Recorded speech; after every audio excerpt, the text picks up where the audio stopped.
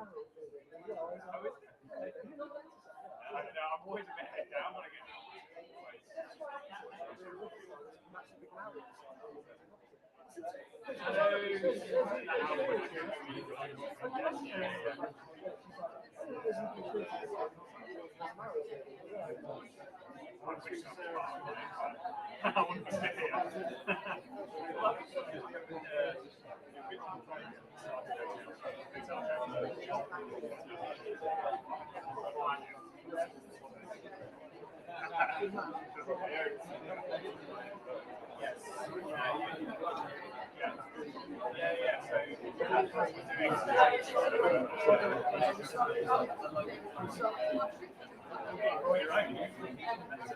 I did with the I'm sure they'll have that. So they've got,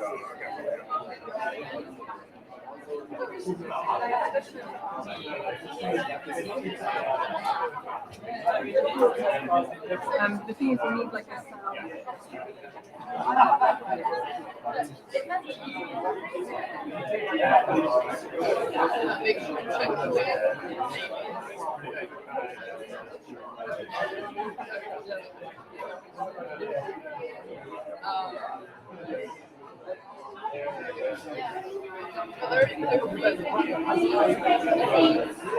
We will be starting in just a minute. If you can make your way, find a seat. And don't ignore the seats at the front. Please come and place your bottoms on the seats at the front so we don't have an awkward empty front row. I promise I won't pick on you. Thanks.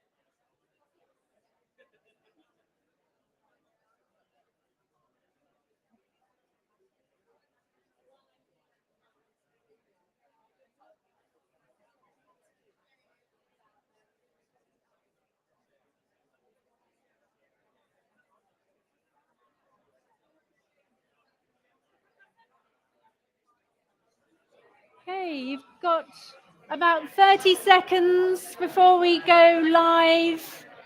If you could take your seats, quieten that delicious chit-chat, and we'll be starting in just a few seconds.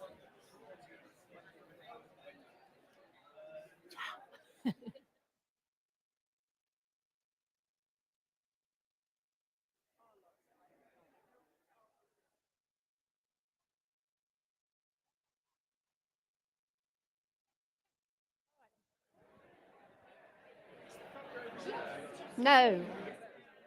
For you.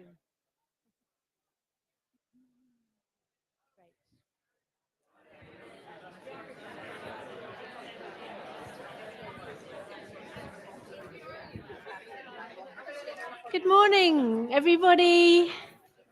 Hi, thank you so much for coming. It's lovely to have you here, and a very, very warm welcome to all of you to our second ever Global Reuse Summit, coming to you live from Bristol in England, because this is a global summit. Obviously, this year we have you, our fabulous live audience. Well, I hope you're going to be fabulous. It feels like you're going to be fabulous. And a very warm welcome to you as well, wherever you're tuning into. For those of you watching through the live stream, thanks for joining us. I'm Natalie Fay. I'm the founder of City to Sea. We're a plastic pollution campaigning organisation, which I set up 10 years ago here in Bristol. And we're focused on helping the world transition to a refillable, reusable, more circular world. And that's what we're doing here today. I'm going to be your host for the day, and we have got a really fabulous day programmed for you. So I hope you enjoy it. Together in partnership with EcoSurety, and thanks to all of our sponsors and our industry friends, politicians and supporters from around the world, from grassroots communities to corporates, from the zero waste movement to supermarkets. We'll be diving deep into the world of reuse, and we'll be celebrating what's working around the world and closer to home. We'll be challenging what's not working and hopefully paving the way for more collaboration, more innovation, and more investment. So throughout the day, you're going to be hearing from inspirational speakers in the reuse sector, in-depth panel discussions, and also from the people, businesses, and communities around the world that are already working hard to create change and seeing that change happen. So before we dive in, a little bit of housekeeping. We are live streaming everything here today, but all the sessions are being recorded. So if you need to slip off at some point, you can catch up later online. If you're watching via the live stream, obviously you can go to the Global Reuse Summit website and find all of the sessions will be uploaded there afterwards. So the full program is also on the website. We've got that listed on your lovely lanyards as well. So do decide which sessions you're going to join. And throughout the day, we'll have plenty of Q&As. There'll be lots of opportunities for you to talk to each other, talk to our amazing exhibitors, talk to me if you want to, anyone from the City to Sea team. And for those of you joining via the live stream, if you use the hashtag Global Reuse Summit, we'll be live on LinkedIn, and also, of course, we're streaming live on YouTube. If you want to leave us a comment there, please do, and we will do our best to get those comments and those questions to our panelists throughout the day. So do feel like you can join in. So I think that's all I needed to say. Really, really wonderful to see so many familiar faces and also a lot of new faces here. So that's very exciting. And I think it's time to begin the day. So I'm very excited to hand over to City to Sea's Chief Executive, Jane Martin. She really is the driving force behind the event today to set the scene for this year's Global Reuse Summit before welcoming our keynote speaker. So Jane Martin, over to you. Hello. Well, thank you and welcome to the Global Reuse Summit. And thank you for making time out of your busy lives to join us today. We've got over 500 people here, everybody here in person, but also people from all around the world, from New Zealand to Asia to Scotland. So it really, really is a global movement, and we're delighted to have you. Now, at City to Sea, we have a vision of a world that refills and returns, where reuse is second nature. And I'd just like you to indulge me in that vision for a few minutes. So I'd like you to imagine people around the world with access to high-quality products in all different formats, from tiny servings in a sachet to 5-litre containers that they can refill and return. They might pick those up from the supermarket shelves locally. They might have those delivered and collected direct from their doors, or they might go to a local community refill store. Local economies will have developed to support this new reuse infrastructure. There might be bins and drop-off places all around the city with low carbon bikes zipping around, making that packaging circulate around the system. Maybe a local waste-to-energy plant has been decommissioned, and now it's a reuse hub with a washing facility, with storage, providing fantastic jobs for people locally. AI might be tracking all of that wonderful packaging as it goes around the system, giving us data insights that are so important to understand perhaps just-in-time supply chains, and also the sustainability of the system. And maybe our taxes will go down, imagine. Or maybe we'll be spending that money through our local authorities on other really important things like social care or children's services. And what about the businesses, those early movers that some of you who are here today, and what benefits will there be for them? Well, they'll be benefiting from the new brand, the better brand value that reuse offers, including things like the loyalty loop. Hopefully your customers will be coming back to return again and again and repeat purchasing. And customers will start to understand the sort of rhythms of reuse. How often do I reuse this packaging? Perhaps they're just buying what they need, and that might reduce food waste. This new reuse economy will be thriving, will be competitive, and it will be international. Now, that's an exciting story for me to be able to share with you. And I haven't even mentioned the climate and environmental benefits, the biodiversity benefits, the habitat benefits, and the benefits for communities and human health. Now, with reuse, we know we are pretty much swimming upstream against a tide of single-use packaging, and that's going to require some stamina and resilience, not just to get through today's really packed program, but also long-term into the future. So I'd like you to try and keep that vision in mind as we go through the day. Now, the best thing about this event is it gives me the opportunity to say thank you. Thank you to everybody here and online who's working to pave the way for reuse, whether that's our global plastics treaty negotiators who are working so hard on an international level, our businesses who are pushing and taking the risk, our Roots Up community organizations, and our NGO partners. We need all of you on this journey. And if you happen to be on the outside looking in, perhaps you're considering investing in reuse or bringing a new product to market, we really urge you to join us. Join us as soon as you can. Join an ambitious network of disruptors, of entrepreneurs, of communicators who are daring to disrupt the dominant paradigm. Reuse presents an amazing opportunity for business, yes, but really importantly, for people. We need a just transition, and also for our planet. So today, we are going to examine those critical factors on the path to reuse. What needs to line up to make reuse the norm? And it's no accident that we're here at this amazing venue, We the Curious today, which is a Bristol Science Centre, which is all about asking questions, getting creative, and trying things out. And what a great sort of statement, what a great mindset for us to take forward as we go through today's panel. And before we dive into the details, I'd like us to take some time to step back and consider how to approach complex systems change. We face what I suppose would be called a wicked problem, and we need to open our minds and maybe think about it in different ways. So I'm delighted to be able to introduce you to Dr. Margaret Heffernan, who is going to be joining us today in our keynote conversation. A couple of years ago, I came across Margaret's book, Uncharted, which is all about uncertainty and thriving through times of change. And it completely inspired me and changed the way I looked at things, particularly around her challenge of asking us to resist those false promises of technology and efficiency and mine our creativity, mine our humanity to design the future that we want. In the Financial Times, Margaret said, "Our response to climate change cannot wait for the worst to strike, because even the fastest learning won't be fast enough. We must get ahead of the problem this decade, building resilience now, creating out of stasis something real to be optimistic about. And I'd like to invite Margaret up to the stage. She's a writer, an academic, a former CEO, an entrepreneur. She's going to come and have a keynote conversation with me to set us off. Thank you.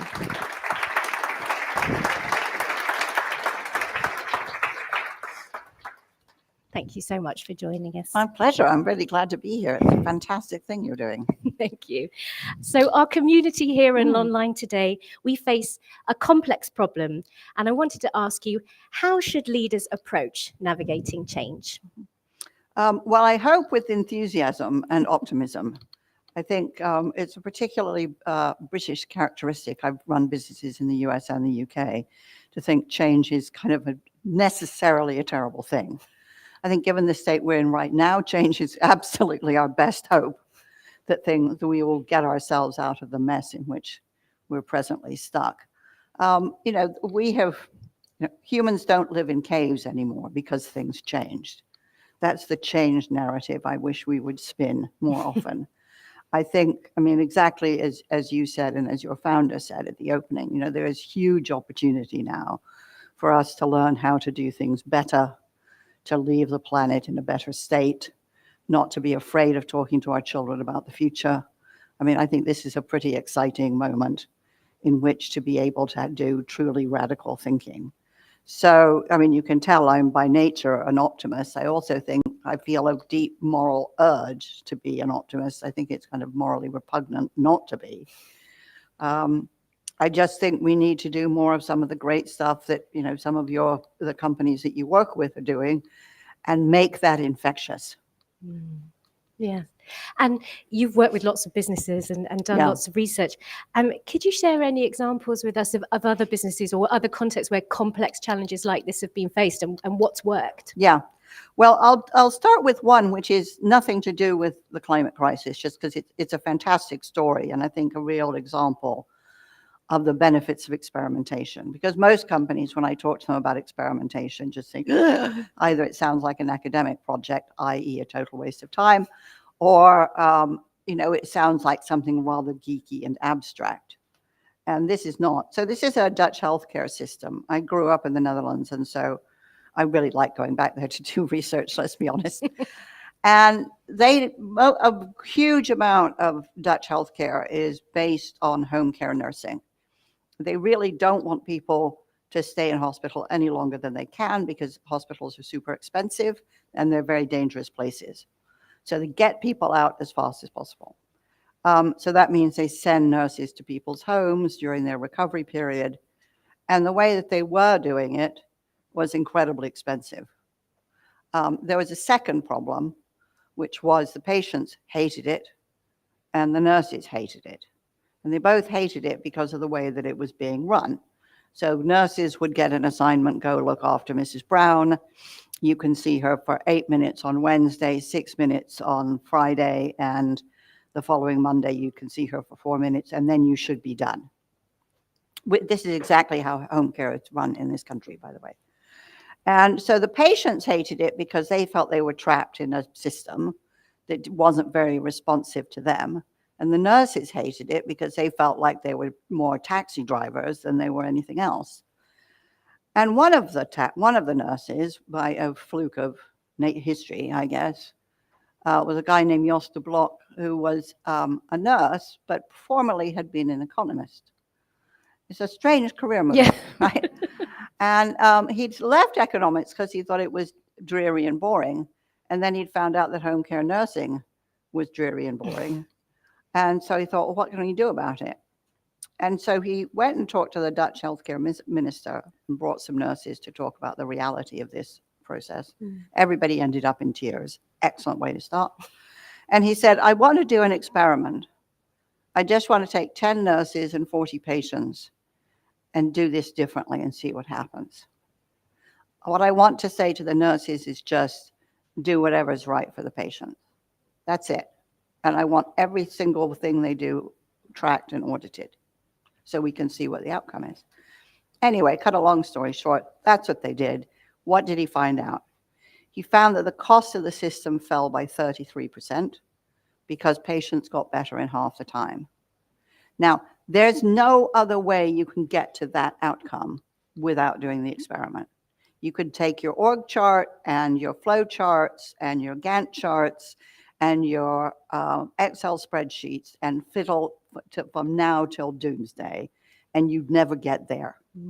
You have to be willing to move towards pain points and do experiments before anybody tells you to. Not in a crisis, get ahead of the crisis and think, okay, what can we try? I mean, it was an alarmingly simple experiment to do. It's now totally transformed home care nursing in the Netherlands and in Taiwan and in Japan and all over the place. They're really struggling in the NHS because, of course, it's a redistribution of power. So that's very difficult for the NHS to stomach. But that's the power of experimentation. Completely different example, which is closer to the sort of stuff that I know that all of you are working on. So this is Maersk. Maersk is one of the biggest shipbuilders in the world, and they do container ships that take all this junk from one place to another, right? And when the COP was happening in Copenhagen, they realized that the company footprint was bigger, carbon footprint was bigger than the whole country's. So this was a really bad look. So the chief exec thought, holy hell, we have to do something about this. So he brought in his engineering team and he said, I want you to see if you can design a ship that has reduces the carbon footprint by 20%. So they said, okay, well, we'll try, you know. Anyway, they went away and they came back and said, well, actually, we've decided to do something different. This is always a good sign when people start thinking for themselves.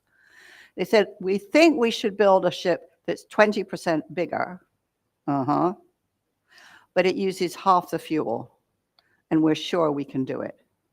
And they did it. Now, this is great, right? Because they'd actually taken a pretty kind of pathetic goal, really, and blown it out. The other thing that happened is, and this I've seen over and over and over again, is innovation drives innovation. When everybody starts saying everything's up for grabs, all sorts of things present themselves. So they also said, well, we can do cradle-to-grave passports for every single thing that goes into building these ships. So that's down to the last widget. And what that means is that when the ships eventually become decommissioned, we can recycle, and we know how to recycle every single thing that built it. They also found out that, you know, ships generate quite a lot of heat. They could recapture that and use that for energy. And they also, subsequent to this, are building the biggest ships they've ever built with the lowest carbon footprint, because it runs on a new kind of fuel that is carbon neutral. So that's the sort of flywheel when you start experimenting and you start putting pressure on yourself to come up with something different. And I've seen that again and again, especially if you're involved in any kind of engineering. Engineers, and I know this having worked in software for a long time, engineers love nothing more than a hard problem. And what they want to do is not solve it, but come up with something kind of mind-blowing. And that's the kind of experimentation and innovation that you want to kick off.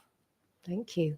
That takes me on to my next question around, you know, how can leaders, as people here today who might be running their own organizations and teams, how can leaders encourage and support their teams to be innovative and to take those kinds of risks?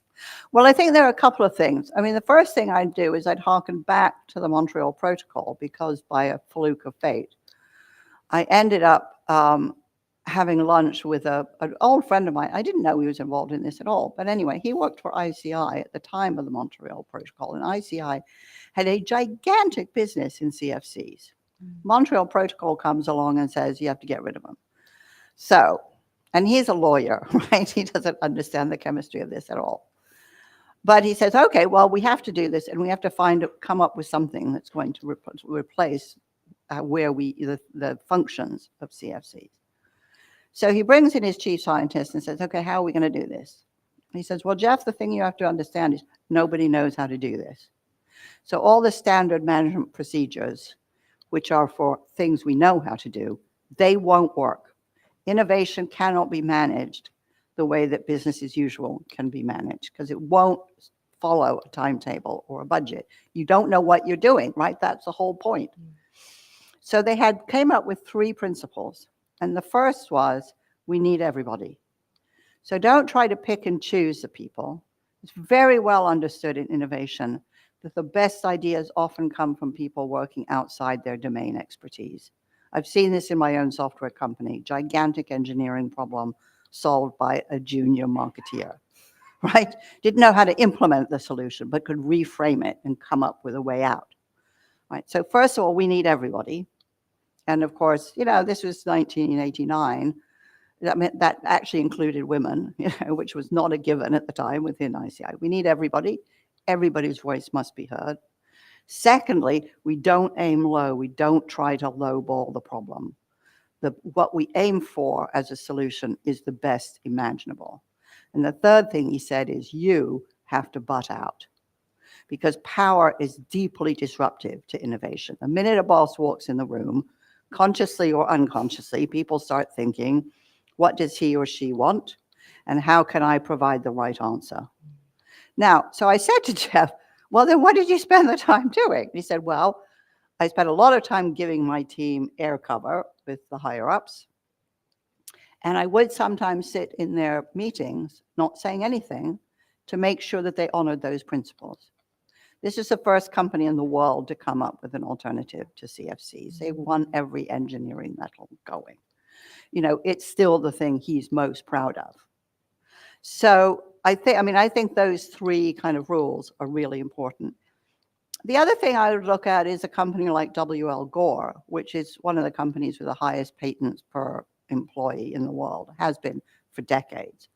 They have a really brilliant system, which is anybody can pitch an idea. And their product line goes everything from the Mars rover to Gore-Tex, right? I mean, it's completely unstrategic. They do so many incredibly different things. They're the world leaders in guitar strings also, right? So it's really a polyglot kind of business. And it is that way because their employees come up with brilliant ideas. Yeah. And they have this fantastic rubric, because you want people coming up with ideas, but they have to be ideas that matter. Mm. And they should feel that whether the idea gets backing or not isn't a whim of, do they like me? Am I in with the in crowd? Whatever. So they just have 3 questions that every good idea has to be able to address. And the first is it real? Have you tested the idea enough to know that either it works or it makes a difference? The second is, does it matter? Is the market big enough for us to bother? And the third is, can we win? In other words, is this market so well defended by some big beasts that we have no chance? Or is it so disaggregated that we do have a chance?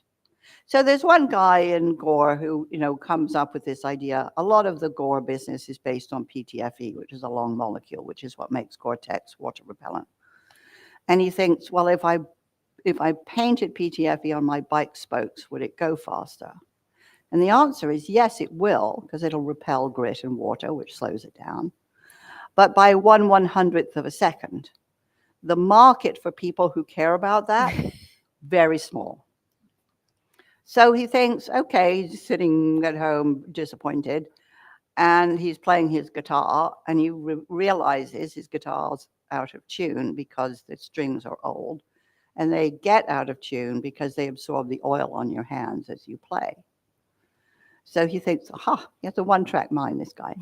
If I painted the guitar strings with PTFE, would they last longer? So he tries that. And yes, indeed, they do last longer. They last about 10 times longer. Okay. Does it work? Yes. Does it matter? Huge global market for guitar strings. Can we win?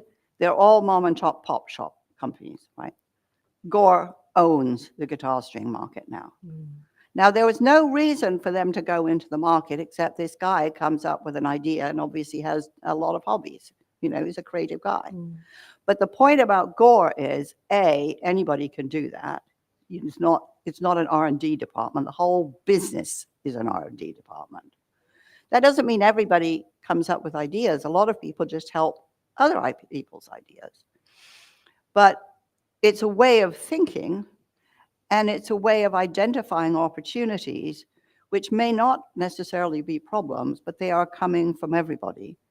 And people don't have to kind of vote on ideas. They have to pass a test, which everybody knows, which is so simple that everybody can remember it. So they don't invest lots of love and attention on things that aren't going to work. So I think that's a pretty brilliant mindset. I'm a very big believer, and you referenced this in your introduction. We have to move to pain points before they're obviously a problem. And every single person in every company knows where they are. Mostly, they don't speak up because nobody asks them. They need to feel that when they see a system that doesn't work well, it's an opportunity to fix it. A fantastic example, John Hancock, which is a big US insurer, now basically says to all the people who deal with claims, any part of the system that doesn't work, come and propose an experiment for improving it. And anybody who's doing an experiment gets a balloon on their desk, right? So you walk into their huge claims office. I mean, this was before the pandemic. Maybe it's all at home now. I don't know. But I mean, it looks like a flipping birthday party, right? It's like everybody's job is, if it doesn't work as well as it should, fix it. We'll help you and let us know when you've done it. That's great. And we've talked, haven't we, about that problem solving, attracting talented people to your team. Absolutely. Because you know what happens? You know, I mean, everybody working in any company, I promise you, there's stuff that doesn't work very well. What do? They go and whine about it in the tea room, right? Or they whine about it over the photocopier or whatever, or, the tail end of the Zoom call when there are only two of you left. So they whine and they complain, and actually you want to change the culture. So no, if it doesn't work well enough, come and tell us how you're going to fix it.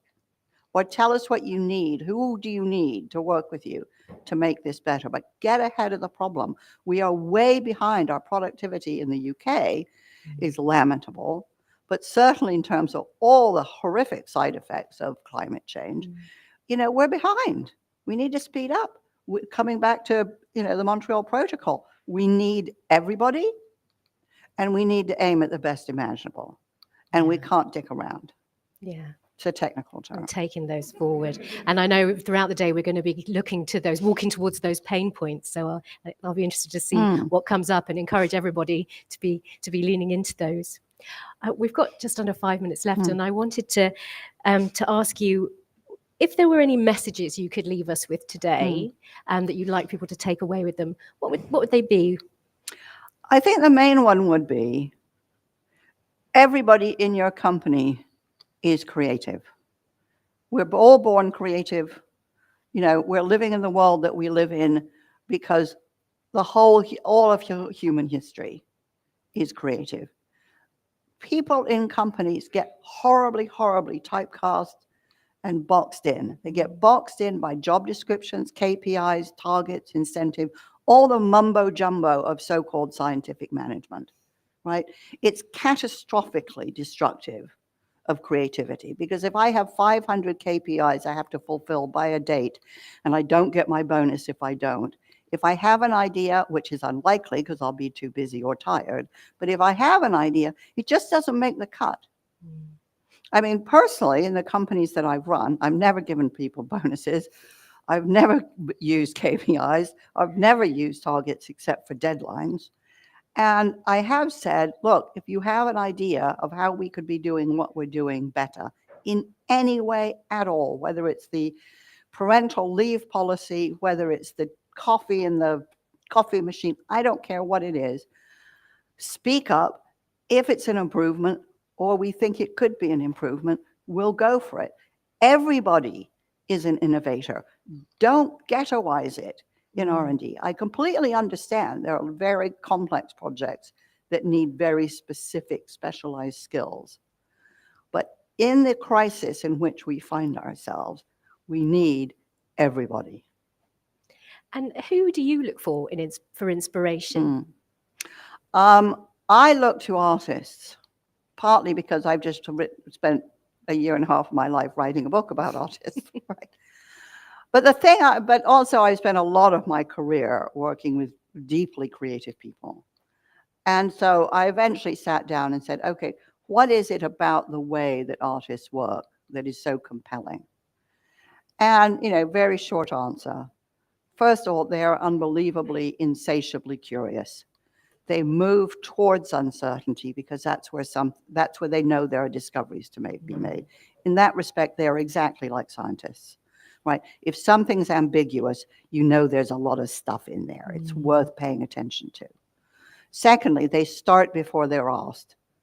Nobody generally, people don't ask me to write books, right? Well, somebody did ask me to write this book. But anyway, the other books, I wanted to write them. So they have a deep sense of self-motivation, intrinsic motivation, agency. Everything they do is hard. Everything they do is hard. Every book I've ever written is hard. It's always going to be the book where I discover I'm not up to it, right? But they keep going. And they keep going often when no plan is visible. Murakami writes his novels not knowing what the plot is when he starts.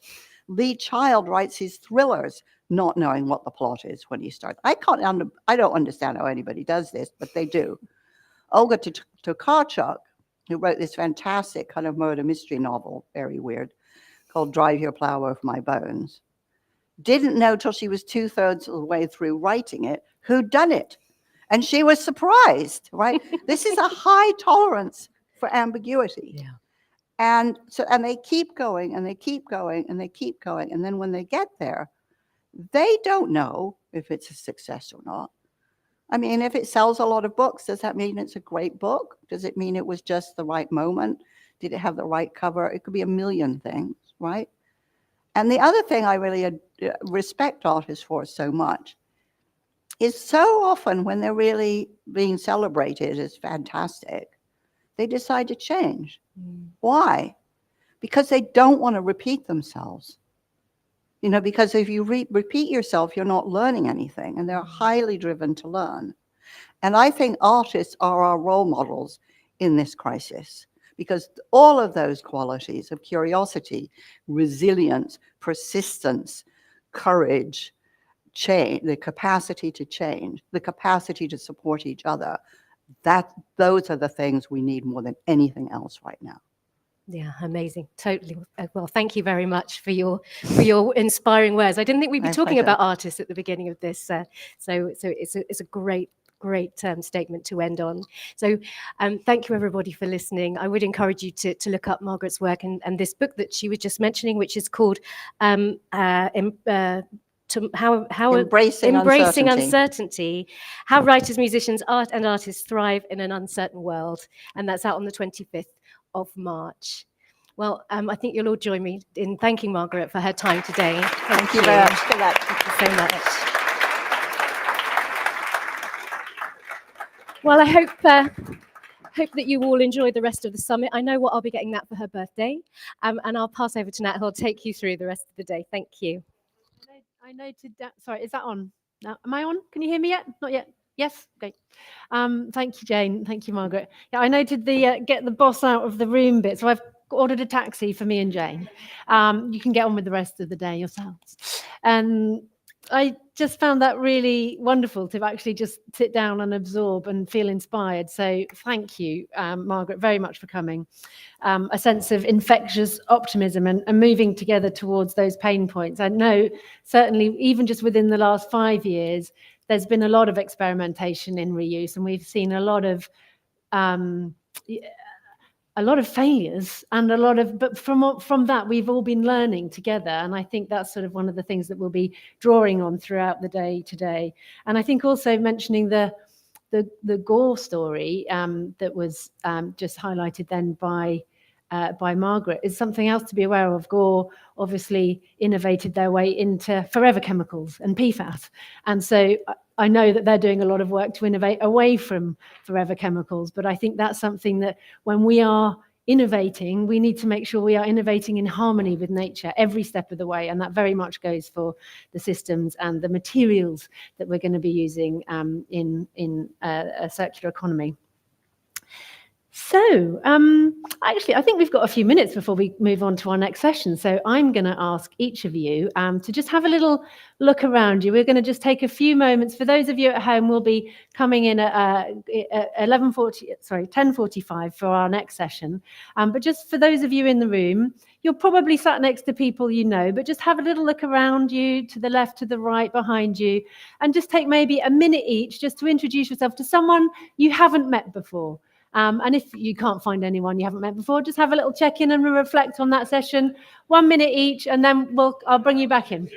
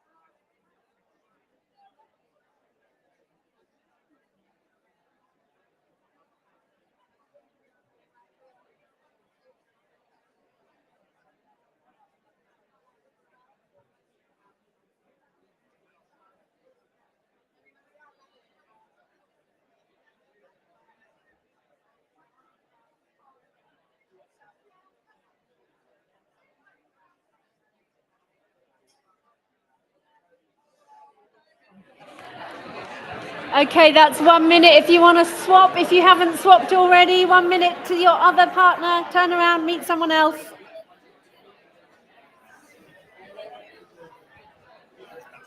Do you enjoy?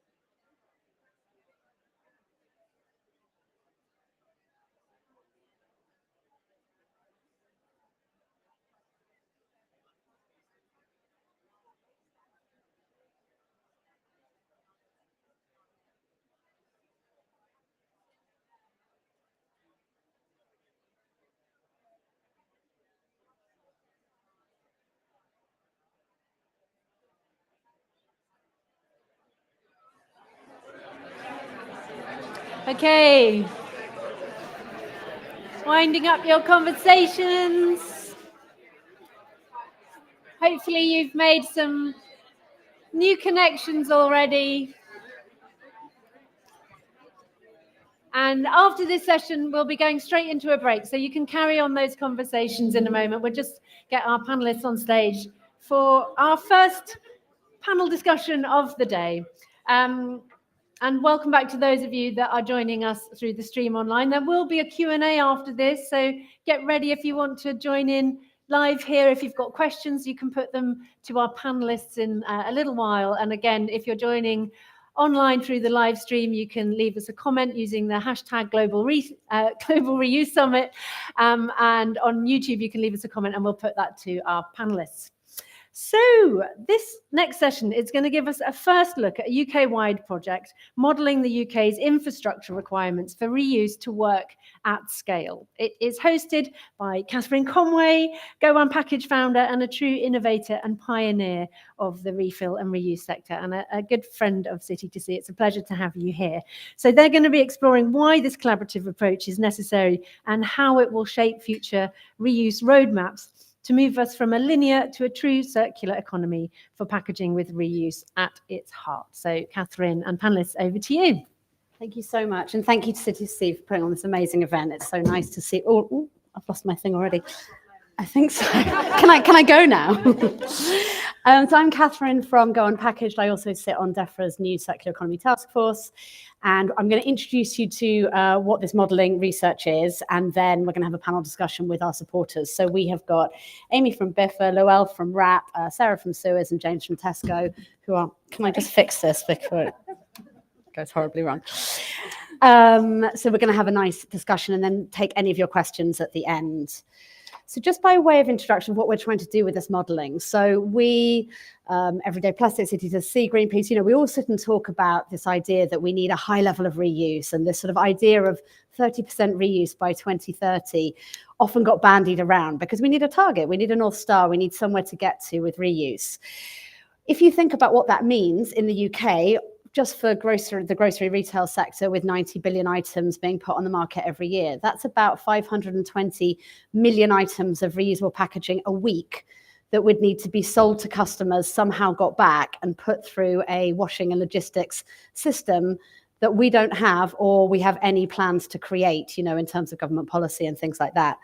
So what we thought we could do as our contribution from Go Unpackaged was to use a proprietary model that we've got called Unpack Analytics, which is a supply chain model, and turn it to this question of, like, if we want to get to 30% reuse, how might we get there? So the way it works is we've taken 25 categories. So we've done a lot of that in collaboration with RAP and what they're looking at through the Plastics Pact. So beers, wines and spirits, dairy, ready meals, these kind of things. And we've worked out 12 scenarios. So everything gets compared to the single-use scenario as it exists. Then we've got single-use with DRS. Then we have lots of different returnable scenarios. So that might be consumers taking things back to the stores where the retailers have to deal with it. It might be third-party logistics providers picking things up, or it might be local authorities managing it at curbside. And then we've also brought in refill in store as well, because there's an argument that says that returnables are very, very expensive to set up and run. And actually there might be some products for refill in store where the customers can manage their own packaging that would take some of the burden away. And really the aim of this research is to try and get to a scenario that shows the costs, the emissions, and the sort of the solid waste or the materials going in and out of the system that it improves on single use. Now, you might get some scenarios where the costs are sky high, but the emissions and the waste are really reduced. So we've got to find a balance of what actually works. And then we have to work with all of our partners across the supply chain of how this is actually going to happen. So we will come out, there's looking like a scenario. We're going to launch it in June. So a final report's going to be launched in June. And we are looking like there is a mix of returnables and refill that could come in at cost parity to a single-use system as it exists. So we're now also looking at sort of a transition plan of what government needs to do, what industry needs to do, what consumers need to do. And just as a reminder, which someone reminded me the other day, back in the 90s, 2000s, we pumped millions into nationwide campaigns to get curbside recycling up and running. We went from one black bin to everybody knowing how to recycle things at home. And that didn't just happen by magic. We actually put loads of investment into it. So I guess the question is what is the investment that is required to get us to this level of reuse? So as I say, we're going to launch it on the 23rd of June, and we'll, obviously be sending that out to everyone. So let's move on to the panel. So what I'd really love it is if we go round, could you introduce yourselves and say, why did your organisation get involved in this research and how it's going to benefit the work that you're doing on reuse? So we should start with you, Amy. Hi, I'm Amy Hooper. So I coordinate BIFA's innovation efforts, and largely for us, innovation and sustainability are really inextricably linked because of where the industry is right now and where it needs to be in the future. So a large part of my role is looking at, with our team leads, where do we need to be in 2030, 2040, 2050, and what needs to change in order to enable that. So reuse, of course, is a key priority when we're looking at that, because that's right at the top of the hierarchy if we're looking at enabling the circular economy. I think for us, obviously, the importance of having some data to back up what is the scale of the opportunity for us if we really look to invest in this space, what are some of the challenges that we might experience along the way, and being part of a consortium that is representative of the entire supply chain really helps us, because like Suez, we're at the end of the food chain, as it were. So it's really key that we have those conversations about how can changes upstream influence what we do, and hopefully a system like this can also help us recover better quality recycle it. We can leverage potentially our expertise of 100 years in the logistics space to create a system that's more efficient than the existing one today. I'm going to probably build on some of those points you've already mentioned. So my name's Laura O'Brien. I'm a senior specialist working on reuse, and I lead the reuse work under the UK Plastics Pact at WRAP. If you're not familiar with who WRAP is, we're a climate action NGO. We work across food waste, textiles and plastics. But specifically onto obviously today, I think for us, we've talked about mainstreaming reuse and kind of making sure it's not niche and kind of making it convenient to the masses. And a big part of that is, well, what does the infrastructure look in terms of scaling? And if we want to kind of switch off or slowly, gradually decline single-use packaging, and we want to increase obviously reusables and refillables, then what do we need to have that in place? And we know that, some of this investment it can take years to actually build the facilities. So it's kind of what have we got on the ground, what do we need to get, and how do we actually secure the investment for that? So we really want to be a part of this, just because it starts to give us some of that gap in data that we didn't have, and that knowledge, and how we can start to communicate that out to the industry. Okay, thanks. Good morning, everyone. I'm Sarah Ottaway. I'm the Sustainability and Social Value Lead for Suez in the UK. So Suez is one of the largest resource and waste management companies in the UK at the moment, alongside Biffa, and other brands are available too. We work with both the public and private sector, and part of my role, with the many hats that I wear, is to look at those higher parts of the waste hierarchy. What does that look like in terms of the future of our business, but also how do we get there? How do we unlock what needs to happen in terms of investment, in terms of policy, in terms of change within our business to help us move towards those critical changes that we need to move towards a more circular economy. I tend to focus on those waste prevention activities, so reuse in a whole, so that's reuse of household items and electricals, as well as reusable packaging. I'm also the daughter and the granddaughter of milkmen as well, so I kind of feel like I'm carrying on a family trade being involved too. And I think very similar to what Amy said from Biffa's perspective, is similar for us at Suez, is how do we get there, and how do we be part of that conversation, because we are part of the supply chain. We have a huge amount of experience and expertise between us, and it's important to make sure that our voices are heard, to make sure that we really get an infrastructure system or the process and procedures and the behavior change that comes with that right, so everybody wins, and that we also get that change that we need that comes along with that at the same time. And we're really excited to be a part of the process. Hi everyone, James Bull from Tesco. I look after packaging and food surplus on behalf of the business. To answer the question, at the heart of it, I've spent the last 20 years leading change management within the business in some shape or form. So I'm kind of a bit of a data geek in the background, because data drives change and makes some of the most effective change possible. So that'd be a starting point and a natural bias. But beyond that, really, as an industry, we need a nucleus that we can all get around, and a data set that generates the business case, that can lay out the reasons and the positive opportunities around change is what this is all about for me, because we need to unlock that to get the alignment, to get the agreements, and to then forge the right coalitions to move things forward, because no retailer by themselves can make this change. It's about influencing the supply chain to move together. And there's no better way than putting the data behind it to galvanise that change. So if we follow on, I'm going to come to Tesco, Biffa and Suez particularly. James, what have been the main challenges you've faced in trying to drive reuse within Tesco, I guess either with Loop or sort of more generally? Yeah, so again, the headline when we worked with Loop, if I look back at Loop, whilst we got some amazing learnings, the one thing that feels like it didn't help it stand a chance was the fact that we did it in isolation. We did it just as Tesco and Loop. And one of the biggest learnings, and again, the data that we could generate from that, painted a picture of, to get to scale, to get to something that had a business case where it could break even or do better than that, you needed others to be involved. You needed other retailers. You needed a behavioral shift of buy anywhere, return anywhere, to truly believe in scale. And without that, it just won't succeed. And it won't succeed if a customer has to turn left into Tesco and do version A, turn right into the next retailer and do version B, and so on. It gets too confused and too muddled. And that's the sort of the biggest headlines that we're now trying to work to unlock. And back to the data and everything else in this project, it's about unlocking it for all, rather than everybody taking their own slice of it, which just won't work. Do you think within the business there was a feeling that Tesco wanted a first mover advantage? Is that why you went it alone? I struggle to find first mover advantage in the sustainability That's- agenda, yeah. unfortunately. So it certainly wasn't about first mover advantage. It was about a signal to the marketplace of the importance of we can't rely on single-use packaging forever, and we've got to unlock other ways of doing it. So it was to signal and signpost. It certainly wasn't for first mover advantage. Okay, cool. And we'll come on to everyone else in a sec. But in terms of the other things, I think maybe let's do a little bit of a turn on kind of like DRS and EPR and everything you're facing at the minute. Can you talk to us about the context of what it's like right now to try and drive reuse?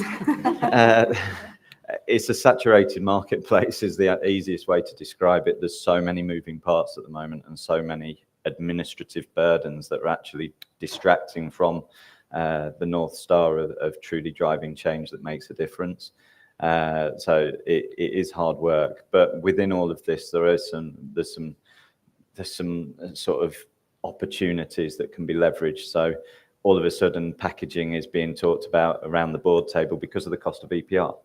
So with that in mind, you can then talk about the opportunities to offset some of that cost by going into reuse models and so on. When you talk about DRS, when DRS comes along, that will be a huge catalyst in the behavioural shift of customers having to return, having to take that material and actually treat it with a piece of value rather than something that is just disposed of as easy as possible. So there's some great catalysts, but at the moment there's a very long list of to-dos, and those long lists of to-dos are to comply with administrative burden rather than truly drive change. And that's the bit that I can't wait to get past now, to really get back into the making a difference rather than ticking a box and saying we've done X and paying a bill here that may not truly unlock anything from day one. And do you think that hump, you'll be able to get over that hump? This is just the introduction of EPR? I think we have to. It's one of those. It's going to be very intense, but we have to look beyond it. And the trick to leading a team is, whilst making sure we get the day job done today, it's keeping an eye on what's next and what comes after on Horizon 2 and Horizon 3. So we have to keep the team looking at both eyes down looking, deliver whatever we need to be compliant and deliver our obligations. But beyond that, what else can we do to continue to lead, explore and signpost what some of those options are to galvanise an industry around? And in terms of, I guess, BIF and Suez, what are the main challenges that your organisations have faced when trying to drive reuse? I guess, as you say, you're on the end of the chain, so how much you can drive versus how much you have to accept what comes to you. Yeah, and that's always been the biggest challenge of our sector, is we are responding to what gets placed on market and how individuals and households decide what they're going to do with that as well. And I think for us, particularly because our customers have been talking to us about reusable packaging for a while now, they're going, what is the solution? How do we start planning? How do we start preparing? What's our role in this system? And I think that's the big question, isn't it, that we're all working towards. What does that system look like? How does it scale? How does it become viable? And what role do we all play? I think there's such efficiencies in different lenses on what that system could look like. The waste sector, other than Royal Mail, is probably the only sector that goes to every household every week. So there's huge efficiencies within there, and all the skills and knowledge and expertise that we have that come with that too, which you don't necessarily see in other sectors, that could play a really important role in what that future system looks like as well. But yeah, just understanding, I think that same as probably all of us that are looking at the conundrum of reusable packaging, is what is it we're working to and when are we going to get there? I think that when and that line in the sand is going to be really important to whatever the future looks like, so we can all start moving together, because or else we're going to end up in a really odd chicken and egg scenario, is when does the system or when does the packaging start turning up together, which is probably a challenge for us to look forwards rather than reflective as well. And when you say when, who do you think should be saying that when? Do you think that comes from government? Do you think that comes from industry agreements? I think it's a bit of both, isn't it? I think government need to help drive that long-term trajectory where they want things to go. DRS and EPR are examples of where they've gone, this is the line in the sand, industry, this is where you need to get to. But equally, it needs to be collaborative, because there's no point in government putting something in place and we're all not not bought in. We all can't get the infrastructure in time. We can't get the skills and experience that we need, because this isn't just about, products and services. It's about the people that are involved in it too. And also so we can unlock that investment, which has been the challenge that has been, I think government were facing for quite a lot of the conversations with DRS and EPR, is making sure we can unlock the investment to get all the systems in place that we need to bring this all together. So yeah, it's definitely got to be a partnership. But government needs to give us some clear signals, because at the moment, there is not a lot of legislation and policy that's focused in this space. That's a really key step we need to start moving this forward and getting some momentum going in the system. Amy, any further reflections? Yeah, I mean, I think for us, obviously, in the same way, James was mentioning, I guess, confidence taking a bit of a hit after some of the smaller trials haven't been as successful as we'd hoped.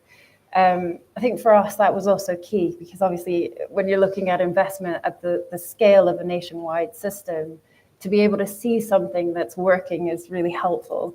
But I think the positive side of that, though, is that there were huge learnings. And I think Tesco and Loop did a great job at actually trying to compile those into a document that we can all build off of.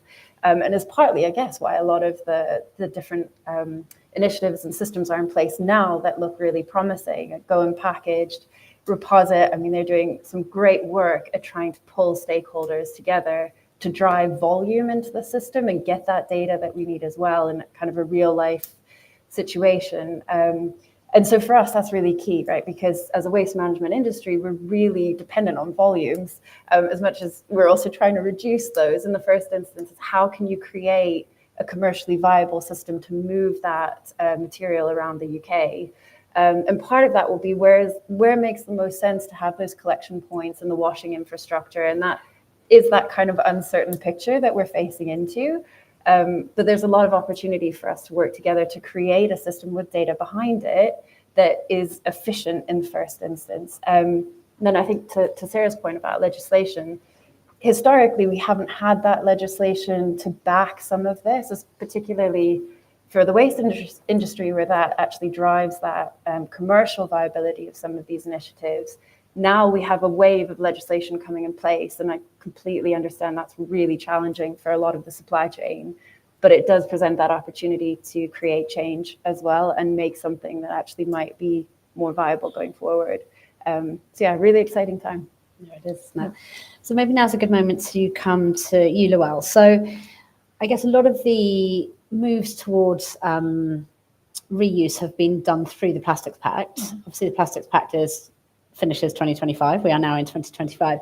Can you just give us a bit of an overview of where you feel the Pact has got to on reuse, sort of successes and challenges, and how that might feed into the Plastics Pact Mark II? Is that what we're calling it?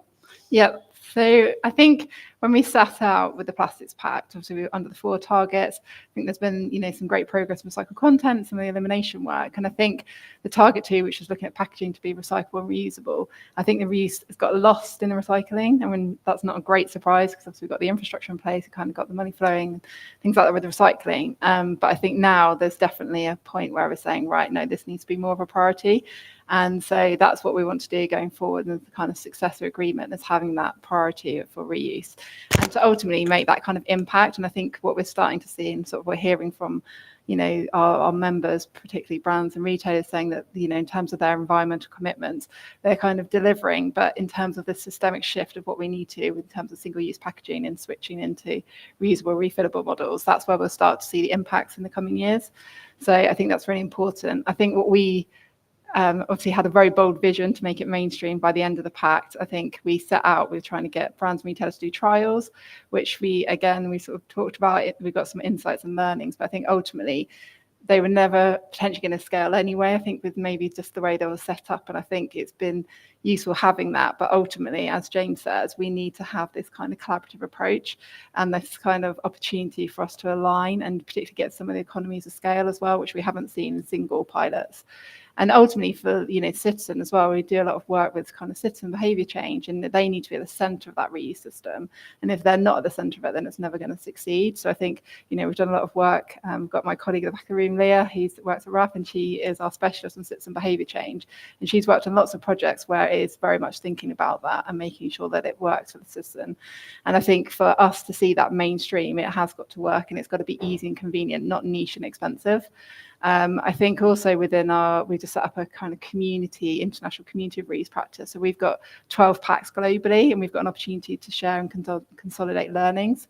So I think going forward, we need to be doing that and seeing where policy is working outside the UK and seeing where that's driving some of the behaviour. But ultimately, that's going to be, it's a really important part for us next and big focus. So a question that we didn't prepare, but from your international group, have you got any examples at the minute of where it is working, where reuse is more scale? Sorry to put you on the spot with this, but like any...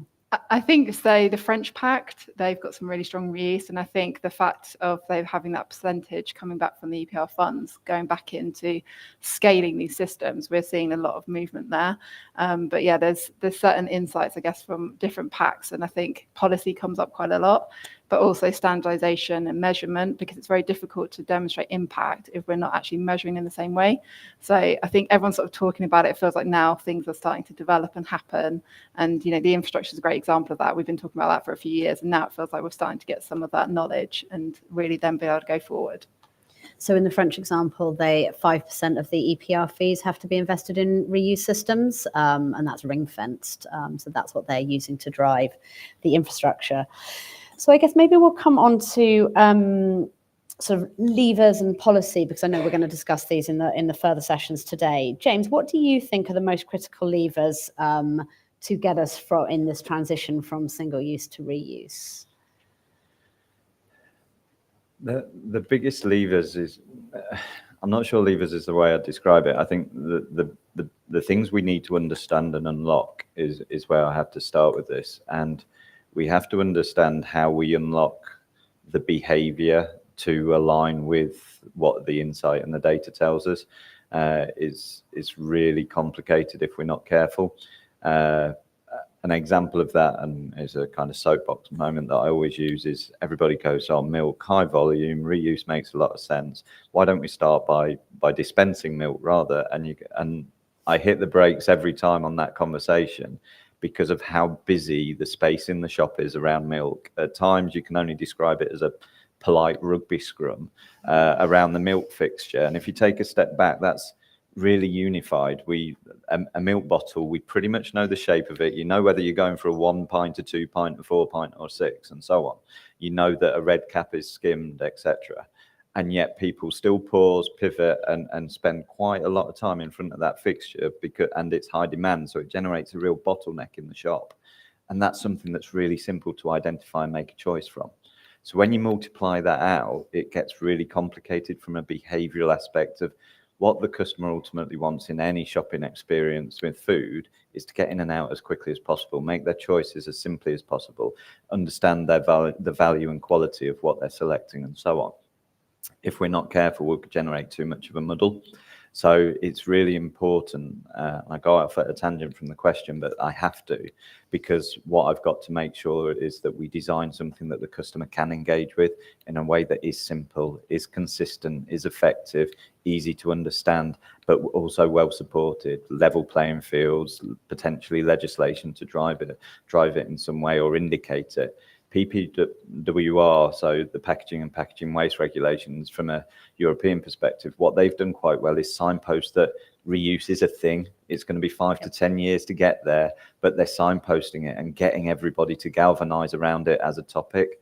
We're working year to year on some of our announcements, and again, I think there's something there for me as well, that how we set that marker years in front and get people working towards it, I think could be really valuable and really helpful. So there's the customer angle, but there's also the generate that finish line in the future that means that everybody needs to galvanize and work towards a finish line. We might not have the solutions, but let's start doing some signposting to what the future is going to be, rather than surprising every part of industry on a yearly basis with the next twist or turn.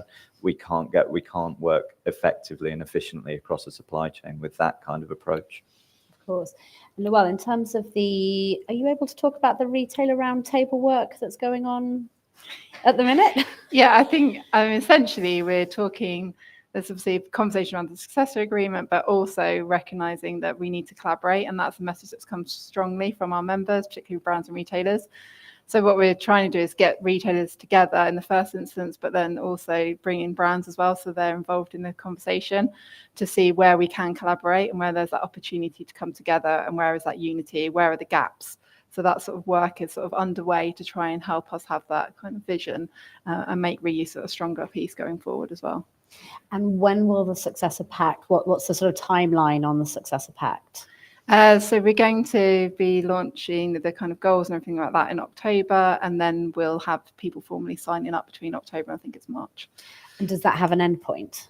Or not decided yet? Yeah, not decided yet. We're thinking probably more likely it's going to be maybe 5 to 10 years, just because I think some of the ambition that we want to achieve, and it'd be quite difficult to have that system change, particularly the ambition for reuse. If we're going to scale that change, it's not going to be done in the next few years. So it's really important that we give ourselves that time. And I guess also reuse has to sit within the whole net zero agenda. There's a lot of different agendas that it has to sit within, which I'm not sure we've ever done very well yet with, in terms of how you make the argument for reuse within net zero. And some of the work that and things have done on life cycle analysis to really try and prove that point that we can reduce emissions through the systems. So back to you, Sarah, in terms of what's the critical levers that you see that would help us get from single use to reuse? Excuse me. So I think the big one is a plan, isn't it? We need a plan that the whole supply chain can buy into and go, yes, this makes sense, it's ambitious, it'll get us where we need to be, but it's not trying to boil the ocean at the same time. Because obviously, as you said, there's billions and billions of items coming onto the marketplace, and there are some that are going to be more suited to this than others, as James has pointed out. So having a plan that we can all buy into is incredibly important, but also I think having that buy-in from government, now whether that's through legislation, whether that's through policy, or simply being part of that process and signaling their support is going to be incredibly important to unlock and start the wheels really starting to turn on the whole process.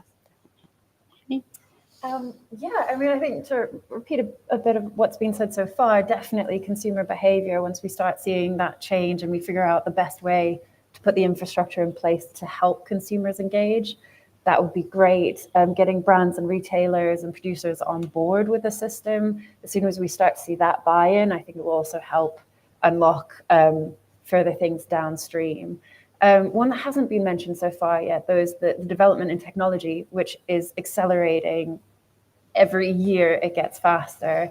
And I think it's really interesting how actually, while we start to see greater capabilities of traceability, greater technologies for processing, it can create efficiencies that enable the system to work, but also help actors buy into it. So if you have technologies that can help you trace the material, you can help with some of the health and safety concerns that stakeholders might have. But you can also help with saying, actually, once it reaches 6 life cycles, we can send that one for recycling.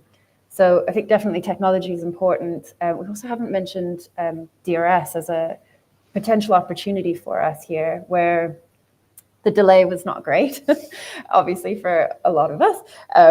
But I think that in some ways, the fact that it's delayed allows us to kind of take a look again and go, how could we introduce a reuse system alongside DRS once you already have some really large infrastructure changes happening and a lot of changes across the supply chain as well. And I think the work of Go Unpackaged will help also just highlight where we might have some cost savings. Definitely. Yeah. DRS is really interesting. I know the Welsh government are looking a lot in terms of sort of reuse focus.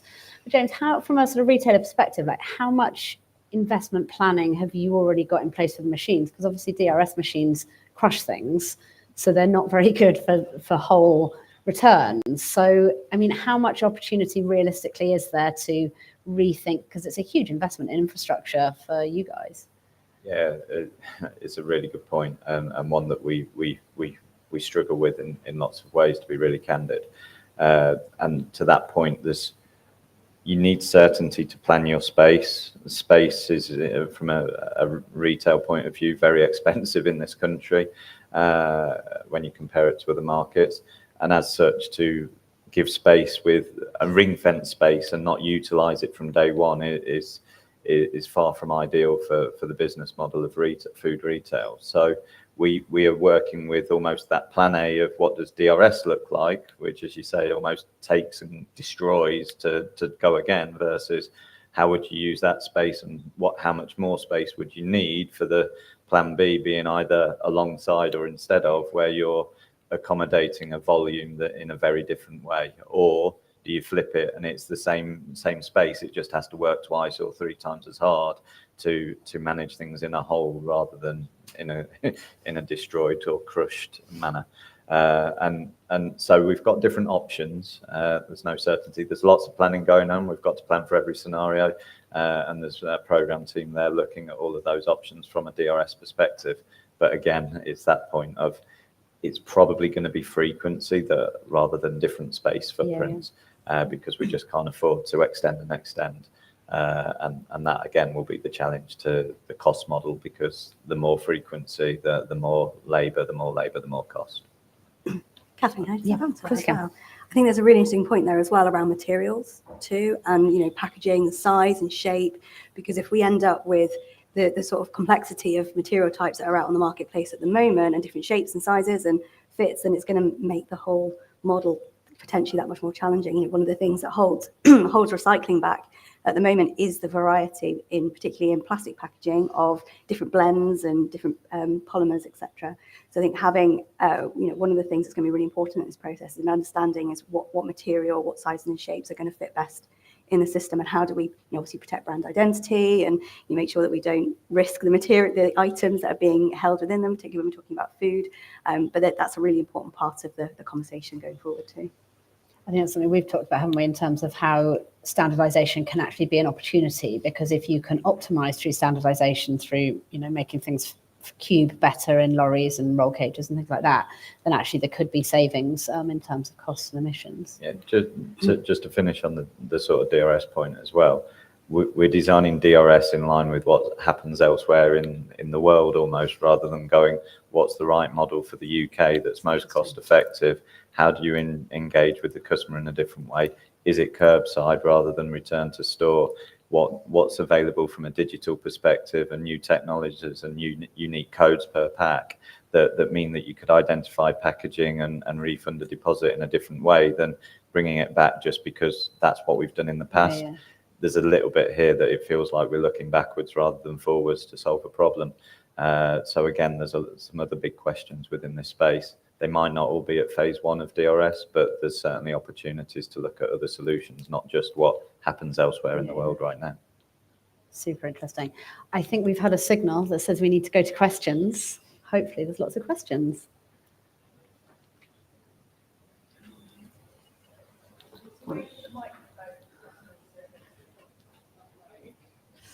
Stand up. Hi, I'm Violet Ross. I'm a consultant working in the policy team, a Bristol-based consultancy here, Resource Futures. And thank you so much for the chat. It was really interesting listening to all your different perspectives. Something you said, James, sparked a question I had, because I'm in the policy area. So you talked about how in the PPWR, the packaging and waste regulations in the EU, there's this vision that they have set for reuse. And although it's not such a heavy-handed law, it's this trajectory for you to focus on. And you said it's quite a driver of change for you, or a lever, as the question was phrased. So I wonder if you or anyone else has examples of other types of policy, either in recycling and reuse, that have such nuances within them, or accelerating levers that you found to be something you liked, or particularly useful in driving reuse, maybe in the UK Plastics Pact or the European Plastics Pact. If you could think of anything, Lyle, that would be interesting. Yeah, thanks. Really good question, really difficult to answer. I'm going to repeat some of what I said, and as a cop-out, if I'm really transparent, because I can't think of anything better. But the challenge really here is that time and that signposting is what I mentioned, but it's so important in this. I've not got other examples that are similar to that, but in this space, knowing how many different supply chains have got to fundamentally change what they're doing today and define a way of doing it differently in the future, work out how they write off their asset of today and invest in the asset of tomorrow, and so on. When you multiply that out over thousands of products, hundreds of supply chains, that signaling, that signpost, that notice period that says we're working to a time horizon of whatever, that for me is so valuable. So I've not got other examples, but I'm stuck in, especially from a reuse space, that I'm kind of stuck on that piece in particular, that is so important.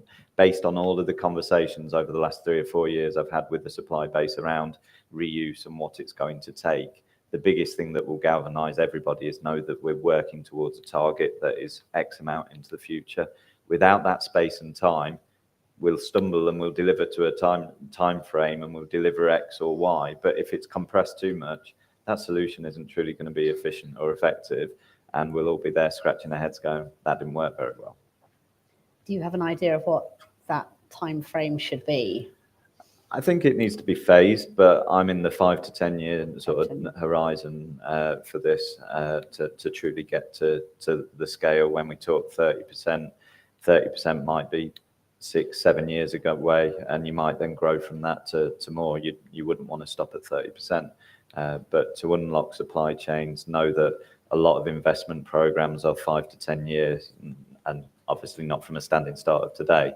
Different phases, different times. That's why the notice is so important, so they can build it into their financial models and start the R&D that's also needed to go, okay, how do we run a production line at thousands per minute that is still capable to work with a ready-made product, piece of packaging that is clean, sterile, food safe, chemical safe if it's non-food, and so on, plugs in a very different way to a sort of what happens now on a production line of very simple sort of processes that are much more straightforward than having the cleaning element involved too. Any other policy? Yeah, just to add to that policy, we just launched our pack network core for the reuse community last week. But one of the things came up as policy, so that's probably one of the areas that we'll tackle first in terms of trying to bring all that knowledge around the packs globally and see where we can obviously have the best kind of practice and learnings. I think where we have seen some examples, I know like Chile plastic packs in South America, but they're quite focused on, I would say, more kind of closed loop environments, hospitality, and maybe plastic bans or packaging bans. And you can obviously see they're quite advantageous when they're closed loop, they can be controlled. And we're seeing like in America, California, just kind of ruled like out coffee cups and things like that. And so I think that we're starting to see kind of city-led approaches and maybe things coming in. I guess the Global Plastics Treaty obviously will be a big driver of this, and thinking about that global scale and what needs to be kind of considered when we're looking across the globe. But yeah, there'll be more coming out soon, I'm sure. Anyone? I was just thinking actually of a conversation with Safia, who's in the audience somewhere, a couple of years ago, talking about Circularity Action Plan in Europe and how important it was when they created a percentage of reusables that would need to be catered for across different sectors. Safia, if you're here, you have the stats. But I think, in terms of single-use plastics bans as well, all of that is really helpful. But I think to James's point, a greater timeline in advance of that to know that there's something coming will help us make the changes early enough, rather than feeling a bit more like we're reacting to the system rather than creating something proactively. That makes sense. Hi, Dean Van Leeuwen, CEO of Tomorrow Today. Really interested in mega trends and impacts in the world. And so, James, a question for you. You were talking about EPR adding costs and administrative burden to the business. At the end of the day, who will end up paying for that? Customers, consumers, businesses? Who's going to pick up that bill? Yeah, you talk. Food retail is a single-digit profit margin business, and as such, any cost will flow through. Even DEFRA themselves have acknowledged that they're expecting 80% of EPR costs to flow through to the consumer. So time will tell. It won't all come through at once, but you've got to expect those costs to go somewhere. Great, thanks.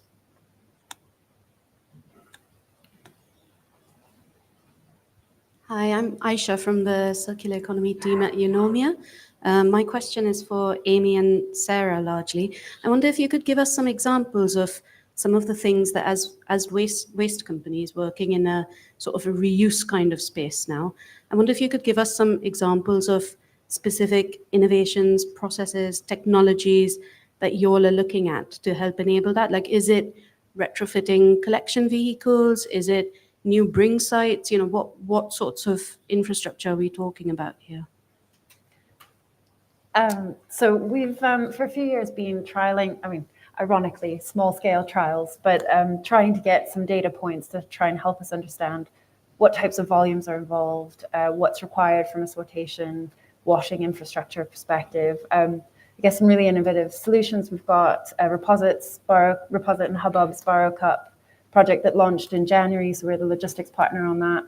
And that essentially is looking at, instead of having a small scale trial, how can you look at essentially a city becoming that pilot for reuse, and then expanding from there. But Stuart's been very clear right from the start, you know, think about it not as a trial, think about it as a system.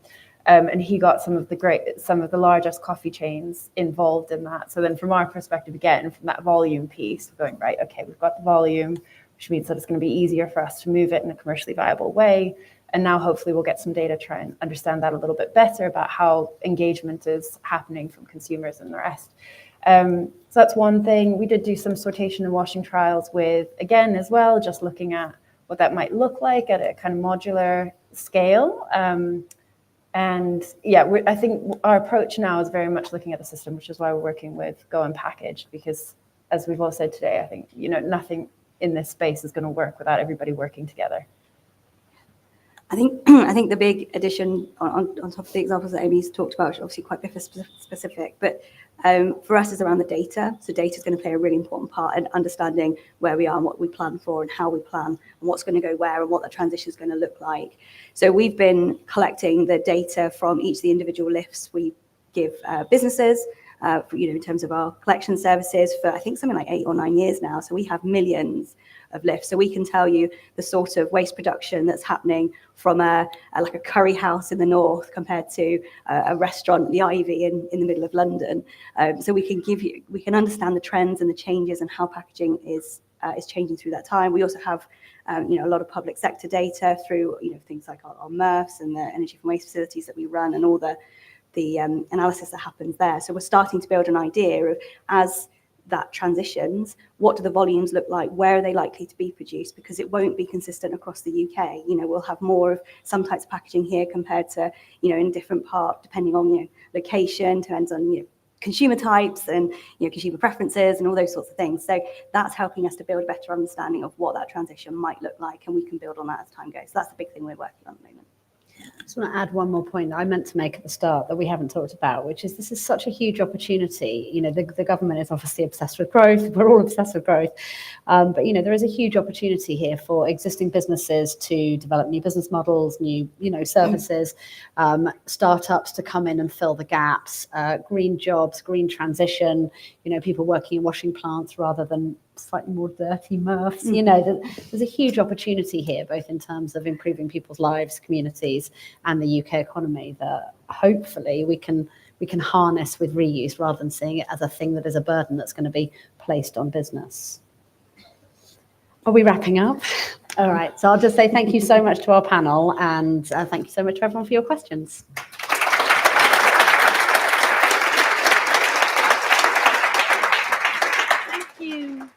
Thanks, Catherine, James, well, Sarah, Amy.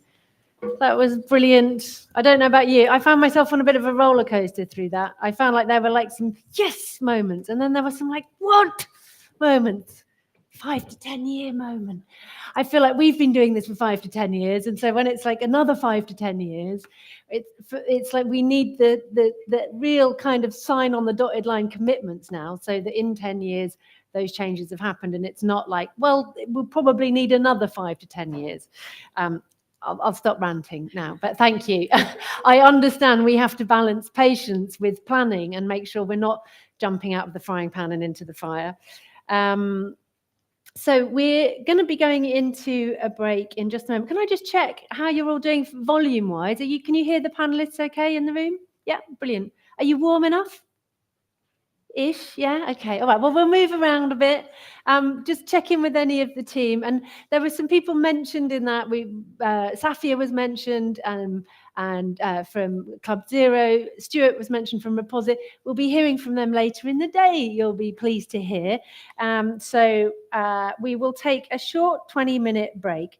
When we come back, we'll be going straight into session 2, which is Global Leaders of the Reuse Revolution. Now, that's a pre-recorded session, so we could accommodate all of those timelines, time zones from around the world, and we'll be screening that here. So be back in your seats in 20 minutes. And please do take the chance, obviously, to talk to each other, but go and see our exhibitors that we've got here. We've got the Pack Hub over there in the corner. We've got City to See. Hannah, give us a wave. If you want to come and talk to us about our refill return cup that we've piloted here in Bristol at Bath Spa and is live in Cardiff at the moment, come and have a chat to us about that. We've got Boca with a very, very cool refillable toothbrush. Toothpaste. I didn't know that refillable toothpaste could be so sexy. Go and check it out. We've got UKRI here as well, and we've got Culligan. So refill your water bottle. Go and talk to them about their water solutions. And if you want to find out more about our reuse manifesto, 30 by 30, please do go over and have a chat to anyone from the team. So I think that's all of it. Those of you that are watching online will be back here in 20 minutes. Enjoy your break.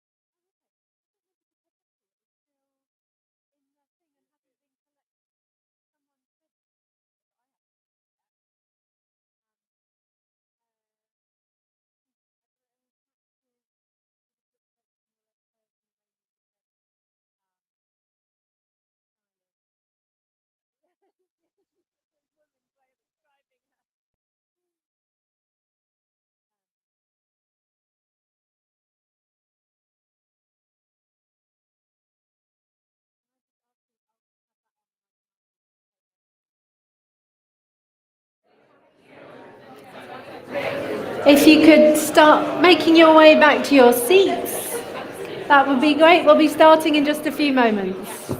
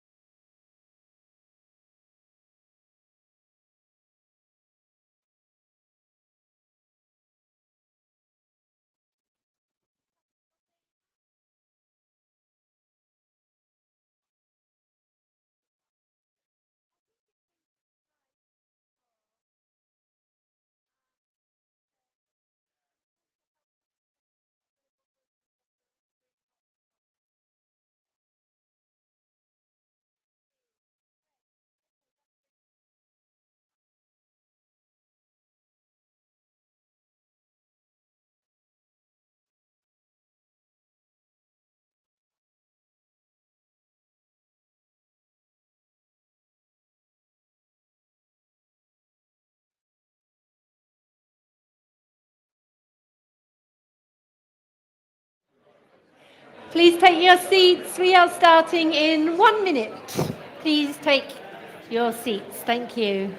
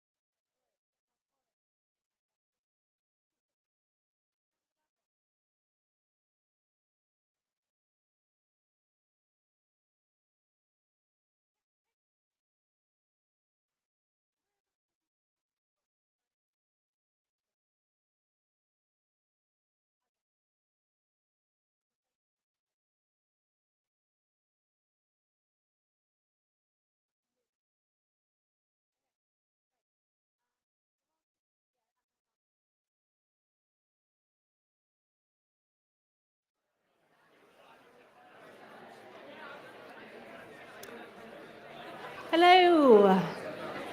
Welcome back to the Global Reuse Summit. For those of you that are just tuning in online, joining the live stream on LinkedIn or on YouTube, welcome. Thanks for joining us. I'm Natalie Fay. I'm the founder of City to Sea. I'm the host for today. And we are moving into our next 2 sessions now before lunch.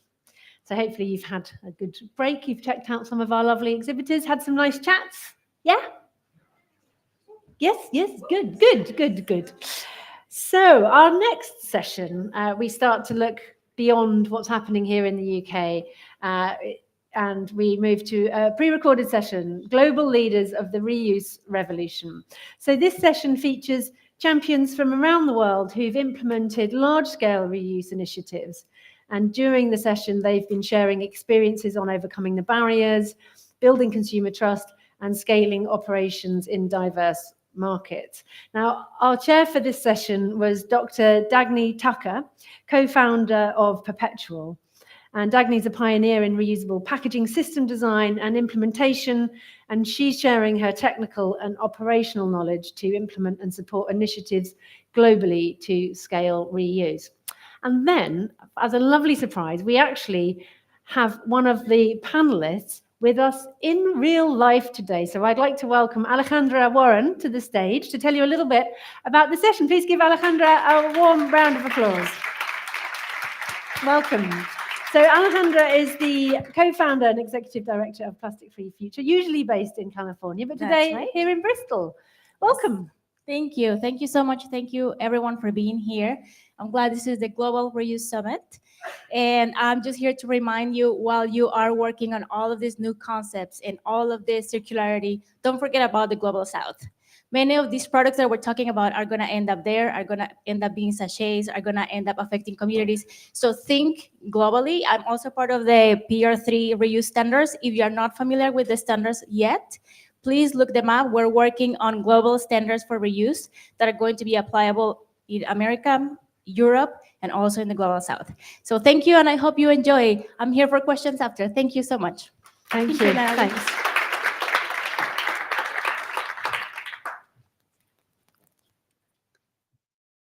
Hello, everyone. Welcome to the global leaders of the reuse revolution here at the Global Reuse Summit. My name is Dr. Dagny Tucker, and I'm delighted to guide today's conversation. I am the co-founder of Perpetual and was the founder of Vessel. And I launched a tech-enabled reusable foodware system in New York City, Colorado, and California at a time when there really wasn't a reuse space yet. At that time and later through my experience, it became really clear that this work was going to require more than one single player. We would never alone scale a reuse system. And so I partnered with Ellie Moss and founded an organization called Perpetual to support the collaboration, system thinking, technical expertise, and design necessary to support reuse implementation at scale. The space, as demonstrated by this wonderful event, has come a long way, and I am honored to be joined by 3 other pioneers in innovating and advocating to get reuse here and take it further. So let's begin. First, we have Celia Renesson, co-founder and director general of Réseau Vrac and Remploy. Celia is a visionary behind France's organization of bulk and reuse professionals and the Reuse Economy Expo, the first reuse trade show and conference of its kind, which gathers stakeholders committed to making reuse an economic and ecological opportunity. Celia, I know that you, like me with Vessel, when you started your bulk store, there was a void in everything from regulatory clarity to a lack of suppliers. For others, facing a similar void in their geography now, what would you say have been the critical pillars or steps that have been foundational to the growth of the industry in France? Hi, Dr. Dagny Tucker. Hi, everybody. I'm very happy to be here with you and honored to be speaking at Global Reuse Summit. I'm happy to share my experience and this one. When I co-founded the trade association Réseau Vrac and Réemploi, which means reuse and refill network, if we can translate it, there was a void, as you said, in anything and everything. So the first step was to try to gather people around me that who wanted, like I did, to grow this market, to grow the refill and reuse industry. So maybe the point that helped us grow the market quickly was to gather not only the distributors, but also the brands, the producers. Because if we wanted to grow a market, it was easier for us to gather the whole industry, the whole value chain. So this is how we started, to gather producers, but also reuse and refill operators, the one that clean, transport, and etc., and build also the reusable packaging. And then also the distributors. So from supplier to distributors. That was really maybe the key point. Now, when we had those industries with us, at the moment we bring together over 500 firms, enterprises in our trade association. We wanted them to be on the same page of knowledge. But this knowledge was not existing at this moment. So we built the knowledge. So I hired lawyer. At the beginning, I didn't have the money, so I didn't really hire her. But in the end, we finally hired her. So we needed to have a lawyer to understand the law, the void, and create the conditions and the law and the rules that didn't exist at all, and putting also objectives, refill and reuse objectives. So that was really key. And another key to structure the market was also to have some experts, like hygiene experts, HEC experts, to set the rules and the norms. Because if we want this market to develop, we need to be credible and hygienic. Otherwise, we didn't want to have any risk with health, security, and damage. So the first pillar was structuring the market with lobbying action and technical expertise, studies, and reports that we could create to set the rules, the norms, and objectives. Then the second pillar, in the meantime, was to try to develop some tools that will help the market develop really quickly.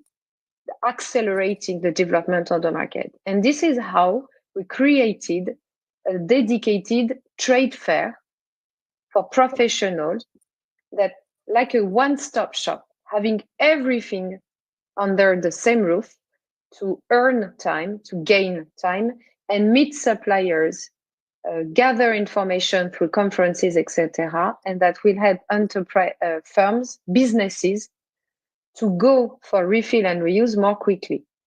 And then the third mission, the third pillar that has to be developing at the same time, it's promoting. We need to promote what is refill, what is reuse for public sector, for private sector, and also for consumers. Because if we want to grow market, we need to bring the key players, all stakeholders at the same time and move them at the same time in the same direction. So this is how we participate in a lot of conferences like this one, like we do training, also online training for public sector and also for businesses. And we created also another event. And right now, at the moment, we are in the core of this event, which is called the Reuse and Refill Month, that happens every year in March, from the 1st to the end of March. And by having this event, then we are able to talk about businesses, ask them to create animation event during this period, and we can talk to consumer and saying, do you see, this is how you can do refill and reuse, and doing it positively. So it's events all around France, and we have been developing it abroad this year, in the UK, in Belgium, in Spain, in Germany. And also we have this communication campaign at the same time to promote and to broadcast our messages. Thank you so much. I think the evidence of your work is really clear at the maturity of reuse in France, and I hope we can speak a little bit to that later, legislative maturity, policy maturity, et cetera. Thank you so much. That's really insightful. Next, I would like to introduce Alejandra Warren. Alejandra is a sustainability consultant, intersectional environmentalist, and activist.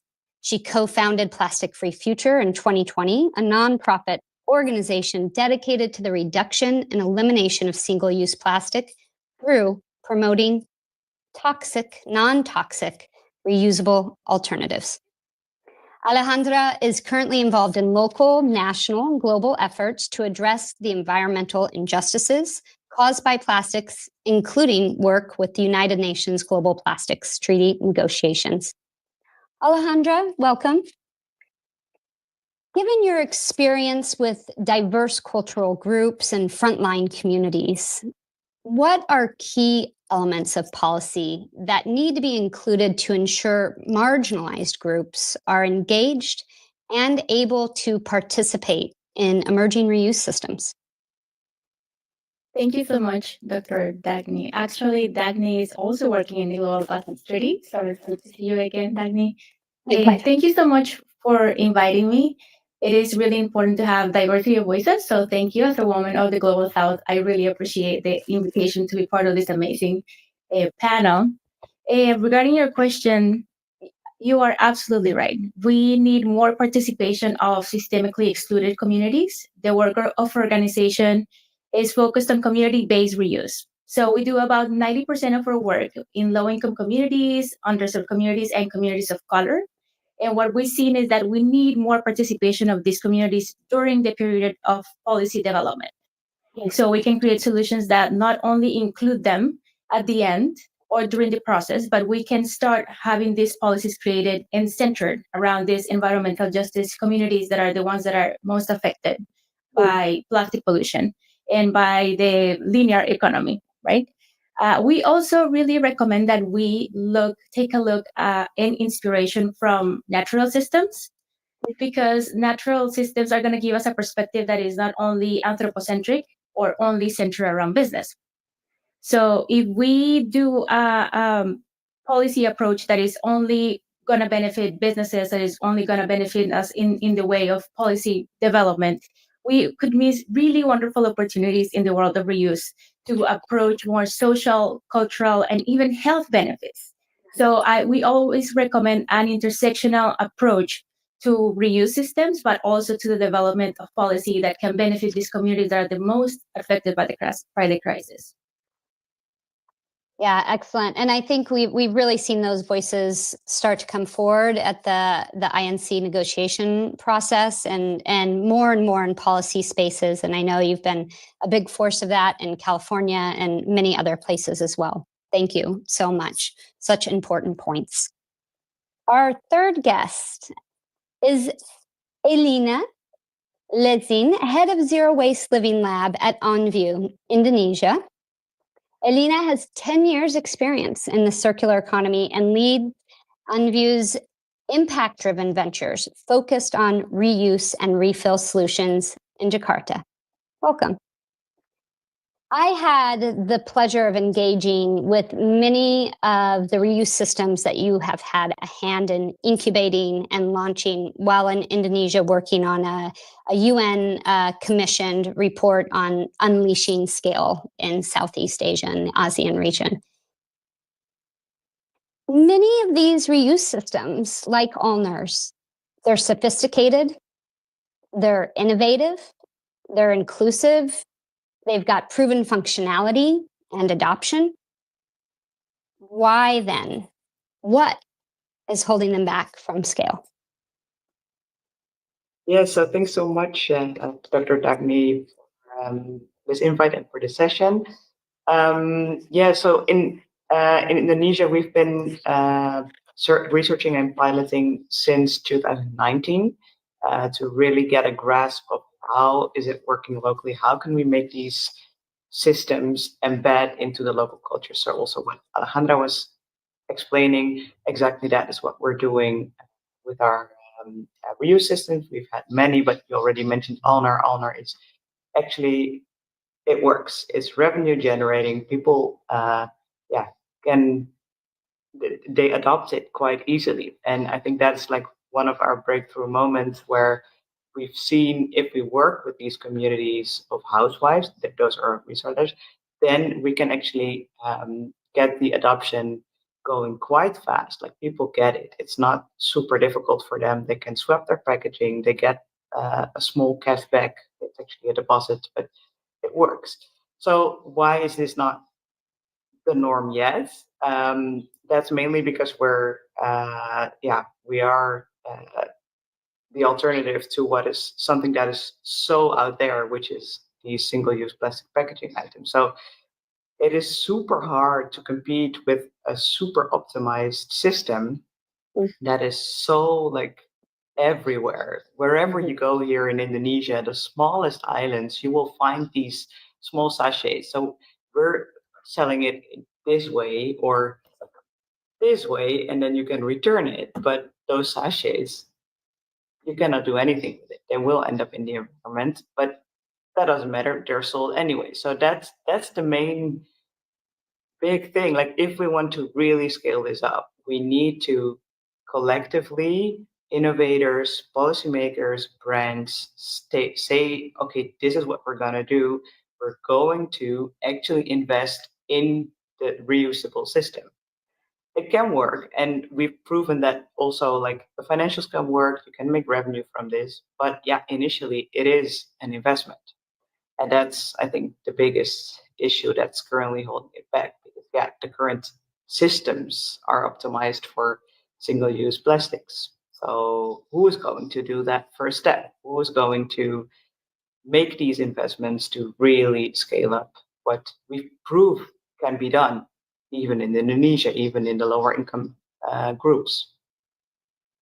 So yeah, funding. Absolutely. I think that is not a problem you're alone with. It is not a global South problem only. It's not a geographically specific problem. I think that we have all struggled with the funding gap for infrastructure in particular, and how to bridge that gap. And I think one question that that prompts for everyone, and I'm interested, Celia in particular, I would say that for all intents and purposes, France is sort of the leading edge of reuse policy.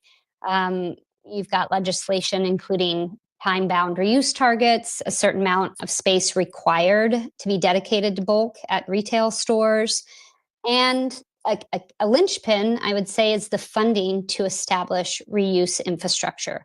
And that was built into EPR. And so I think one of the hot topics that cuts across geographies and also is a hot topic in the Global Plastics Treaty is the idea of extended producer responsibility. And for a long time, extended producer responsibility was focused on recycling. downstream. Yeah, on recycling. And in many places, I think that the focus is still there. Do any of you want to speak to how you see EPR playing a role in reuse? Or maybe we start with Celia about what EPR has offered the reuse industry in France from a legislative perspective. The EPR in France is scheme, and through the AGEC law, anti-waste circular economy law in France, enabled to start moving from downstream to upstream, from recycling to reuse. But it's really slow and it's not enough. Why? Because the target that you mentioned is really low. It's 10% of reusable packaging by 2027. So it means that 90% is still single use. And also because the financing part is only 5% of the budget of the EPR's organism. Yeah. Which means that it is a really good first step, because I know that a lot of countries do not have that. Mm-hmm. And without that, we would not have been able to start a big project that will happen this year in May in France, to bring on brands and big super and hypermarkets to go for reuse. Without this money and this obligation, we would not be able to have money to make those communication campaigns. However, what everybody needs to understand is that the EPR's schemes that were built, notably in France in 1992, are not adapted to develop reuse at scale.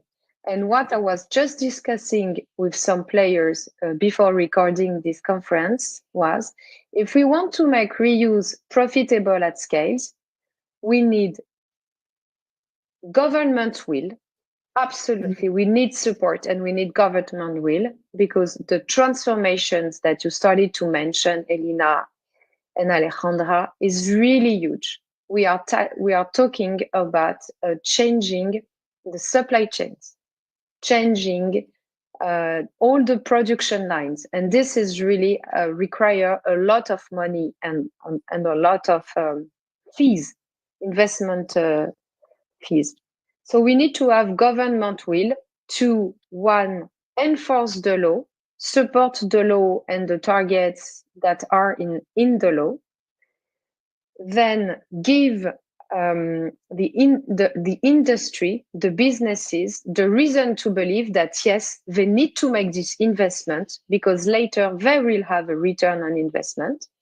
And when we are in this global context, after COVID, with the war, etc., it is really frightening, and it is not good for our economy to make the transition. So without any political will, it will be very difficult to shift.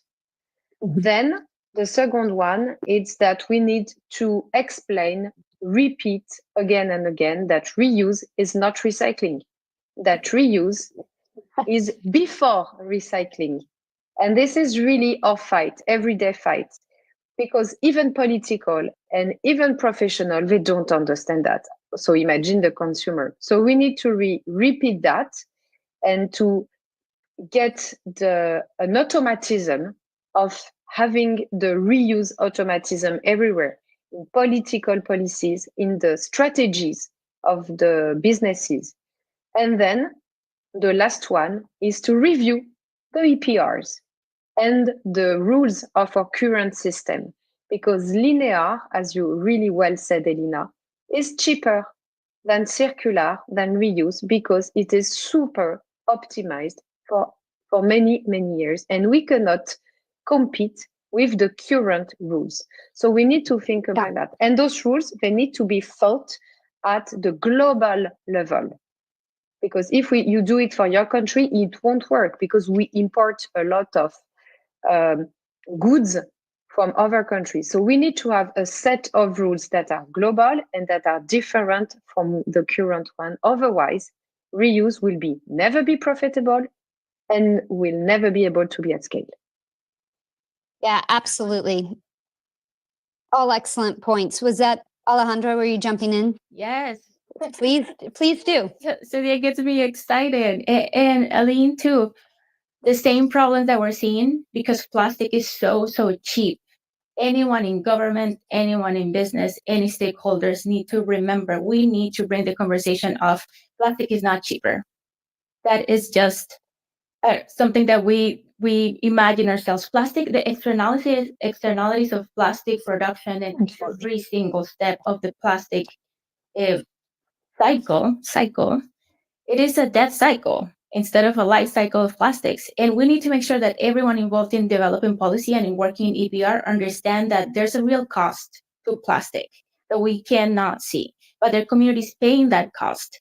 And when you think about plastic being cheaper than reuse, that is simply not true. So we need to get better at also working with scientists. If there's anyone else in this amazing summit that can have those conversations with scientists, with doctors, and with in other multilateral spaces, we need to talk about that plastics are not cheaper, so we can get the funding that is now going to waste management and to works that are just toxic and not good for our communities. Yeah, absolutely.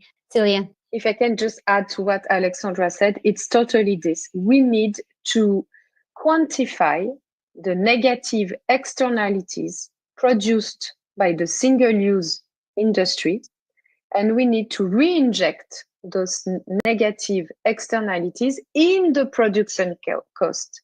That is one of the key that will balance the two systems. Without that, this is when I said we need to review the rules, the current rules, this one for me is key. Otherwise, we will never be profitable. Absolutely. I mean, to a certain extent, we're heavily subsidizing via waste management at the end of life. Even when you have PROs, it's not enough. It doesn't cover 100%. It's not covering. And many items like sachets, they're so light that actually the fees associated with the sachets are incremental. So it's not enough of a motivator for industry to make that transition. I would ask, Elina, in the context of Indonesia and maybe of the ASEAN region a little bit, EPR is just starting to emerge there. And I think that, as Celia noted, I think we still have a pretty large gap, definitely in the general public, about the difference between recycling and reuse. We have to continually, reassert the differences, or repurposing for that matter, or upcycling, or any of the other confusing names. What do you see as the opportunity and challenge for EPR, as it's beginning to emerge? Can we inject reuse in from the very beginning, at least as a starting point to address some of these challenges? Yeah, definitely. I see it as the biggest opportunity, actually, for this whole funding issue, especially in countries where EPR systems are not yet actually developed. Like here in Indonesia, it's a voluntary system, which, does some educational projects, which is good, but it's, not really going to change anything. So if you just see it as like leapfrogging, so just directly from the start, have an EPR system that prioritizes reuse and helps create these systems, where it helps create cleaning hubs for all the reusable packaging. and all the return points, then tailored to, like here in Indonesia, 70% of all the FMCG products are sold in informal trade, so not even in supermarkets, mini markets, but like really community-based, local female-owned shops. If you have them as like the collection points, it's a different kind of collection than in the modern trade, which is also there, right? So and that might be more expensive. So really tweaking the system to the local context, it can be done from the start. If you do that well, and then only after that there comes some recycling projects and some waste management, then I think it's even more of a success than it's currently in some of the European markets. Absolutely. Optimize upstream first and then downstream. Celia, we have 5 minutes. Do you want to say something really quick, or should we have a rapid last question? No, really quick.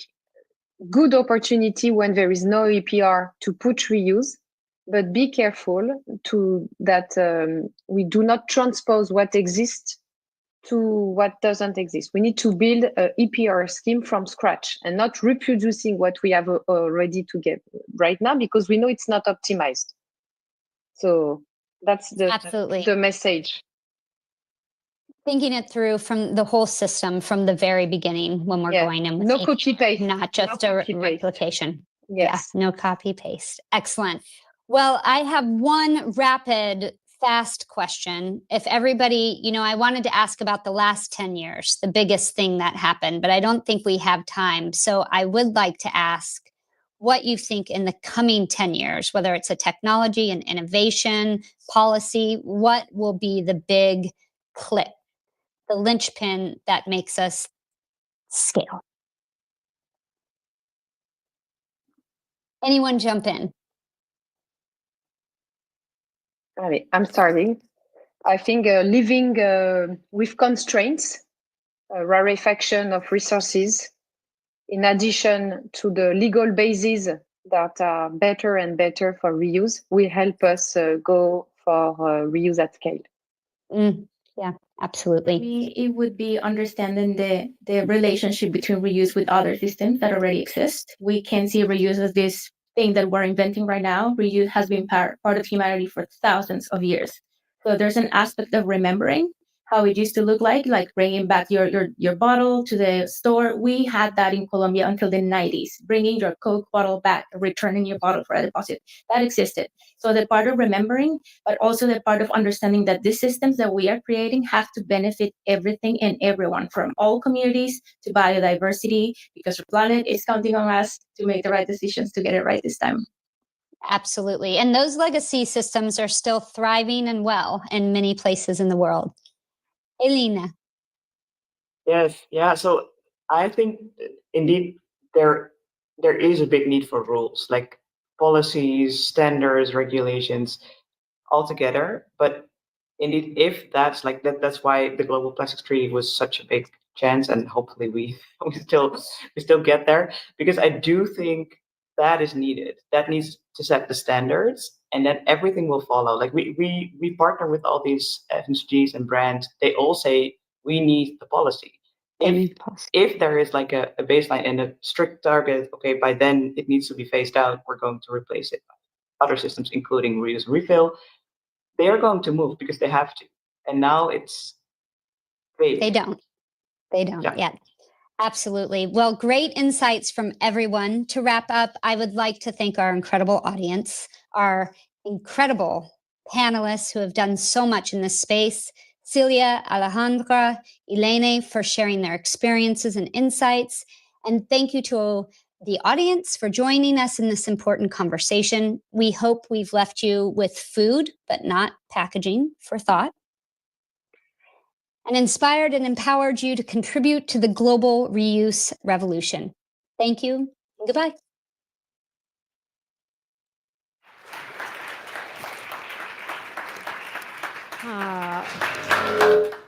Thank you. That was super interesting. And I've got some feedback. We okay? Really brilliant discussion. I really enjoyed watching that. And just from those strong influential leaders there from Celia, Alina, and Alejandra, and Dagny as well. I'm really grateful, and I think it's so important to have that lens here today, the intersectional approach to a just transition to a circular economy. And I think there definitely is more work to be done here in the UK and how we include and make sure marginalised voices are centred and included in low-income communities in the transition towards a reuse economy. ALNA was mentioned a couple of times through Alina. We're going to hear more about that project in Indonesia later in the day. And I was also really grateful for Alejandra's comments. Well, I'll bring you up on stage. Let's get welcome Alejandra up on stage for a moment. Please take a seat here. Because we've had a question in from our live stream, but I then just left the question over there. Let's grab that. Thank you very much. Is that working? It will be. I'm sure they'll turn you on. I was just also really grateful for your comments there. I love the sort of highlighting the real cost of plastic. And I think I'm really glad that's also been spoken about today, the death cycle instead of the life cycle. And also the point you made about remembering our reuse systems and not assuming that we have to reinvent everything. So thank you for that. So we had a question from Beatrice on our live stream. As someone from the Global South, do you think we can learn from the experience of the Global North to apply reusable systems in the Global South? You touched on that in the conversation, but what are your thoughts on that?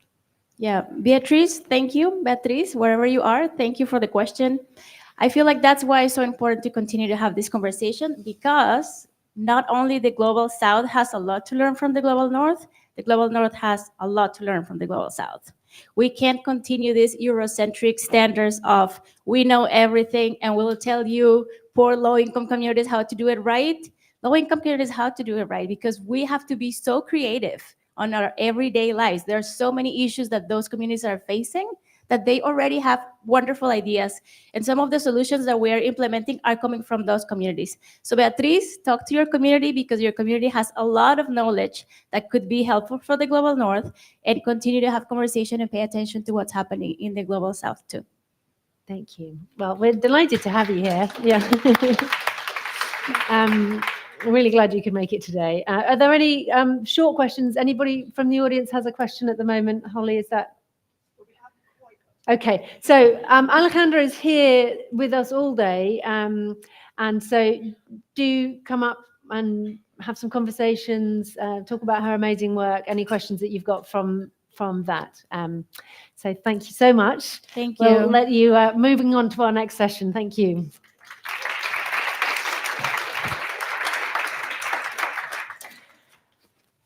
So I'm going to be inviting our next panel onto the stage, and we are, let's have a little look.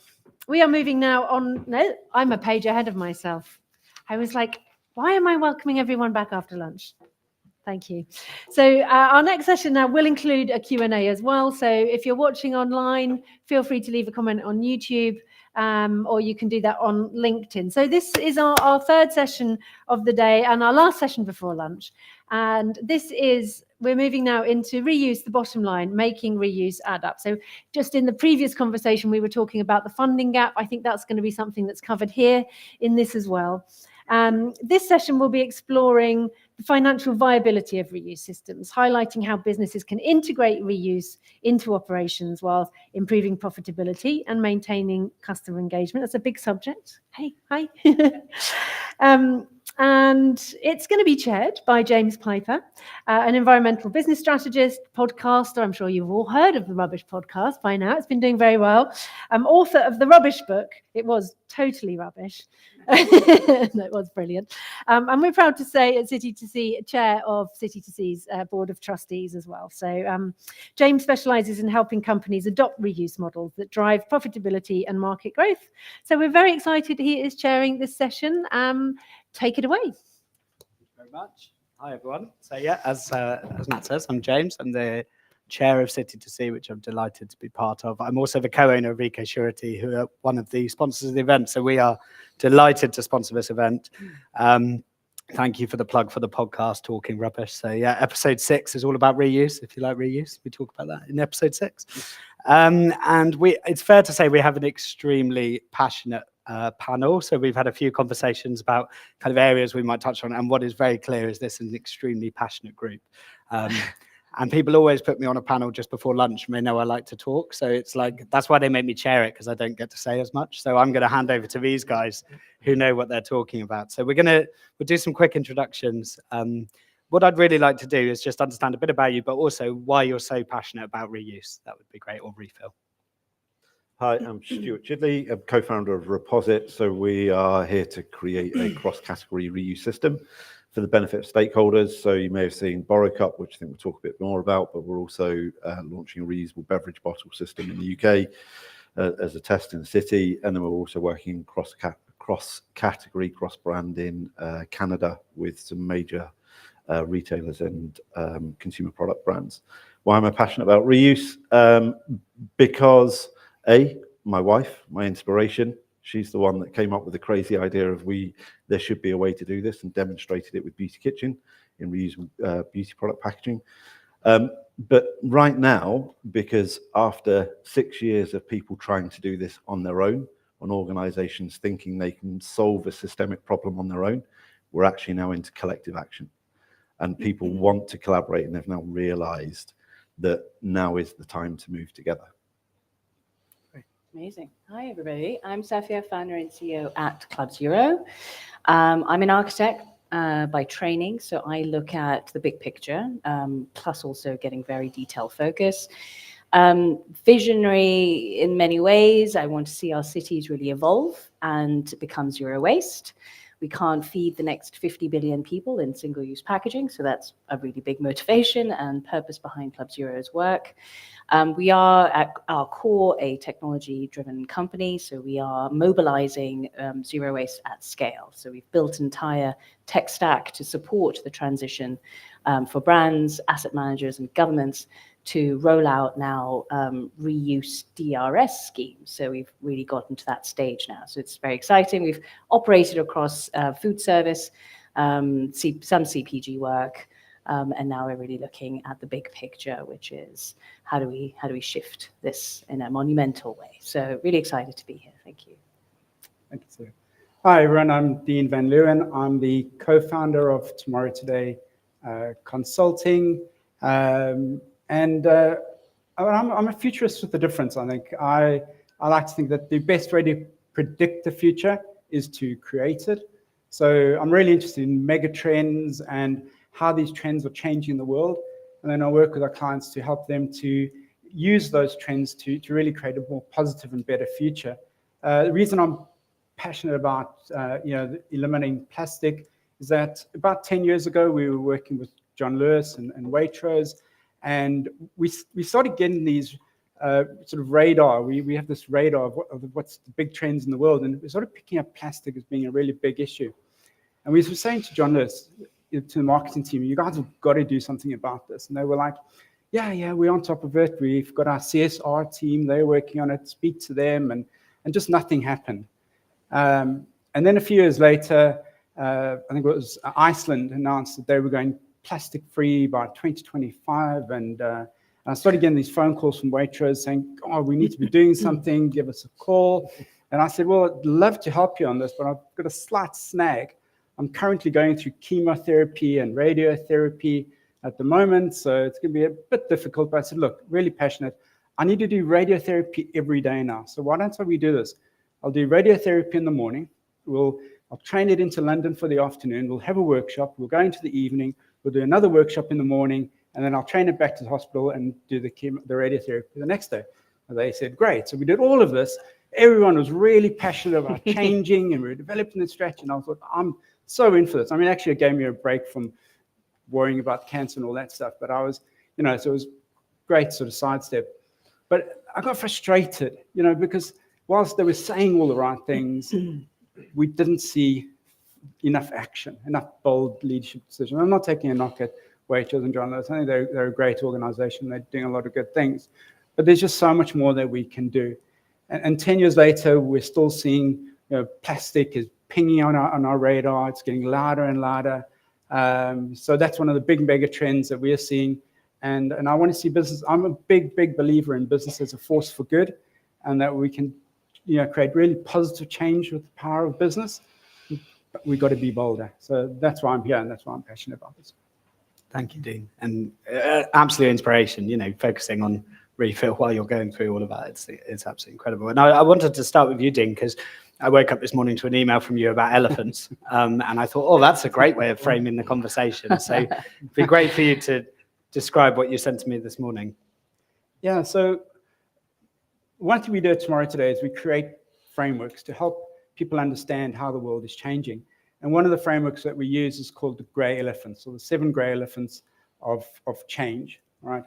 Now, we define a grey elephant as a highly probable, high impact, but largely ignored force of change, okay? Now, COVID, great example. I've been saying to people, leaders for the last 15 years, pandemics will be a disruptive force. We knew they were highly probable. We knew they would have a high impact, but we ignored that. Plastic is the same. It's another great example. It's highly probable. We know what plastic is doing to our environment, our people, the planet. It's the high impact that this will have, but we're ignoring it. Grey elephants, the analogy here is that grey elephants are big. They are scary. They're the elephant in the boardroom. They're the elephant in the boardroom, and we kind of ignore them. We want to, hopefully somebody else will find a solution for it, or it'll be someone else's job, or maybe it'll go away. But they never go away. Eventually, they get restless, they stampede, they collide, and the world around us changes dramatically. The other thing about it that our research is showing is that grey elephants in many ways are the results of forces of progress. If you think about plastic, it is a wonder material. It keeps our food fresher. It's hygienic. It has wonderful. It allows its humanity to expand, and there's been some wonderful properties about it. But it has a negative side. There's a consequence to that progress. And what happens is, and this happens about once every 100 years or so, you see these grey elephants come together, they collide, and you go through this period of sharp transformation, and the world is never the same again. And that's what we are seeing. We are living. The ancient Greeks had a lovely term. They called it kairos. They said these are rare moments in time. There are opportune moments in time to rethink, to redo things radically. And I think that's where we've seen these grey elephants colliding. They're coming together. They're big, big forces of change. We know about them, but we're ignoring them. And as they collide, the world's going to change dramatically. But there's a real opportunity in that, because the leaders who are tuned to the forces of change during a kairos moment can seize opportunity to create the future. And I think leaders like, I don't want to ask anymore what they think of Trump or what of Putin, but they're realizing that the forces are ripe for radical change. And I want to put it to this audience of passionate people about reuse. Now is the time for radical thinking and radical change. So that's about grey elephants. I could carry on all day. Thank you, Dean. That's great. Thank you. And I sort of summarized our discussions as a bit of Elvis Presley, a little less conversation, a little more action. I'm not going to attempt to do the impression. But I think it's fair to say, all the panels that we've heard today, it's like, let's just get on with stuff. But there's all these kind of barriers to entry and all these different things that happen in trials that go one way. And it's quite frustrating. And so as we started talking about how do we have more action, less conversation, it was quite clear that even as panelists, we had different views on how that should go forward. So Stuart, obviously you're running Borrow Cup at the moment in Scotland. So it'd be great to kind of touch on that and how you're taking something and kick-starting it and what that's growing into and what it might become. And Safia, it'd be great to get your views as well on this about how we kickstart action. Perfect, thank you. So I think we've heard from people this morning about Margaret, about collective action, innovation, but in the context of a big vision. Catherine in the panel there about theoretical modeling to validate a vision. The recycling example that came up, which is relatively simpler than a reuse system. It's not as much of a systemic change, but it has taken 40 years to implement a recycling system that's still not perfect. and that backdrop. And I think then you heard James talk about the enablers or the distractions of EPR and DRS as potentially a catalyst for reuse. And it's in that context, we're talking about, we live in a financial world. So this panel is about financial viability. We've got perfectly designed single-use system. We are in a capitalist society with businesses who make decisions based on finances. Right now, there is not a financial problem, and EPR and DRS start to add to that financial problem. The environmental problem is not expensive enough to justify why we should move to reuse. We need to prove why it is financially viable to move to reuse. That is not easy to do.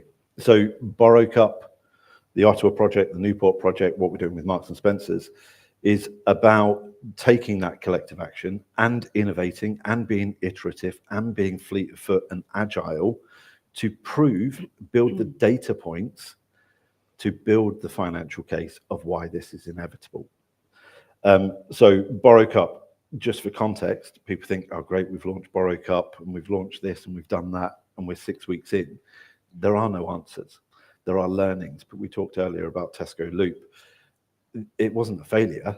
We're here talking about this today because of that and because of the learnings from that. And as James said about don't do it alone, collective action, that's why collective action is starting. So Borrow Cup took 3 years of collective action, collaboration, feasibility, design, build before we even launched it. Yeah, this is long-term stuff. It is going to take 18 months before we have a scalable model. There is no quick answer. So we need to drive uptake. We need to drive return rates. We need to operationalize. We need to build the financial models.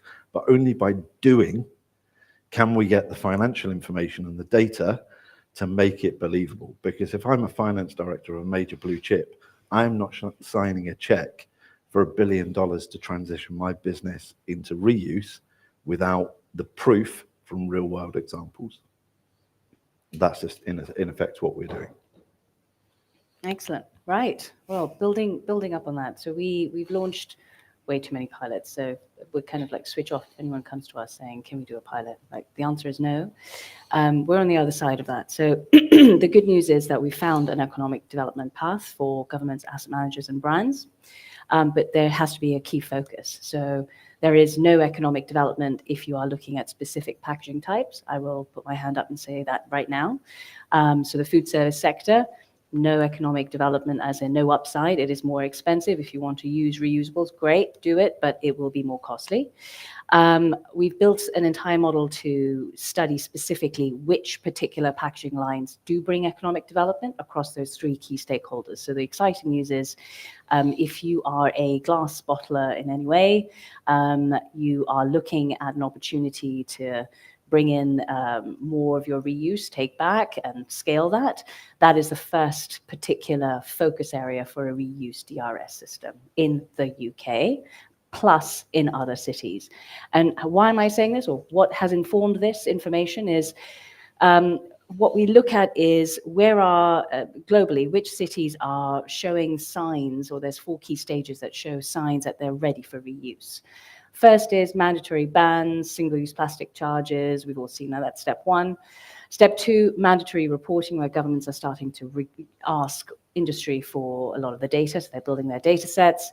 Step 3 is EPR, which is where we are in the UK. In fact, there's about 41 countries globally that are at about EPR stage. So outside Europe, about 6 US states, the UAE and a bunch of others that are contemplating it. So it's on the fringe of it. EPR is where you're starting to mobilize and capture some sort of funds from producers to pay for your waste management. And the 4th step is DRS. Now, DRS typically is understood as single-use DRS. When people talk about DRS, they're thinking plastic bottles and cans. And in a DRS scheme, you do not have glass because you can't crush glass. It's very expensive to recycle glass. Glass has to operate somewhere outside that. That's where we put our hand up, and this is where we've done our specific unique modeling to understand where is reuse DRS in this entire system. It is in glass. If you are a country and you're rolling out DRS systems, you've already uniquely figured out where that infrastructure exists, where those drop point systems need to exist for somebody to return a can or a plastic bottle. Adjacent to that is a reuse DRS machine, which does exactly that. It incentivizes the consumer to return it for a nominal amount. If you do not incentivize, you do not get high recycling rates. You're simply asking consumers to put things in the right bins. We know that isn't effective. So there's a reason why this plastic reform, or waste reform, as I like to call it, has come out in significant. I mean, I've been doing this for 10 years. So I've seen an awful lot of development over that 10-year path. And I'm very hopeful it's only getting mobilized faster because the economics don't stand up. Governments are spending a lot of money on waste. Waste is not cheap. We, just in England, so you've got to think about Scotland and Wales, we consume about over 100 million tons of waste. We produce it, and that's currently taxpayers' money. So yes, EPR is fantastic. It's going to start paying for a bit of that. I do hope there's some portion of that coming into reuse infrastructure, and that's what's going to support mobilizing reuse systems at scale. But really, glass bottling, if you are filling anything in glass, whether you're a supermarket or whether you are a unique drinks brand, that's where I would definitely initiate conversations. We are launching a roundtable in April and bringing together government representatives, asset managers. So if you are a brand in operating glass, please come and chat to us. Great. And just as you were talking there, I was thinking, actually, this is really interesting in terms of the financials of refill, which is kind of what we're trying to talk about. Because if I take what James said from Tesco earlier, what I found most interesting is he said, we're finding EPR and DRS and all these things to be so admin heavy that we don't have time to talk about refill. And that's just quite an interesting, I'm paraphrasing, that's just quite an interesting thing, because you would hope that EPR and DRS create the business case for refill. But if actually that's taking up everyone's time, they don't have time to look at refill. That's just an interesting thing. And I had the same with the glass industry, where they're now, so just in case people aren't aware, glass guys got out of DRS and they're now moving in EPR, and they're frustrated at the cost of EPR, right? And I was on LinkedIn the other day having quite a polite conversation about glass and all this kind of stuff. And they were saying, well, it's going to take 5 to 10 years to be in refill for glass. And I was saying, yeah, but we've known about EPR for 5 to 10 years. I've been talking about the cost of EPR for a long, long time and getting people to mobilize. And I guess my frustration is there is this tendency to wait for legislation to dictate rather than to look at those financial models and go, actually, in 5 years, this is coming and it's going to take me 5 years to set up, so I better start now. So I guess we're now at a point where, in some ways, they're saying that conversation is too late, and that's frustrating. I don't think it is. I guess my question is, how do we help people realize what the issues are going to be in 5 to 10 years' time and make a decision now rather than waiting for legislation to come in effect? I mean, it's leadership. You've got to show them the numbers. You've got to really sort of lay it out. Otherwise, it's really hard. I mean, what's, I guess, different about how Club Zero is coming into it, we built the full reuse zero waste stack. So we have a complete transparency on and we've developed about 12 packaging lines as well. Some of them are on the table there because we're part of SSPP. So we know exactly how much it costs to engineer packaging, what the traceability tracking system needs to be, what labeling needs to be, what the cost of that is, what the tech stack is, what the cost of that is, what the cost of reverse logistics is, what the cost of washing is, because we've actually built the whole thing ourselves first of all. Now we're saying, okay, great, now we're going to do this specifically for certain brands, specifically for certain materials, because this is how it fits into the UK's wider policy. I know there's a conversation about policy coming up next. I'm not going to go deep into that, but you have to complement really where government is moving. And so glass is very complementary to the wider scheme that's happening here. So to answer that question, it's the economics. We have that data because we have practiced it for now over 7 years. So we are able to very confidently say, this is the cost of washing. It's not an unknown, and we don't have to go to a third party to ask what the wash costs are. We can interrogate that, certainly, because we've seen it ourselves. We know exactly what it needs to look like. So that's, I guess, a unique position because we've been there, we've physically seen it, and we know where the margins are. I think this comes back to the grey elephant, right? So the EPR fees were the grey elephant in the boardroom. They knew it was coming, but until they saw the actual numbers, so in the last 6 months, that's when it's actually been discussed in the boardroom because there is an actual number. Yeah. And I think this is the point of the theory, right? So There was another report published yesterday, Closed Loop Partners, about the theory of these product categories are the ones that are easiest to transition into reuse, which is similar to the EMF report, similar to what you're talking about. There's another theoretical model. A finance director in a blue chip organization is not going to act based on that information. And I think it comes back to touching on policy, government incentives, so things like the UKRI SSPP stuff has enabled a lot of learning. But there is also a massive disincentive to act first. So James mentioned it earlier. If there is no first mover advantage in this, there is no advantage to building a £120 million new filling facility for reusable bottles if the RVM infrastructure is not being built, if the washing infrastructure is not being built, which is where it has to be collective action and a joined up business case. So with Catherine's work on the future financial state, every individual stakeholder needs to do their own financial business case and then act together. That is not the way business has been run for the last 150 years. That is a state communist society way of doing things. That is not the way that we are at the moment. So unless this is 100% funded by public money, it becomes very hard to align all those stakeholders. And the only way to do it is with data, real life data, because my CFO, when I used to work at Boots and Avon and various places, I'm not signing off even $1 million in investment without a business case. Yeah. No, I think, Stuart, you're absolutely right. This is an elephant in the boardroom, and people aren't going to do anything about it until it really becomes painful for them. Or the typical stance is, let's just ignore it until it goes away or we're forced to do something about it. The problem with that approach is that the future doesn't just happen. People create the future. So if you're waiting, someone else is going to come along and do it. And the way they do it may not be to your benefit. Yeah. Okay. And we always say that, if you're waiting for a grey elephant to appear, it's going to be too late to prepare. And I mentioned that there are 7 of these, what we call great grey elephants. And over the last few days, I've been looking at reuse, and I've been overlaying the sort of grey elephant lens to understand what it means, because it's really important that you think about, you explore what these grey elephants mean for your business, for your strategy, and then you can start to evaluate it. So one of the grey elephants we call is the rising rage, and it's all about this increase in angry people. We can see people around the world getting really angry, and what this tells us is that if people are getting angry about plastic, they're getting angry about plastic waste, the impact on the environment, and these are the people who, your natural champions. They buy into your story. They believe in looking after the planet. So it's an easy sell for them. But even for them, the behavioral shift is quite difficult.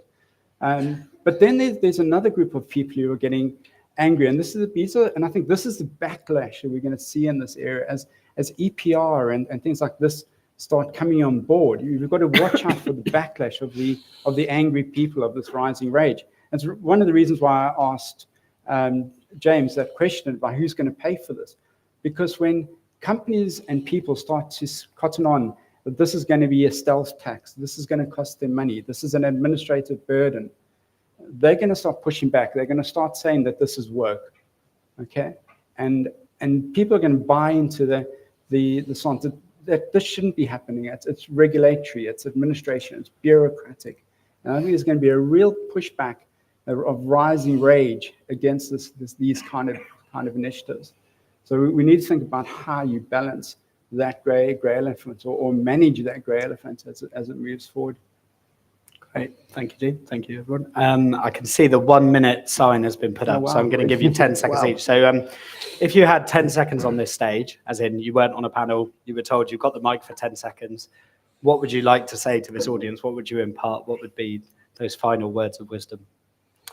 Everything starts niche and grows from there. We need to start, but we need to start with realistic objectives. Don't oversell the fact that reuse is going to be mainstream in 5 to 10 years. Just to manage your expectations, it's not. It's going to take a lot longer than that. So no more failing trials and pilots. These are all niche stepping stones to build towards a bigger vision? I would say there's a huge economic benefit from what we've studied for anyone who's operating in glass. So if you are, come and find me, please, and we'll add you to our upcoming roundtable. We've got government representatives from the Circular Economy Task Force. We've got a number of big real estate asset managers, as well as other beverage brands. So it'll be a really interesting development. We're already doing the same in Singapore. They're a year ahead with their DRS system. It's coming out in April, and you'll be amazed. You should just go online and have a look at how unbelievably organized they are in comparison. But similar roundtables for there. And so we've got loads of learnings on international comparisons on how others are really moving this forward. So would be lovely to hear from you. Thank you. So I would say that, I don't need to tell you the world's changing. We can look around, we can see how rapidly and fast changing and how complex the world is. But I think you'd agree that there's something special about this period of change. Our research shows that this is a sharp, transformative period of change. Within the next 10, 20 years, I think people born during this period won't even relate to the period that their parents and grandparents grew up in. I think children born during this period are going to look back and say, you use plastic, you packaged in this way, why? It's just going to seem, I don't know, barbaric in many ways. And that's in that sense, that's the opportunity for us. The converse to that is that there are industries, there are capitalists out there who are saying we can still make a lot of money out of this. Petrochemical companies know that, and they're shifting their revenue streams, and close on 50% are coming from plastic. They're keeping very, very quiet about this. They're fighting the fuel battle, they're lobbying there and that, but plastic, they're keeping very, very, very quiet. They are wanting to create a future that's more reliant on this sort of product. There's a lot going for them to fight and lobby for. I think we need radical thinking, we need radical change, but we are living during a time of radical change, so the opportunity is ripe. I would say if you want to learn more about the grey elephant, I'll be around. You can contact me. If I can plug my podcast, that's Elephants in the Boardroom. Come have a listen. A monthly podcast, and we talk about these big trends that are coming over the horizon and what it means for business. So thank you. Nice. Oh, we should have had like a podcast off or something. That let's do that, rivalry. Yeah. So I'm just before lunch. I'll hand over to any questions in the room. So, anyone got any questions for the panel? Lots of questions. Thank you. Hello. Oh, good. I have a question for Safia. My name is Steph. I work at Eunomia on the circular economy team. We're a Bristol-based. Somebody else already introduced us, so that's fine. You got my attention when you mentioned single-use and reuse DRS. I've heard two schools of thought.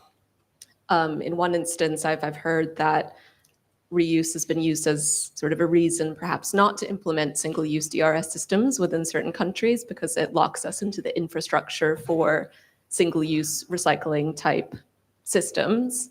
I've also heard people say that actually there's maybe efficiencies to be gained between single-use and reuse DRS systems if they're designed the right way. So in your experience, and I know we're all learning about this still, and you might change your mind a year from now, but in your experience from what you've seen, do you feel like there's good examples for how DRS systems can be designed to be single-use and reuse and interoperable with each other, or do you find that They're adjacent, first of all, so they're not the Sure. same machine. You're not throwing it all in one. Okay. They're adjacent. So they're two separate schemes. They're two separate scheme operators. One is waste, one is zero waste. It's very different. Collections are different. The way that you mobilize it, the way that you have take-back systems, very different. So hence, you have two different scheme operators. In the German system, the FAN system, you had actually one. No, you had, I'm trying to remember where they started and where they are now. Now you have two separate ones. But it was a very complex initial system. They realized that there were too many partners. This is one thing I want everyone to take away is not everybody needs to be involved in this. Okay, not every single stakeholder that is in the waste economy is involved in the reuse economy. I just want to say this because it isn't the same party. it looks very different. So the German model, it's not a new business model. Reuse is not a new business model. It's been existing for a long time. But they've done it 30, 40 years ago, and they've done a great job. I would say it's predicated on the technology that existed then. Now we have AI, we have much faster technology that enables all kinds of detection of food allergens, any kind of issues that are pertaining to the packaging, we can detect immediately and have a timestamped image that can create more security. That's from a tech perspective. So there's loads more that we can mobilize across reuse to make it safe and fast and effective operationally, but it's two adjacent systems. For the reuse DRS system, I think it's ideally a great place to start is obviously glass. I know I'm repeating this. Not everything is reusable. Not everything can be reusable or reused. And so we're trying to create focus, because I think if you say, where do we start? Then people don't know where to start. But if you start with glass, okay, we start there. We've built the infrastructure adjacent. We can add other types of packaging items as we go along because the investment's already been made in that existing infrastructure. Hopefully that's useful. Happy to chat more. Can I just add one thing on? Whilst they're two separate systems, it's the same consumer. So DRS for recycling is key to put value back into packaging. It's one of the financial proof points or excuses that's first to everyone's lips is consumers won't return it. So if DRS single use can prove consumer return rates and put value into packaging, it paves the way for reuse. I will say it's been proved, so it doesn't have to be proved. We've seen DRS pretty much in many countries, so it's a proven model. What other elements I forgot to mention is the DMO is shared, because if you've got a DMO for single use, you have the same DMO for reuse.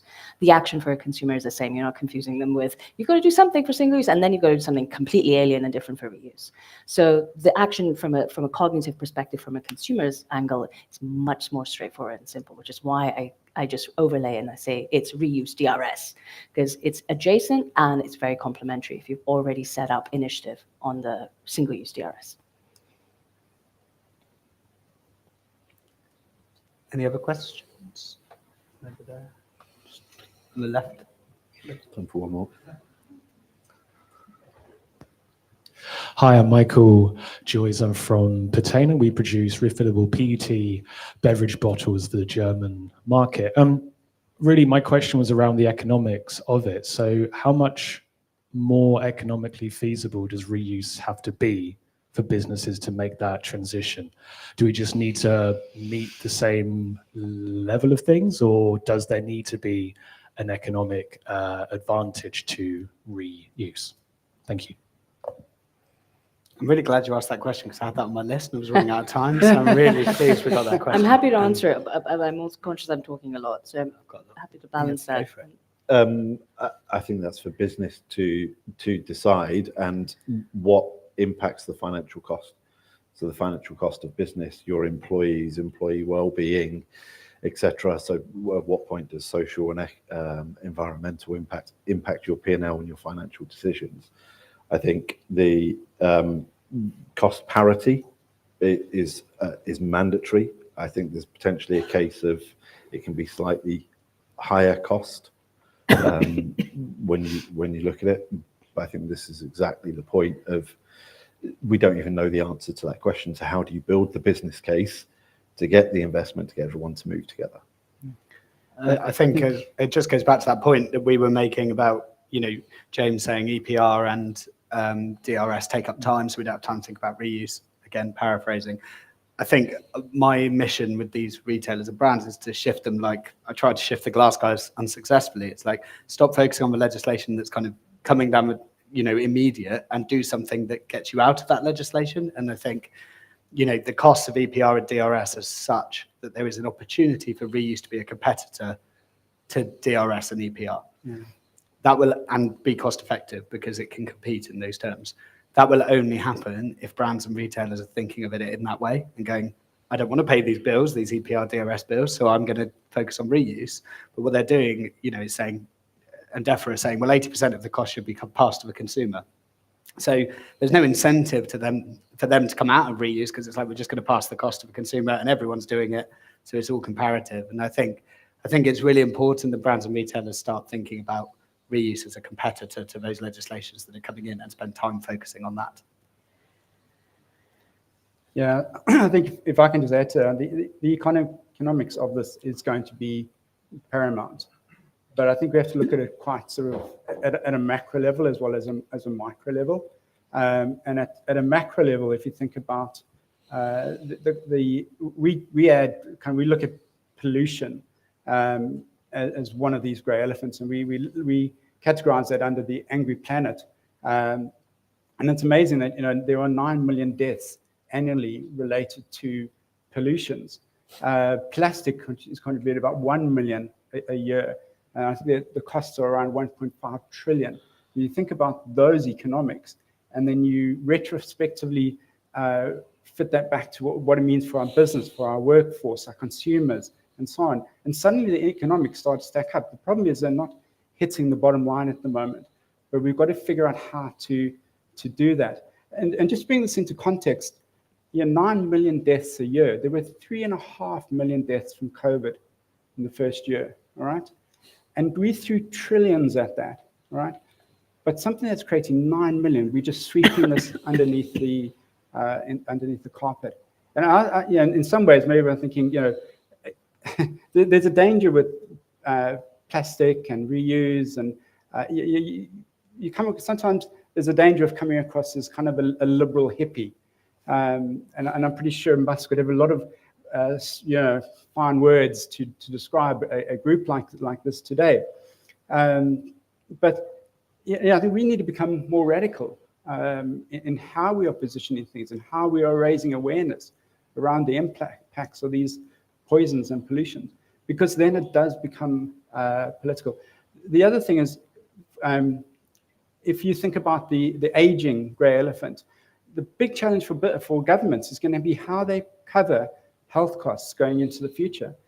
And if you're trying to fight for budget from governments to cover plastics and reuse, and you're fighting against a growing aging population who are demanding healthcare, you're going to lose that battle.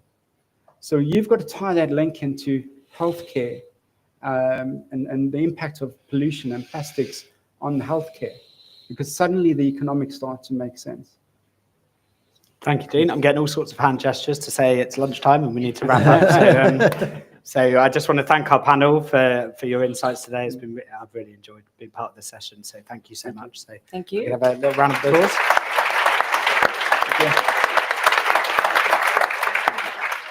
Thank you very much. Thank you. Thank you, James. Thank you, everybody. And thank you for listening. I know there was a few questions that didn't get answered. We had a couple of questions coming in online. Probably the most questions yet we've had, clearly, is a hot topic. We are going to be going into our lunch break now. And a huge thank you to everybody who's been engaging and watching online. We'll be back with you in about 45 minutes.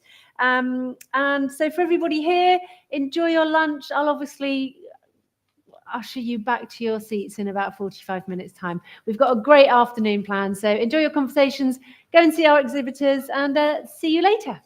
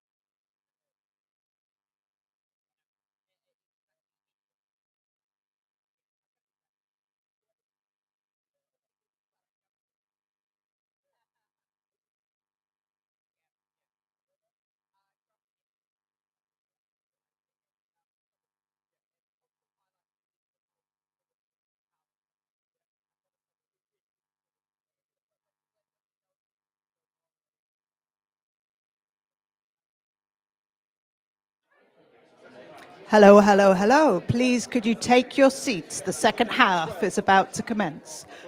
Please take your seats.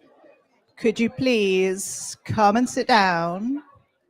You can bring some food with you if you'd like to. The cake is amazing.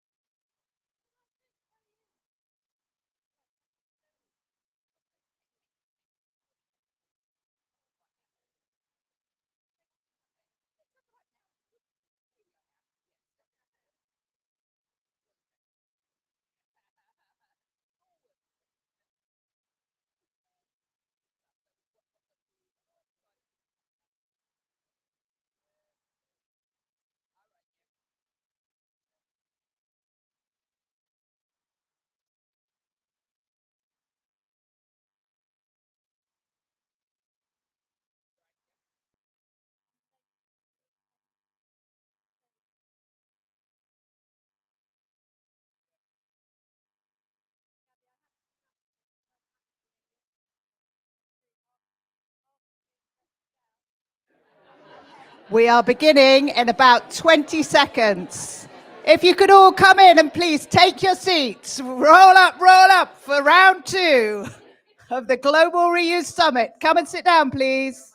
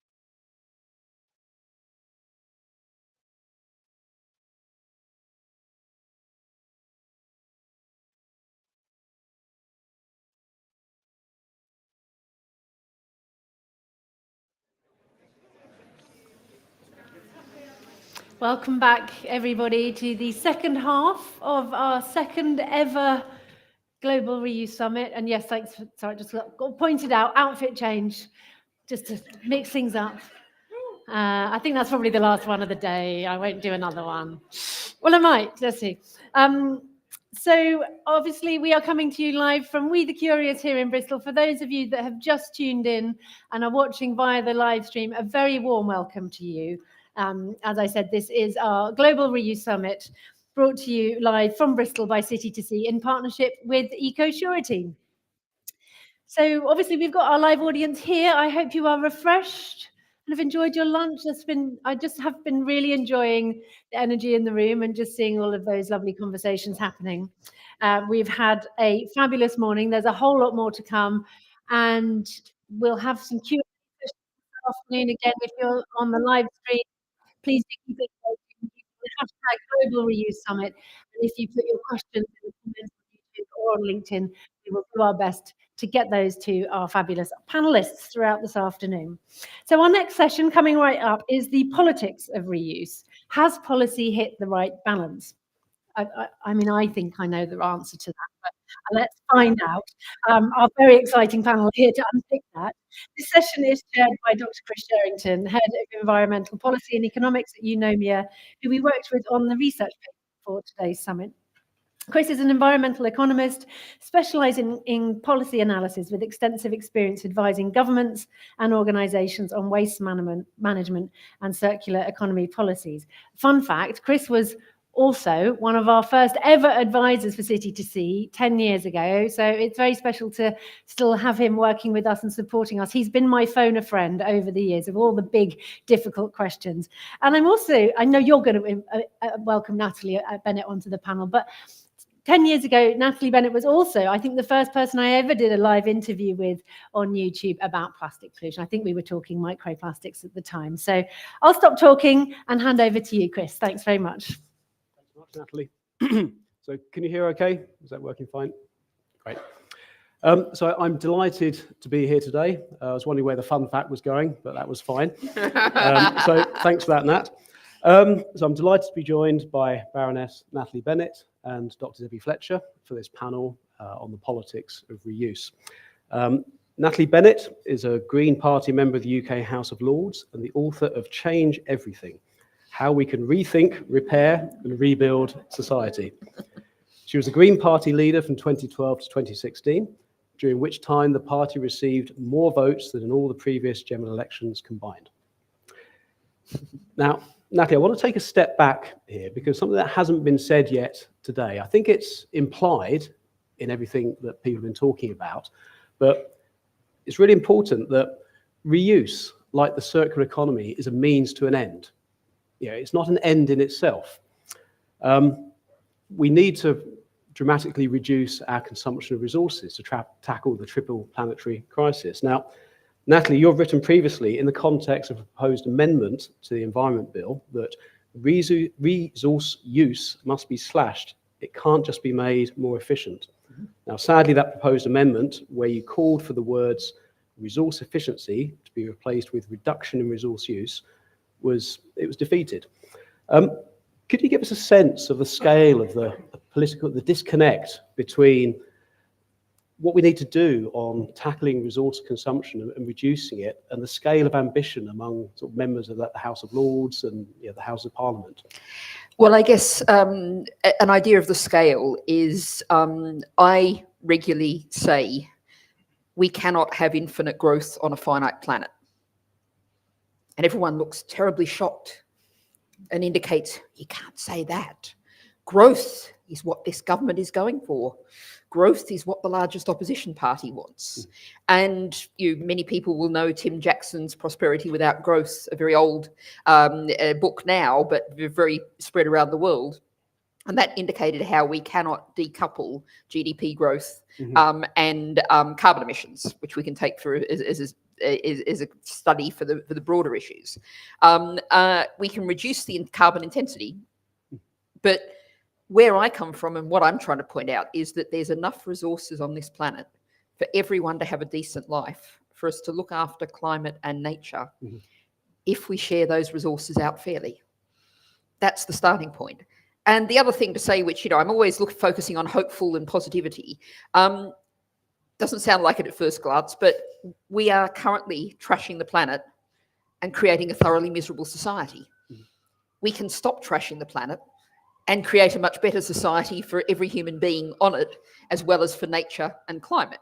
And I think I was with the NHS, and the NHS talks a lot about and is doing good work on sustainability, but they regard sustainability as synonymous with net zero. And climate is just the only thing they've really got in that frame. And one of the things that I do a lot of work on is the issue of what the Stockholm Resilience Centre describes as novel entities, which is the worst named planetary boundary ever. But novel entities, for my shorthands, are plastics, pharmaceuticals, and pesticides. It's more than that, but 3 Ps is a nice standard thing. We have massively exceeded the planetary boundary for novel entities.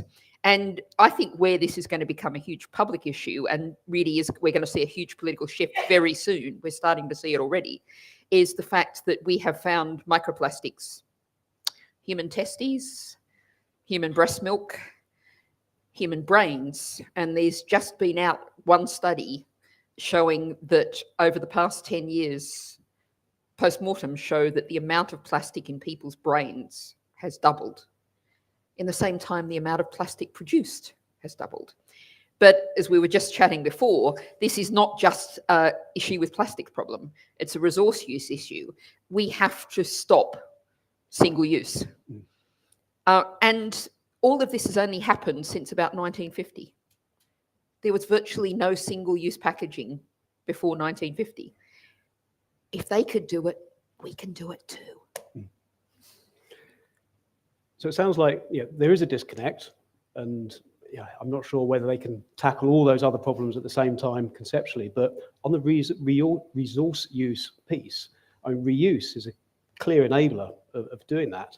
Is there much political excitement about reuse, or is it still focused on recycling? I'm afraid recycling is where members of the House of Lords, will proudly come up to me and say, "I recycle, And, I have to make a judgment call at that point, whether I go, you know how bad plastic recycling is, and have you seen those photos from the global south of huge mounds of plastic being burnt? No, I'm afraid there's just not the political awareness. But I think, I would point to the example of we had it sort of got buried in COVID. We had a climate assembly, a people's assembly, a deliberative democracy exercise on climate. And the people actually wanted all kinds of radical things. Mm-hmm. And we've seen this again and again. The French People's Assembly is a great example. The people are far more radical than the politicians. So, I have to say at this point, the answer is elect more radical politicians. So also pleased to have with us Debbie, Dr. Debbie Fletcher. Debbie is the Strategy Director in the Zero Waste team at Local Partnerships. She supports national and local government in delivering waste and resource policies, with a particular focus on transitioning from recycling to reuse and repair models. She's also a member of DEFRA's Circular Economy Task Force. So Debbie, given your focus on sort of the transition from recycling to reuse, can you give us your perspective on where we are versus where we need to be on reuse? Yeah, sure. Hi, nice to be here, everybody. So I think we've heard quite a lot this morning already around the upcoming and recently sort of established legislation that is very recycling focused. So in the UK, that's extended producer responsibility, upcoming deposit return scheme legislation, simpler recycling for households. We also have the plastics packaging tax. So there's a whole suite of quite complex legislation that's coming down the line for businesses in the recycling space, very focused on single use. So we've taken quite a while to get to this point, and we need to consider how truly circular that is. And I think we've already heard from Natalie that we need to go much further. Recycling needs to become the backstop.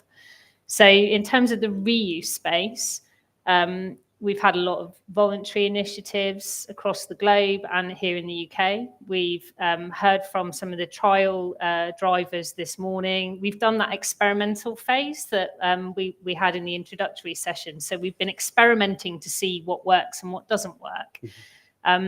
We're now at the point where we need to be able to drive that through policy. So I think that we're at the point where we need to think about what does the reuse strategy for the United Kingdom look like? What does it look like for the globe? And we can draw on best practice from elsewhere, but I think we've got lots of learning to build on from within the UK, from trials that have been going on. So I think this is a pivotal point for us, really. We've spent a lot of time, with all these new ideas coming through into the mix, but now we need to take it into a full-scale action. So, great. And you may have read the report that we have put out accompanying this conference. One of the things that my colleagues Daniel Stunnell and Aisha Bapasola, who wrote the report, they mentioned in there, they don't use the actual term, but they're referring to incumbency. The fact that we have, as mentioned by speakers this morning, we have a system that is designed and in some respects optimized for single use. We've got lots of policies around that. We've got behavior. We've got consumers are kind of engaged with certain types of behavior. So it's, in many respects, it's an uphill battle. It's not a level playing field at the moment. So where do we start with that, Natalie? Well, I would say where we don't start is with consumers. I'm not concerned with individual behaviour. I'm concerned with system change. We need to make the environmentally friendly and socially responsible thing the easiest, cheapest, and simplest thing to do. It's far too much to ask individual consumers. I did a debate at Oxford Union years ago, and the topic was, and I was astonished that there was 2 Labour MPs on the affirmative side, that individual attitudes are the biggest threat to climate action. And I went, what? And I will admit I did get rather, it's still out there on YouTube somewhere, I got rather angry and rather passionate about this. Do you want to blame the single mum in Brixton who's just arrived at the shop and found she doesn't have a reusable plastic bag? Or do you want to blame the editor or the owner of the Daily Mail for where we are in terms of lack of climate action? I want to blame the editor and the owner of the Daily Mail, thank you very much, not the single mum in Brixton. And so years ago, I was 2006, I just joined the Green Party, and I was knocking on doors for the first time, and it was on a council estate in Somers Town in Camden. And this lovely older lady, very painfully and slowly walking to the door. And it's like, sorry, I knocked on your door and made you stagger to the door. And then she was like, she looked at my green rosette and said, recycling! And nearly burst into tears. And it's like, I've made an old lady cry. And but she was so upset because she couldn't get her newspapers to the recycling bin because it was 500 meters that way. And she couldn't walk with her stick and carry her newspapers. And I said to her then, as I've been saying to people since, it's not your fault. It's our fault as a society for giving you this situation. So it's the system that needs to change, and we need to start that somewhere. Debbie, do we take it on all at once, or are there certain areas that we focus on? I think that based on some of the analysis and the data that's been coming through from the likes of the infrastructure study that we heard about this morning, and from increasing data sources, work done by Eunomia and others, I think we need to start with those that are most easily transitionable to reusable packaging in the first instance, and we need to think about the strategic investment that's required from government and from private sector together to actually drive that in those products that are going to be easier to transition first. I think that forms the habit for consumers to understand the system, to engage with the system, and then you can start to tackle those that are more difficult from a financial perspective, perhaps from a business model perspective, from a kind of actually how to make it pragmatically usable, reusable perspective. So you can kind of build on it over time, but there's certainly some areas that you could focus on first. And I think that's where a lot of the trials have been focusing so far, is on those parts of the system where we think there is the biggest first opportunity to go and to scale, and then we build from there. And I think PPWR obviously has put reuse targets on a few key areas, so the beverage containers being one, but that didn't go far enough. And I think we can go further, and hopefully based on data, and government's always looking for data on which to base policy decision making. So it's great that we're seeing that from the room, from people within the room who've been building that data set, so we know where to target first and what is feasible, and can then sort of challenge industry, ourselves more broadly, to innovate in those spaces, and then everything will follow behind, I suspect. Yeah, we had some good examples talked about this morning about reusable cup schemes. I think we've got a lot of evidence being gathered from those. And just on cups, Natalie, I've done a bit of research. On the 9th of March 2018, you wrote on Facebook, no bottle deposit scheme, no latte levy, inadequate a measure as that is, but don't worry, Tories plan to deal with unnecessary single-use plastic by 2042. So the bit I want to pick you up about is the inadequate measure as it is. What was your issue with it? I think the adequate measure as it was, if I'm remembering correctly, I gave a speech which was slightly infamous. I got accused, in the House of Lords, you're supposed to be polite. And I got accused of not being polite to the Tory minister.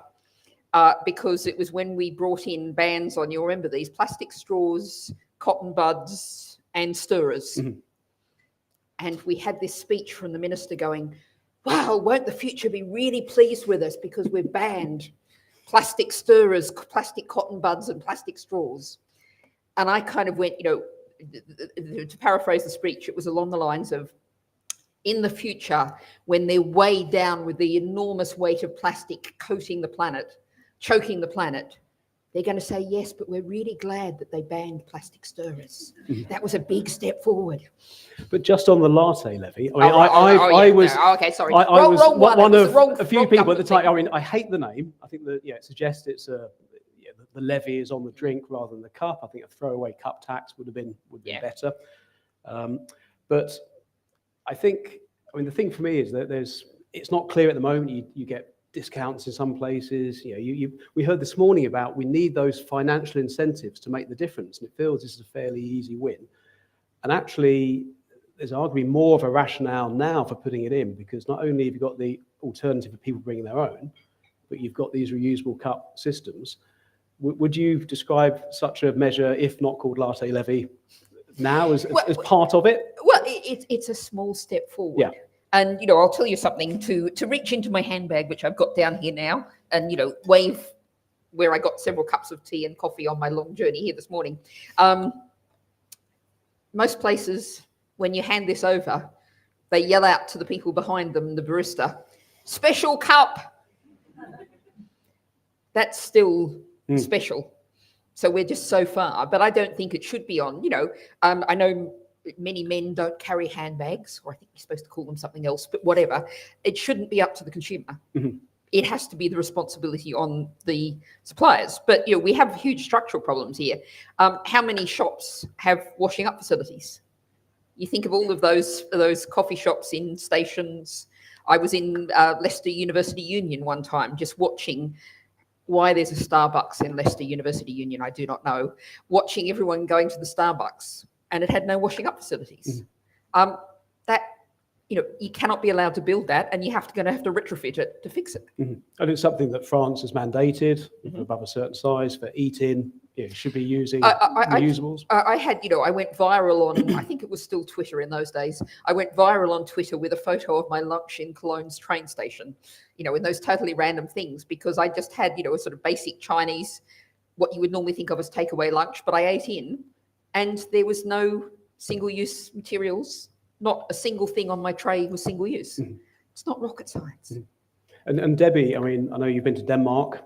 You've seen the system in Aarhus, and my understanding is you don't need each place to have their own dishwasher there. Could you talk a bit about the system?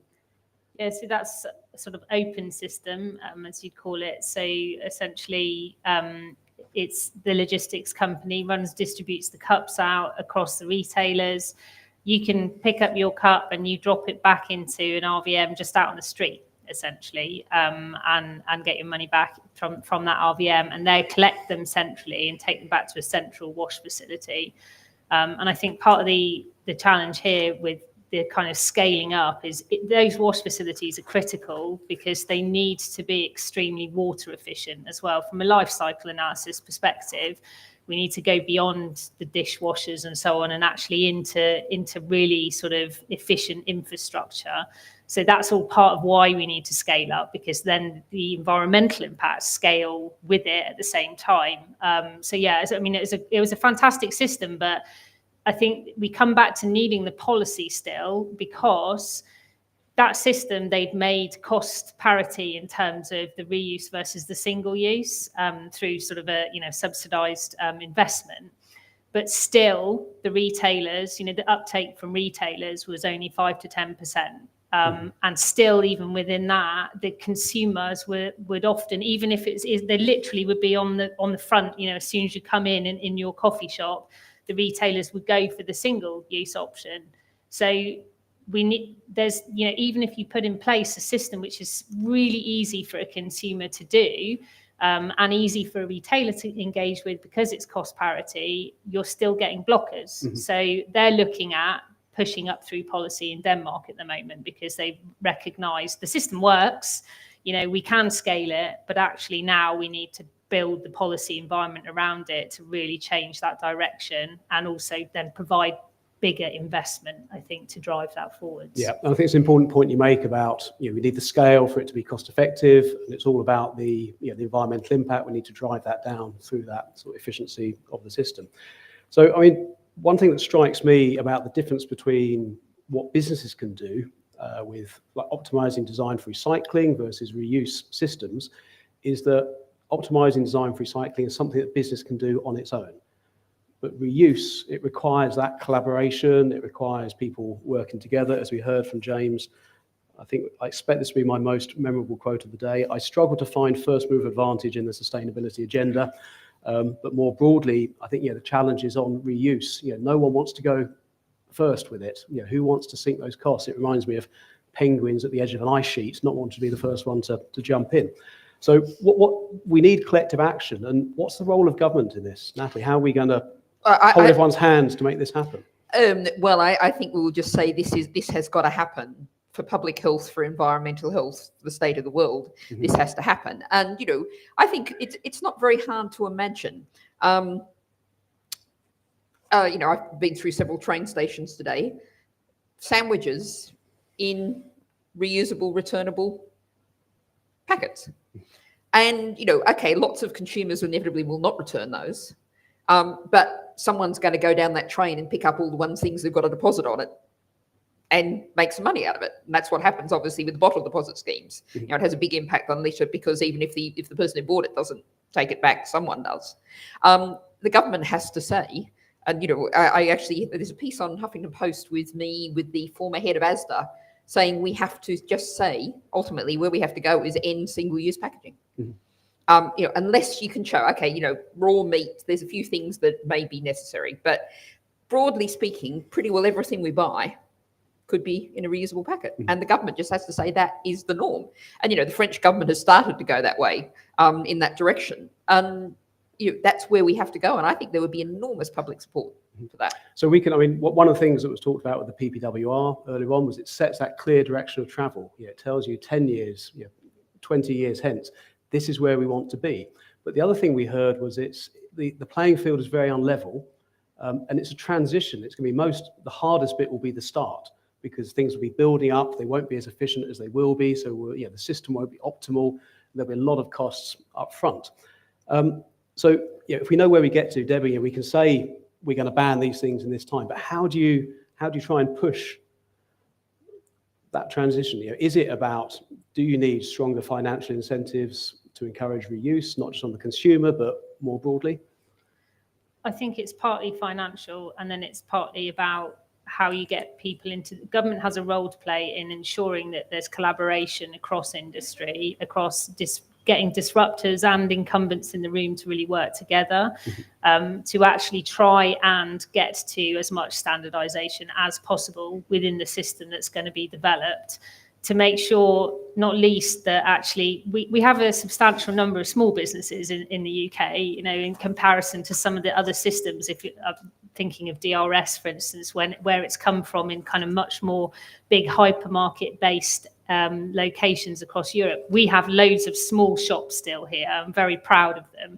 But they are going to struggle in some of these systems to be part of that conversation and to make sure that they're part of the pooled systems that are needed, so that they can be part of the efficiency and aren't left out as well. So we need to, so there's definitely financial requirement to kind of prime some of this infrastructure, I think. But there's also a need to then get the people around the table to make sure we're standardizing where we can to develop sort of efficient sets of systems. But they are going to be, there are different solutions, as we've heard earlier, for some of the different packaging types as well. So it's also about working out how they fit together and how we can make that consumer journey as easy as possible, so we actually get the returns we need. Yeah, and I think, I mean, it was Amy or Sarah who mentioned it in the earlier panel discussion, that legislation often drives the market on this. You know, it drives the commercial viability. And I'm thinking back to the landfill tax, which to start with was trying to internalize the external costs, some of which we've talked about, but then it actually went beyond that, and it gave that sort of, the escalator gave that clear view of where things are going. And yeah, perhaps we need something similar on reuse. I've had the 5 minute, I've had the 1 minute, and I suspect we are slightly over time now, so we better leave it there. But thank you to both my panelists. Thank you very much.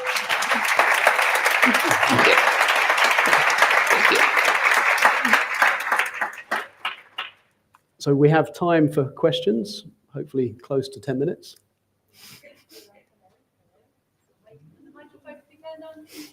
Or my microphone would do, actually. Natalie's microphone. I'm on. Great, thanks. We thought we'd go to some online questions. Okay. Oh, I feel like I'm on Country File or something from our viewers. So we've had Neil, who has been very engaged, asking lots of questions. Thanks, Neil. Question for Debbie Fletcher. Does circular economy planning need to be included as an obligation for new unitary authorities in the legislation about to go through Parliament? Good question. Circular economy plan. So circular economy action planning, I think, does need to be something that all local government is instilling within their activities going forward. I think a lot of the challenges that we're talking about here, though, are very much at a kind of a national government scale. So there's only so much that local authorities can do they're more delivery vehicles for when we're talking about things like waste, essentially. And we need to work out what their role is in all of these conversations. So I think I'm really interested to sort of hear more about and think more about, what does local authorities collect all our waste at the moment, because it's waste, and then they send some for recycling and so on. But when we shift over into a reuse system, they may still be a service provider. They may be one of multiple service providers. So what is their role within that in terms of facilitating the circular economy? And until we kind of answer these questions at a more strategic national level, it can be quite hard for them to write beyond where they are now and beyond the upcoming policies that they have to face in the waste space. But certainly in terms of public procurement, for instance, and when they're procuring services and products and things, they should be incorporating circular economy into the public procurement space. So. And I'll just add, thanks, Neil, because that's certainly given me something to think about when the bill comes to the House of Lords. But I will make the point that we are talking about what are going to be severely under-resourced. We increasingly have a problem where local government essentially can only act as an agent of the central government, because when you look at social care costs and children's care costs, there's nothing else left. Yeah. So, there's got to be realistic. If there's not resources, they're not going to be able to pick it up. And we had one more online, and this was, I think, the first part of the question was for Debbie, the second part for Natalie. Why does the UK government ignore data from other countries for example, France. I think, Debbie, you were saying we need data, the government needs data. So I think that references that. And the second part of the question, and how do we get the government to adopt a percentage ring fence of EPR for reuse as in France? So I think for both of you. So I wouldn't say government ignores data. I think it's constantly mining for data, but it's kind of balancing up that, is that representative of the United Kingdom situation, and what else do we need to know? And I think part of the problem here is that even where there is some legislation in place, for instance, in France and in Luxembourg, and now we have PBWR, that's all still quite early stages as well. So the data coming out of that, we're still waiting for that transformation to be able to, build on that ourselves as a country. So, but they definitely don't ignore any data. They're mining for world data all the time and looking for best practice. But, I think we're at that kind of point where we're still waiting for things to bed in those places where there has been legislation put in place. So in the interim, it's great that we're also starting to look at our own kind of detailed data and flows and making sure that we can take decisions based on both, essentially. Thank you very much for the question, because it's given me a chance to say my favourite phrase, which is, we need a world where everyone makes politics what they do, not have done to them. And we've had politics being done to us for a long time. And change is never delivered by the status quo. And who has most influence, who has most in on the government? It's the status quo. So it's all of you collectively that need to create the pressure points to make it happen. Change will only be delivered when that happens. And that means, it doesn't mean that you personally have to go and pound on the gates of Westminster and say, give us a bottle deposit scheme. But do what you can, make the voice out there, let everyone know that it's possible, and build the pressure up wherever you can, in whatever spaces you can. So do politics is the answer.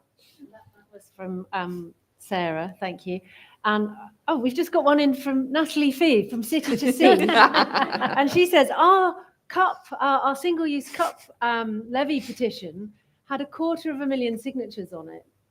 And that didn't see adoption from government. We've currently been running our single-use petition, our dine-in petition to ban single-use in dine-in settings, as has happened in Europe. But we don't seem to be getting the buy-in from government when there is public demand. What more can we do? I think my answer to that would be that I think lots of people are really disappointed when they do one political thing and they can't see an impact. And my case study for this is always, some people in the room at least will remember, there was 1 million people marched on the streets of London before the Iraq War, saying to Tony Blair, don't go to war. And Tony Blair went to war anyway. But 10 years later, there was actually a vote in the Commons on whether we would bomb Syria or not.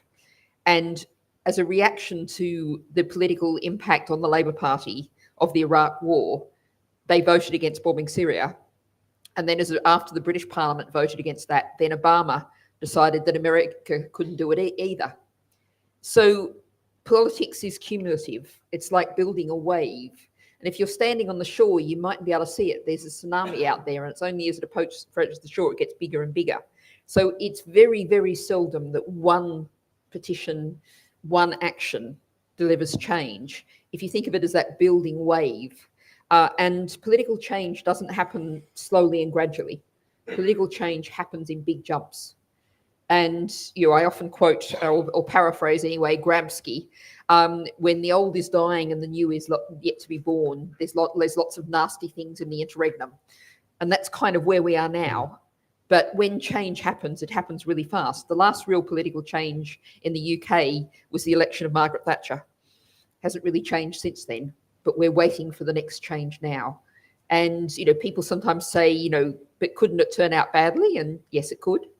But history is not pre-written. History is made by the actions of people. So everyone who signed one of those petitions has just built that wave up a little bit. And, if you sign the petition and then get 10 of your friends to sign it, then you've added a bit more to the wave. It's all cumulative. Thank you. Great answer.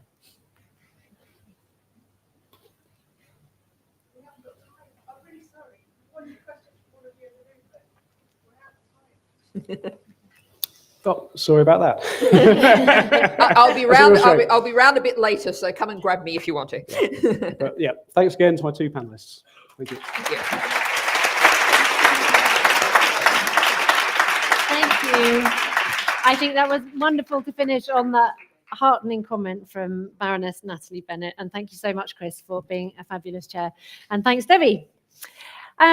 So we will be having a break after this. Our next, we've got one more session, and then we'll be going into a break. So if you do have questions that you wanted to ask our panelists, you will have an opportunity to do that. So earlier on, you heard Alina mentioning an initiative called ALNA in Indonesia. So we're just going to go across the globe for a very short film from Indonesia, from ALNA, celebrating 5 years of reuse initiatives and community engagement to power the shift away from single-use in one of the regions that's most affected by single-use plastic pollution. Dulu kami berpikir, kalau tidak ada yang memulai perubahan, kapan semua ini akan berakhir? Kami memulai dengan satu keyakinan. Reuse adalah masa depan. Dari sebuah ide sederhana menjadi gerakan yang besar. Tantangan terbesar, mewujudkan suatu perubahan sistemik untuk memudahkan sistem reuse menjadi bagian dari keseharian kita. 5 tahun berlalu, kita telah menciptakan dampak yang nyata. Bukan sekedar mengurangi sampah plastik sekali pakai, kami telah berkolaborasi dengan puluhan produsen kebutuhan rumah tangga, melayani lebih dari 500 pelanggan, dan memberdayakan lebih dari 1.000 usaha kecil untuk tumbuh bersama sebagai mitra ALNA. Tentunya, kami tidak akan berhenti di sini. Bertahun-tahun ke depan, kami yakin reuse akan menjadi budaya. Di usia ALNA yang baru ini, kami ingin mengajak kamu untuk ikut serta dalam gerakan lebih baik reuse untuk masa depan bumi yang lebih baik.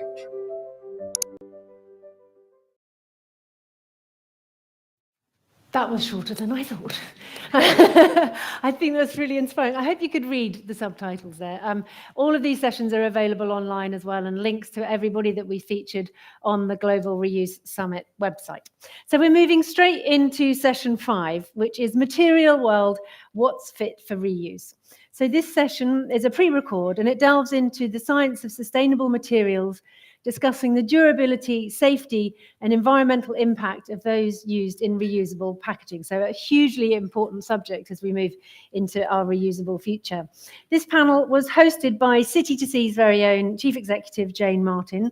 She's been leading the charge for our work on reuse over the last 5 years and has a wealth of experience from the last 25 years across brands, FMCG, and the public sector. She'll join me on stage afterwards to reflect on the discussion that we're about to see now. Hello, everyone. I'm Jane Martin, the CEO of City2C, and I'm delighted to welcome you all to our session, Material World, What's Fit for Reuse. In this session, we're going to explore the fascinating and complex world of packaging, focusing on durability, safety, and environmental impact. Now, with packaging materials being such a hot topic and a big business opportunity, we'll dive into the trade-offs and the innovations that can help us build a truly circular economy. So are you considering bringing products to market in refillable or returnable packaging? Well, this session will give you some balanced information about what to consider when selecting packaging, including a variety of materials, product types, and systems. I'm thrilled to be joined by 2 experts today who are going to bring a wealth of knowledge to the discussion. First, environmental scientist, managing director, and chief scientific officer at the Food Packaging Forum, Dr. Jane Munker. She co-founded the forum in Zurich, where she leads efforts to compile and share critical scientific information about the health impacts of food contact chemicals. She is also a member of the Scientists Coalition for an Effective Plastics Treaty, collaborating with the United Nations to combat plastic pollution. Dr. Munker is passionate about getting science heard, so I'm delighted to welcome her here today to do just that. Thank you, and hello. Dr. Munker, to kick things off, Your research work influences policy making, and I'd like to ask, how is the Packaging and Packaging Waste Regulation, the PPWR, influencing materials choices? What are the substances of concern and why? So PPWR actually is an environmental regulation that aims to reduce packaging waste.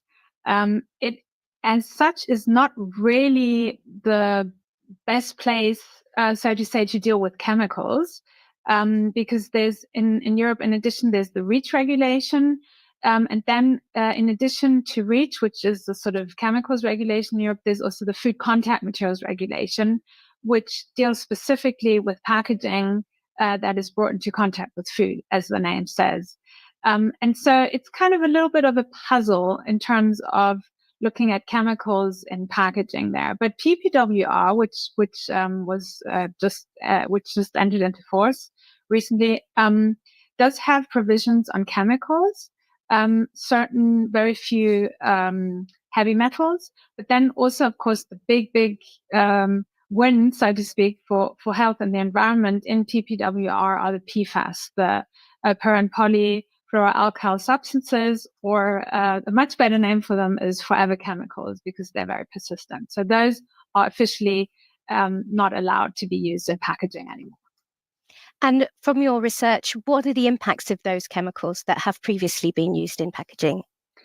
Well, that's a big question. Maybe just to briefly look at the PFAS, these forever chemicals, they're very robustly linked to all kinds of different health impacts. For example, kidney cancer, testicular cancer, impacts on cardiovascular health, impacts on the immune system, inefficiency of vaccines, for example, in children that have higher levels of PFAS, ulcerative colitis, for example, and things like that. So we have a lot of really robust evidence for how these types of chemicals impact human health.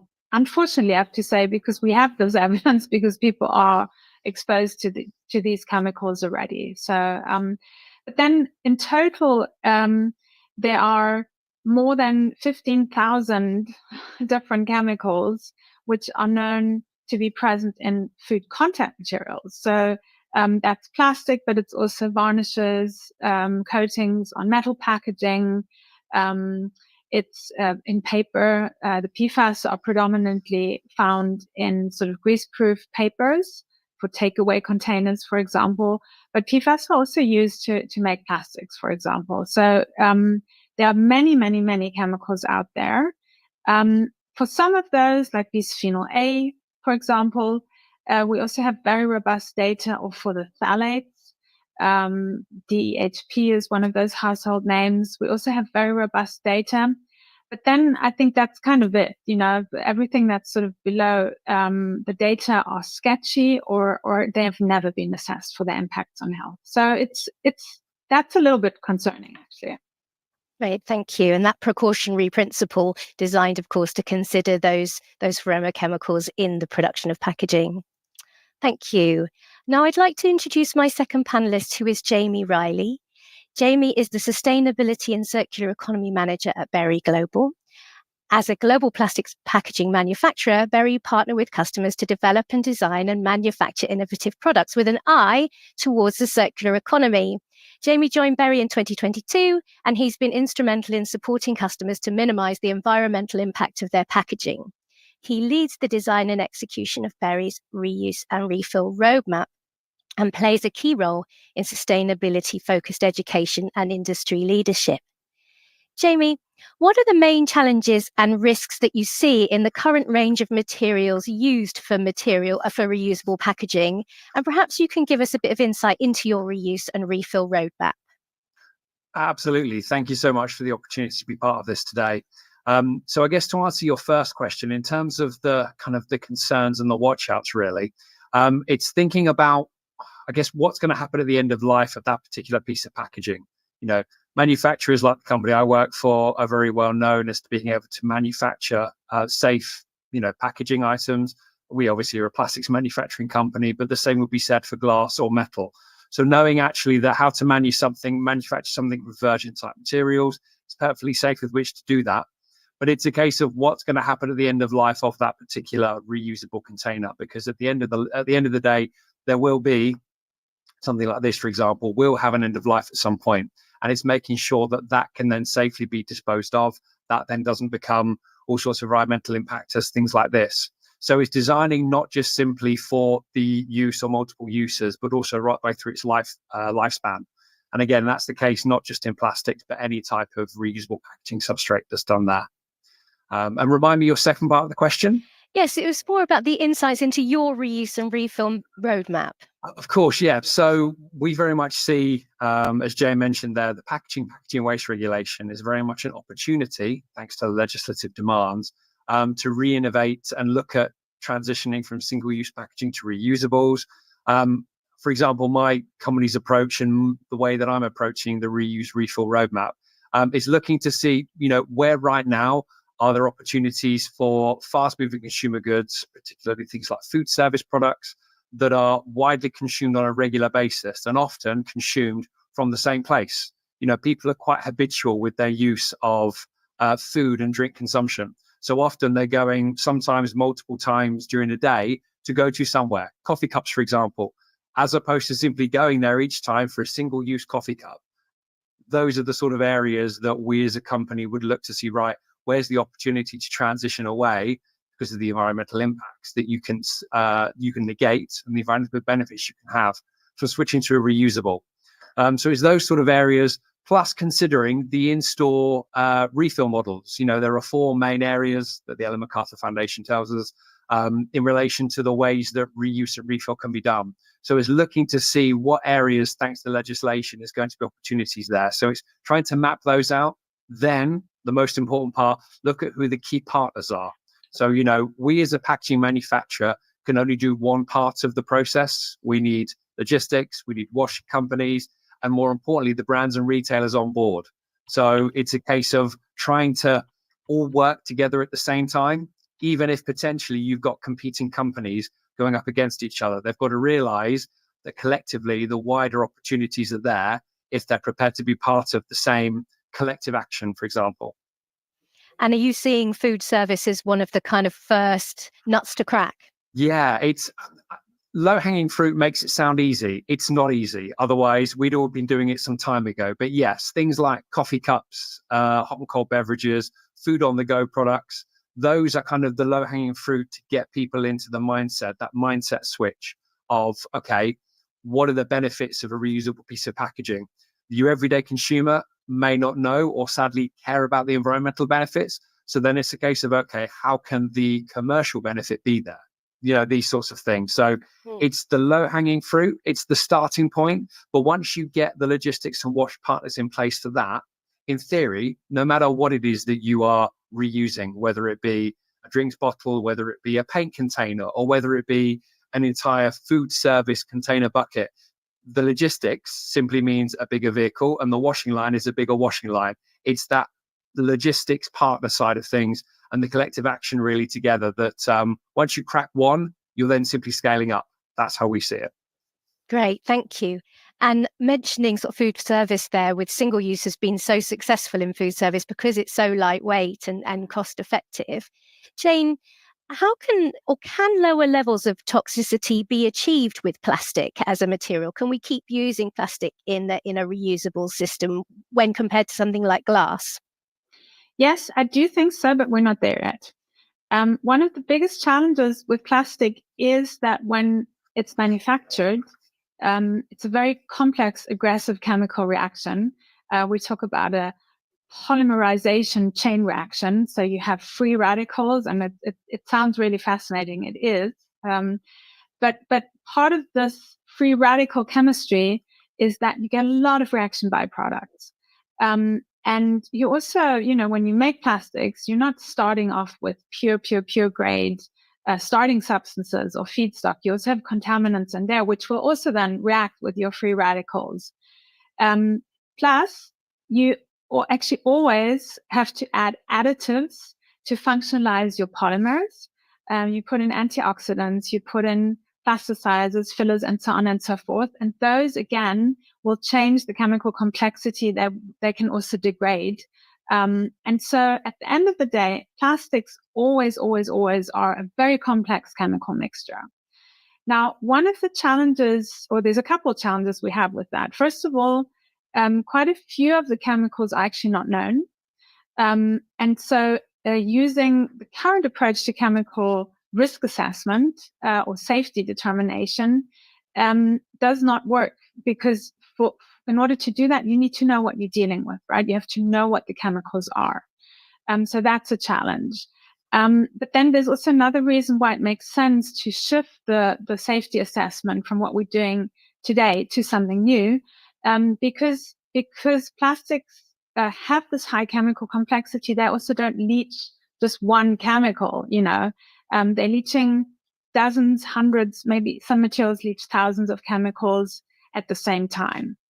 And you have such a thing as mixture toxicity. So even though individual of these chemicals may be present, leaching at below toxicological thresholds, when they're part of a mixture, and there's other chemicals in the mixture that can affect kind of the same biological endpoints, you can get this cocktail effect or mixture toxicity. So those are two major reasons why what's being done today in terms of determining the safety of plastics, but also other materials, to be fair, is scientifically not sufficient, to be honest. So would you say, that perhaps different types of products would be better suited to different materials? Say, for example, health and beauty products that might be less likely to be absorbed would be more suitable to plastic, and glass for food, potentially? So that's a very good point and an important point. And the answer again is yes. The thing that we're concerned about with these materials is that they're not inert. And that means that they can exchange their chemical constituents with things that they come in contact with, or just with the environment in general. It can go through the air, or it can go, if something's like there's a liquid inside a plastic container touching it, you can get this leaching, right? So this concept of migration has been known for more than 50 years. This is a well-established phenomenon. These materials are not inert. And they also absorb chemicals, by the way.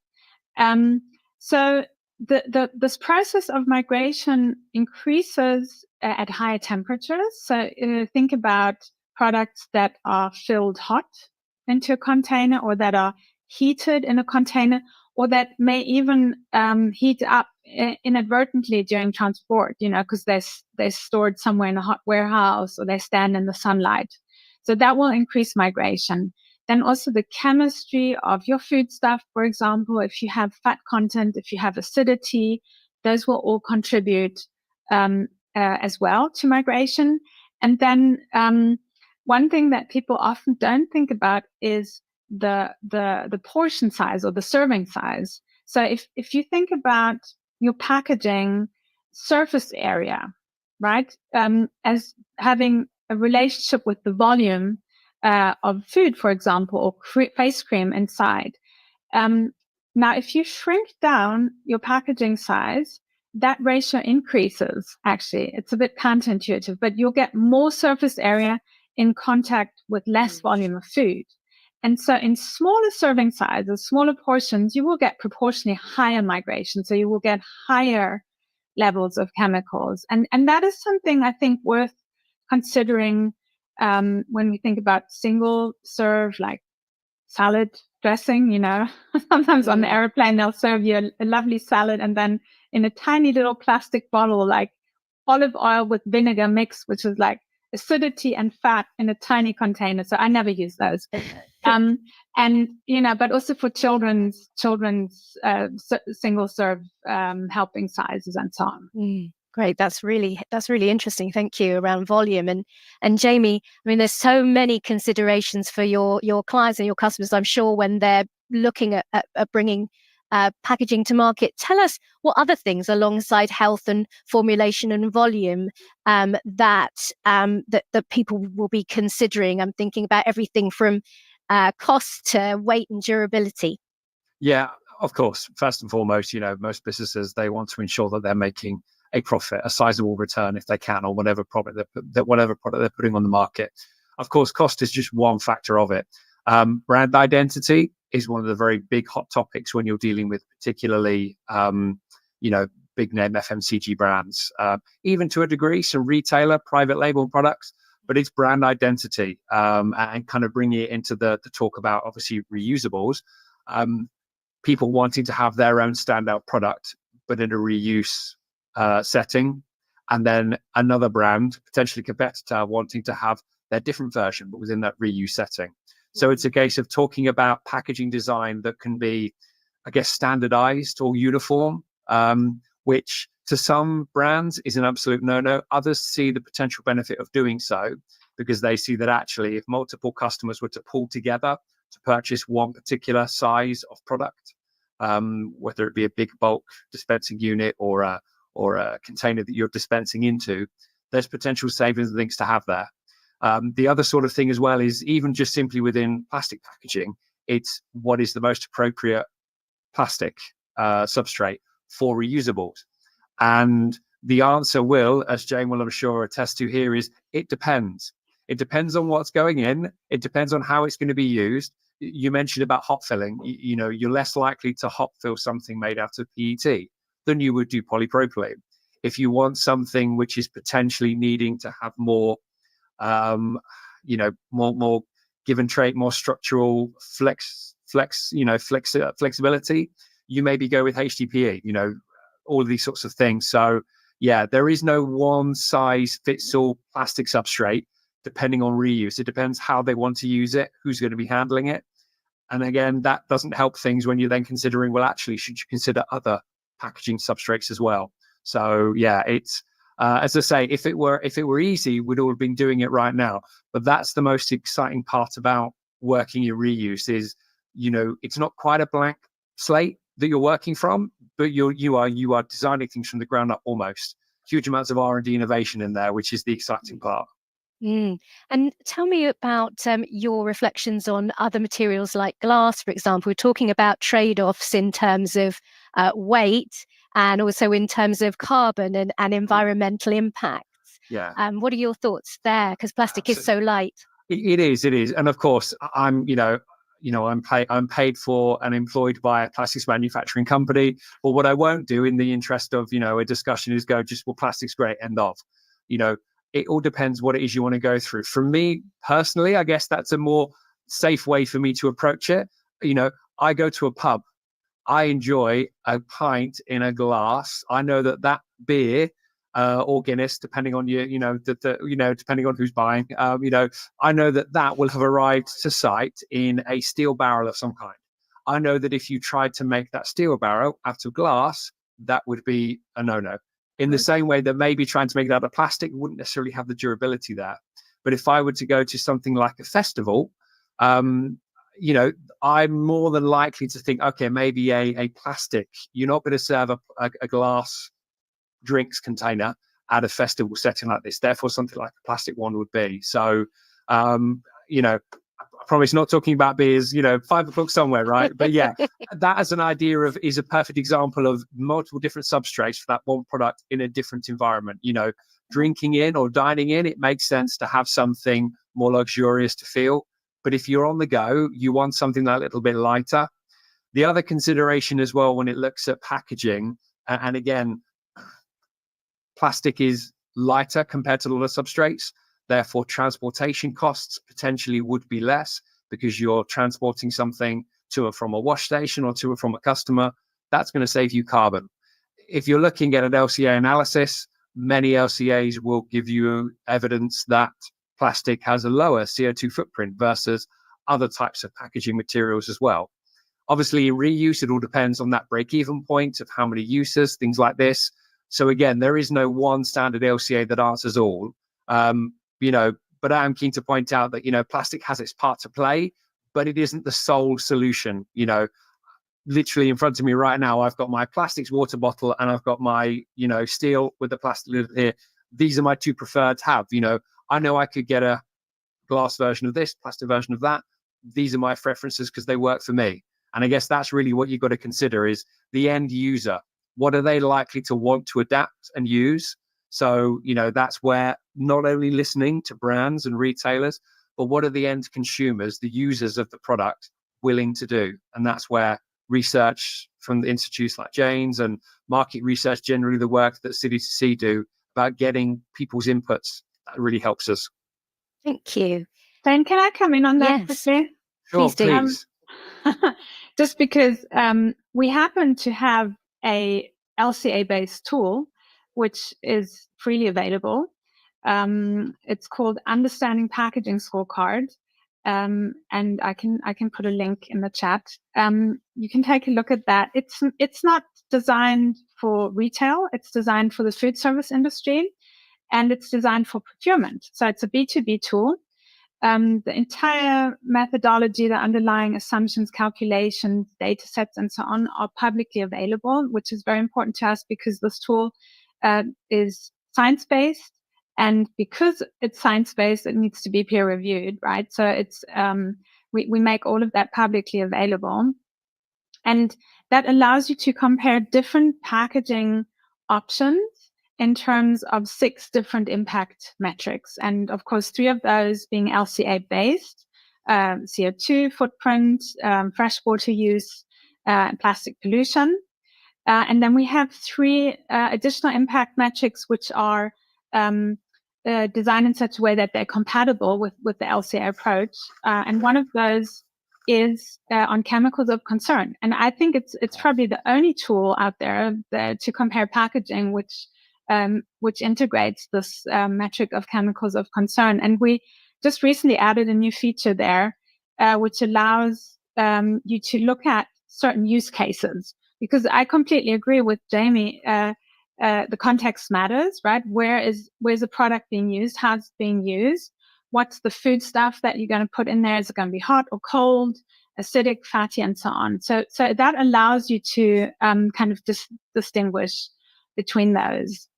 Another point that I would like to add is that in addition to the end user experience where a product is being consumed, that will determine what packaging to choose, I also think that you can start already looking upstream, when you develop your business strategy, actually.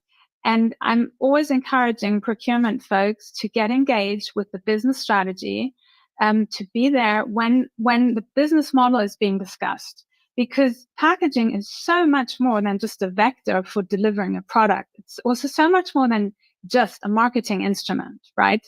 And by the way, Jamie, I love that to hear that some brands are considering having unified, standardized packaging. I think that's really forward thinking and fantastic to hear. But I do think that if we want to have a much bigger uptake of reuse, we need to be part of these business model strategy discussions with the procurement people, with the packaging experts, to understand that the way a product is delivered depends on the packaging, and that is part of business model considerations. Without that, I think it's going to be difficult. It's not just a material challenge here.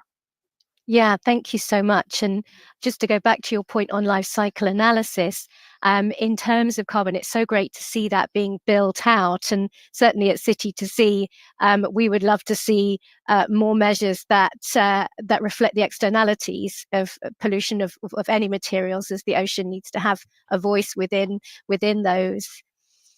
Jamie, I wanted to ask you, so we've talking about packaging and about the opportunity.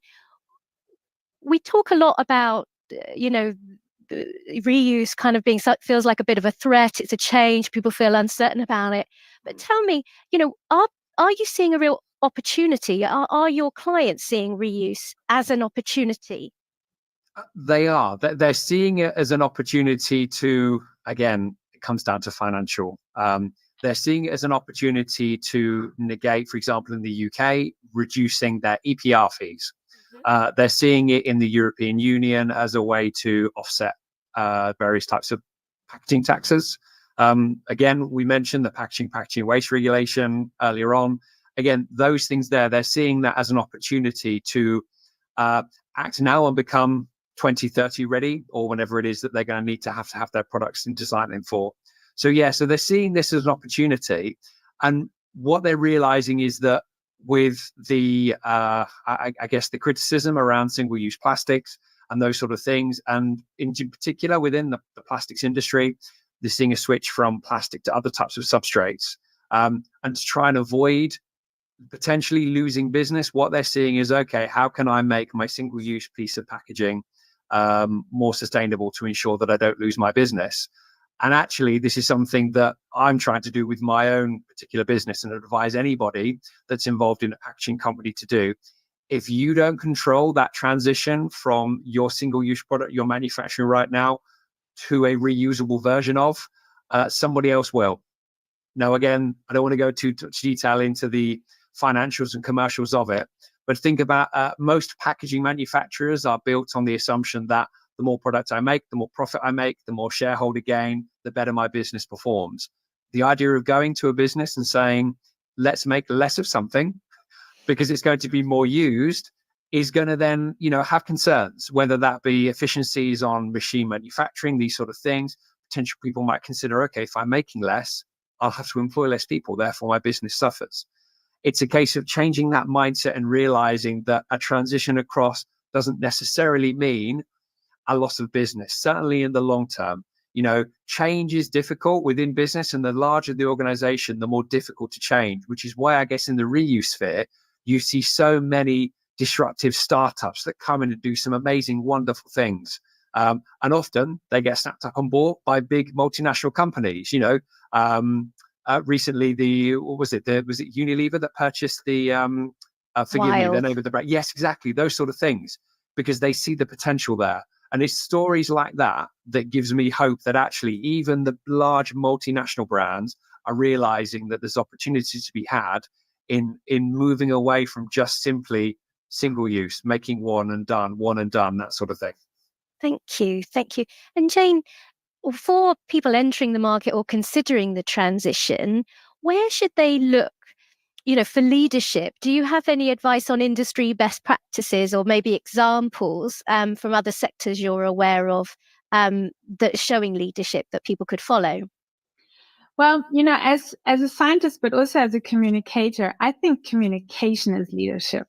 Having clear, honest, simple, straightforward communication. I think that really is the future. So again, as Jamie said so correctly, it's a complicated topic. It's very difficult to generalize, but if I'd have to generalize on one thing, I think it's be honest. Be honest about your challenges and show people that you're addressing your challenges, and collaborate. I think that is the point that I can't stress enough, especially in this reuse space, because no one can do it on their own. We need the logistics, we need the washing, we need policymakers, regulations to create the kind of pull and educate consumers and work with the scientists. I'll be happy to collaborate with material developers to understand how to better test the materials in terms of safety. So a lot of things to do, but yeah, collaborate and communicate. Yes, and in terms of waiting for legislation, it'd be great to see businesses turning up at governments and saying, this is what we want to do, this is what we think is the best way forward. And they're doing that, there's a whole reuse industry out there, so it's happening.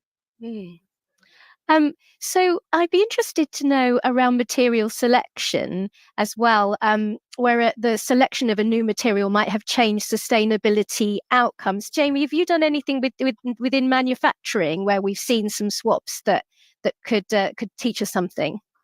Yeah, certainly. So, when someone will come to us and ask us about what is the best type of material that we need, I mentioned earlier that, where is it going to be used? What's the product going to be going inside it? Those sort of things. One interesting in relation to reuse is about the design and inclusion of things like tracking, as a way of being able to make sure that particular piece of packaging is being used correctly. Talking about whether or not you embed technology within pieces of packaging to kind of make them more traceable throughout the supply chain, or usable in terms of deposit return schemes, things like this. So that's kind of very much changed. And of course, when you relate to the particular materials used, that is, again, one of the big conversations that someone is asking, the ability to be able to maybe use recycled content recycled plastic content in a reusable packaging, as opposed to using virgin material, might mean that you choose one particular substrate versus another. Obviously, relating to the safety aspect that Jane mentioned, there may be some instances when actually it might be better for you to maintain a pure virgin material for a reusable product, as opposed to something that is coming from a mechanical or chemical recycled feedstock. So yeah, the conversations are happening, and more now, the first port of contact that I'm having with reusables in relation to customer inquiries is often from R&D as opposed to sales, because R&D are tasked with, can I do a thing? Then commercials come in and say, can I do that thing, but with a commercial return, that sort of thing. So yeah, it's, as I said earlier on, it's a really exciting space to be involved in. Well, thank you so much. I'm afraid we are running out of time.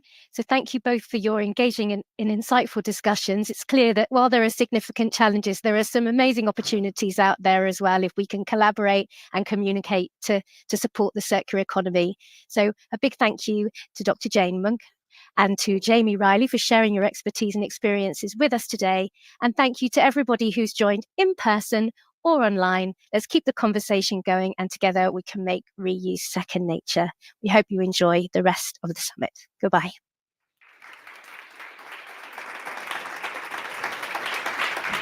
Come on up here. Gosh, the plot really thickens with that, doesn't it? That was a really, really interesting topic. I did feel a bit queasy at different points. I don't know if, when Jane was listing the number of chemicals that are in those, cocktails, not the nice kind that you might be having later. What were your main takeaways from that? Yeah, just briefly. I mean, we're just really grateful to have Jamie here, who's at the forefront of operations, alongside Dr. Jane Munker, who is at the forefront of scientific research. And that's exactly where, we should having these conversations. And, the things that really came out for me were, yes, those trade-offs around carbon and cost and chemical complexities, and those learnings for sustainable innovation. These are things we have to consider to make sure that what we actually invent doesn't become, the poison itself. So some really interesting point outs there. And I really loved what Jane said around communication being a form of leadership, which we're all trying to do here today. So yeah. Very much so. And those details, if you want to dive deeper into what Jane was talking about in terms of the research papers and the LCA tool, we'll add some links on the website underneath this session that you can watch in perpetuity, and you can go into the details there. But yeah, it was great fun. Brilliant session. Thank you. Yes, so I think we're all. I'm certainly ready to have a coffee and a refill return cup made of virgin polypropylene with a break-even point of 3 uses. Maybe with no cream. Yeah. Thank you. Yeah, but thank you to you can all everybody. join her soon. We'll be going into a break soon. Thank you. That was a really excellent session. Yes, go on. Okay, you can go. I'll lead us in. We're going to be watching a couple of films now.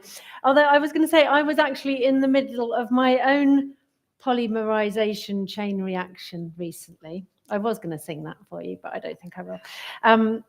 And I think it's interesting. I recently went to Frankfurt to have an operation. The reason I went to Frankfurt was because has anyone had a hernia repair or know someone that's had a hernia repair? Quite often they will put in a plastic mesh. And years ago, those plastic meshes were covered in like Teflon, so they didn't stick to things. But now we kind of know they were full of PFAS and forever chemicals that we were putting in our body, not to mention having the plastic in our body. So I went to Germany to have a mesh removed and have a biodegradable mesh put inside me. And so that is, I think, we're not doing that in the UK yet. They're called biohernia, if ever anyone's like, I want to know more about that. But I just think that's exactly that, is sort of, we think, oh yeah, this is the right product to use.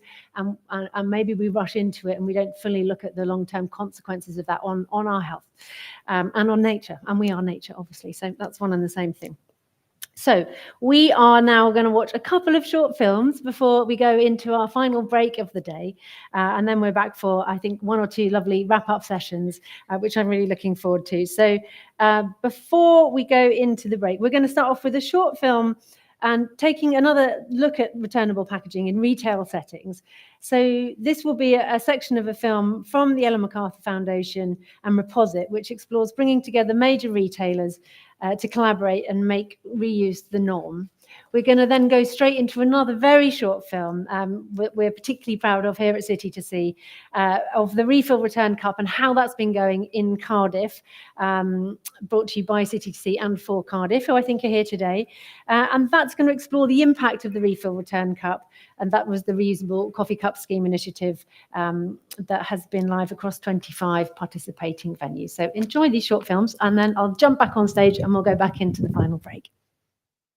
So every bottle that we have is tracked with a unique QR code, which is attached with permanent adhesive onto the bottle that does not get washed off during the washing process. And what that allows us to do is to scan it at each stage in the bottle's life cycle, each stage of the journey, and to track its location at all times. We've developed an R&D facility that can wash 2 million units a year, so it's a lot bigger than R&D, where we've proven that we can wash packaging without any additional chemistry with 100% pass rate. We're using the existing facilities and services that most of our platform enablers already have, but instead of doing it for the linear economy where it's like the take, make, waste model, we are encouraging them to use their service to help us create a circular model. We're developing the know-how and the platform of what works with a view to global scale. It's not that Reposit will be a system that's available in every country, but the know-how can be transferred and locally adapted to the local market requirements to enable them to transition to reuse as well. So we began with 8 own brand home care products for M&S and moved them from single-use plastic packaging to returnable, reusable Reposit packaging, primarily in aluminium. And that's really where all of it began. The fact that M&S started with 6 stores with little to no marketing or PR, and customers were engaging and customers were buying it, and then M&S scaled, should show that it does work. So I think that's the reason why it has to be collective action between retailers, brands and consumers, because if we don't all come together, we're not going to unlock those benefits. I think it's becoming clearer when we think of net zero targets, when we think of the UN's Global Plastic Treaty, for example. They are trying to understand what is the environmental impact and how do we transfer that into the financials so that it's a level playing field. And that's really what we are in the midst of. What we've done so far is absolutely giving proof points that enable more partners to come on board, whether that's brand, retailers or system enablers, because the data that we're producing in terms of the rate of sale, the return rate, the environmental benefits, every day is a new learning, a new piece of data that's another proof point of why this will succeed. I believe there is a huge opportunity and a movement of organisations ready to take action.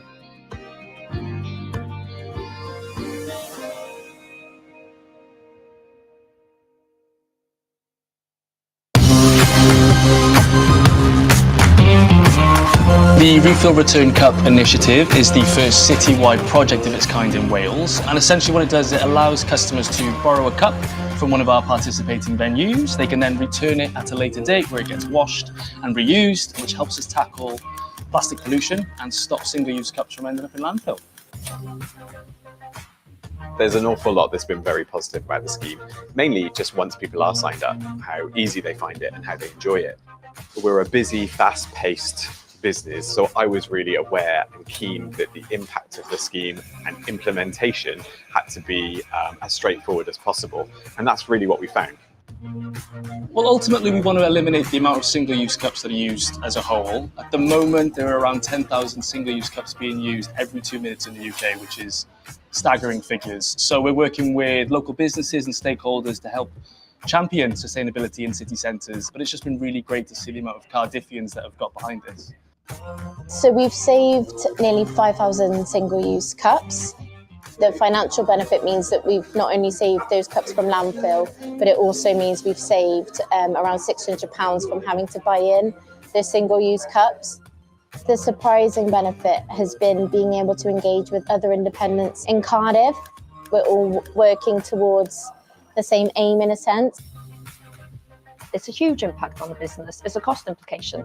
And if you can reduce a bill by doing something simple of using a reusable cup, then that's got to be a bonus. And I think citywide, it's actually promoting different companies as well, small independents. Signing up for it was very easy, and now with the scheme, I'll be able to order the same coffee with a discount. I just get to enjoy my coffee without knowing that I'm throwing things away.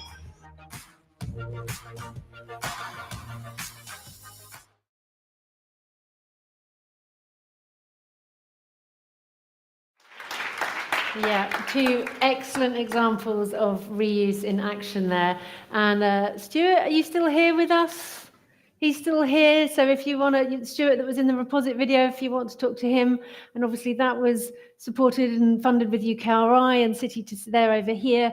City to See, we're very happy to work on that project over the last couple of years. It's been really exciting, and Céline Deschamps, who's going to be hosting our next panel, is available, and she'll also can talk to you about the amazing work that's happened with Marks and Spencer's as well with their reusable, refillable, pre-filled products. So, we are going to have a quick refreshment break now. So you've got 20 minutes to stretch your legs, talk to the people in the room, go and see our exhibitors. Boca, I'm totally going to buy myself one of those refillable toothpaste tubes because they're amazing. And I've just run out. Go and have a chat with Culligan, and we've got the Pack Hub over there and City to See if you want to talk to anyone. Otherwise, 20 minutes. We'll see you back there. If you're watching online, we'll be back with you in 20 minutes.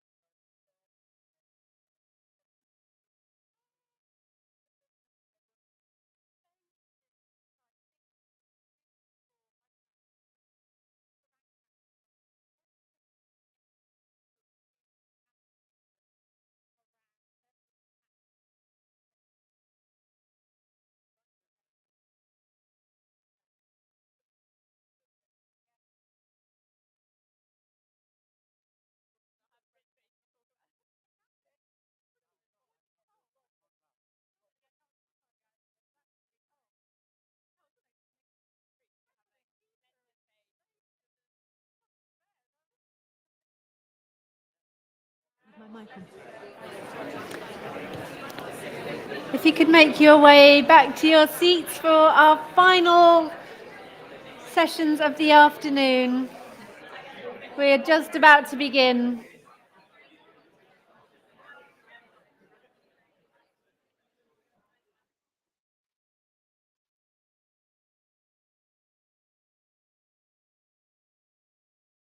Wonderful. Okay.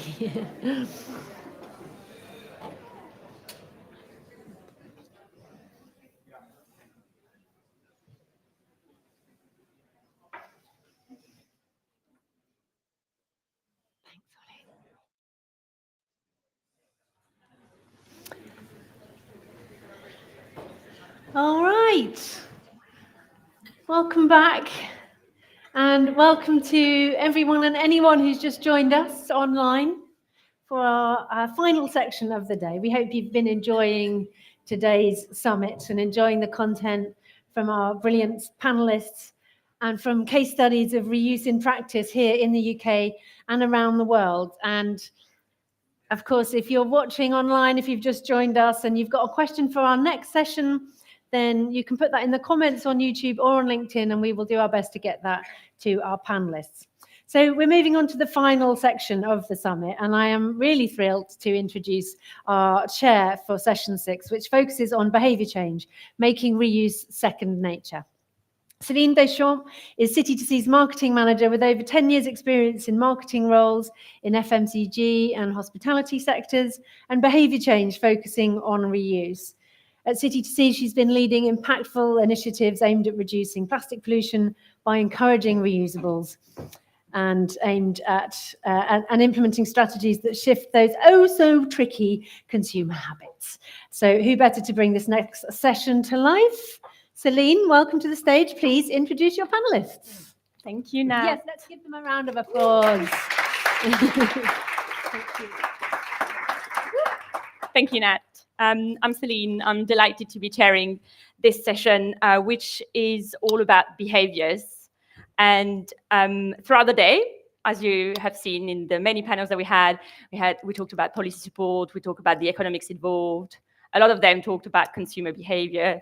And we know the appetite. At City2C, we've been monitoring consumer readiness around refill and reuse for the last decade, and the results are clear. You know, like 3/4 of people demand and say that reusable packaging needs to replace single-use packaging in the next 10 years. But how does that behavior actually happen?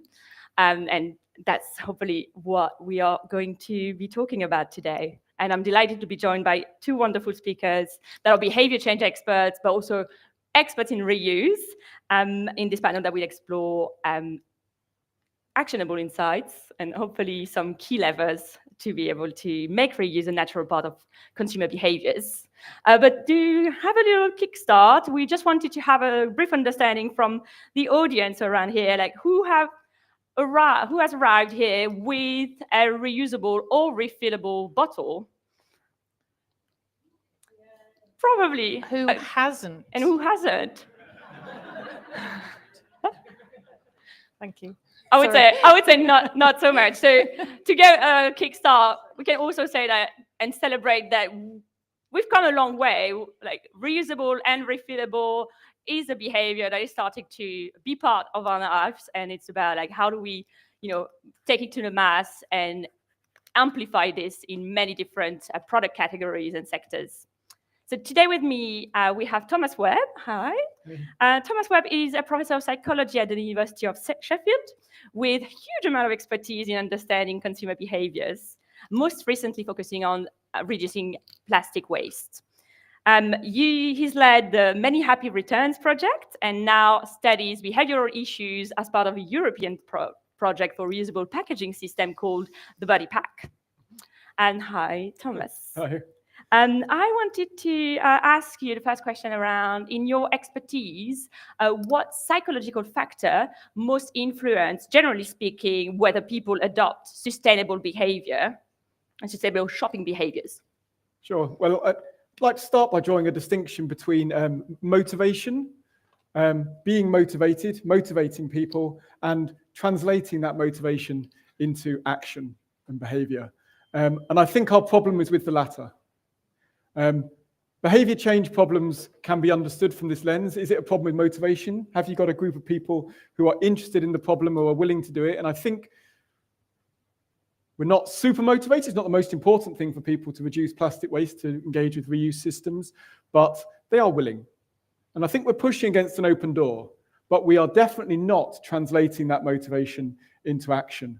And that's because, and we'll come on to this, I think the systems are designed in a way that they present barriers to people and thwart that motivation. So we know from, bitter personal experience as well as scientific research that the road to hell is paved with good intentions.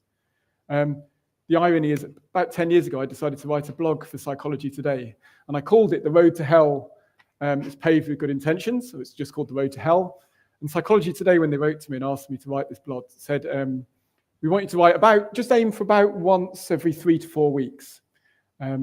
So in 10 years, I've written twice, but I think that demonstrates, and I stand it up there as an example of the intention behavior gap.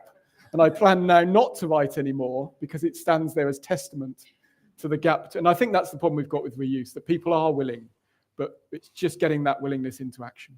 Absolutely. There's always a sort of gap between what people say and what people do, which is exactly what we need behavior change experts around the table to be able to nudge, gently nudge certain actions.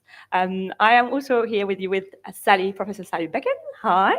So Sally Becken is a plastic innovation expert and the founder of the UK Circular Plastics Network. She's very passionate about achieving zero waste future in her work, but also personal life and efforts, with a personal story about a van, which I can't wait to hear about.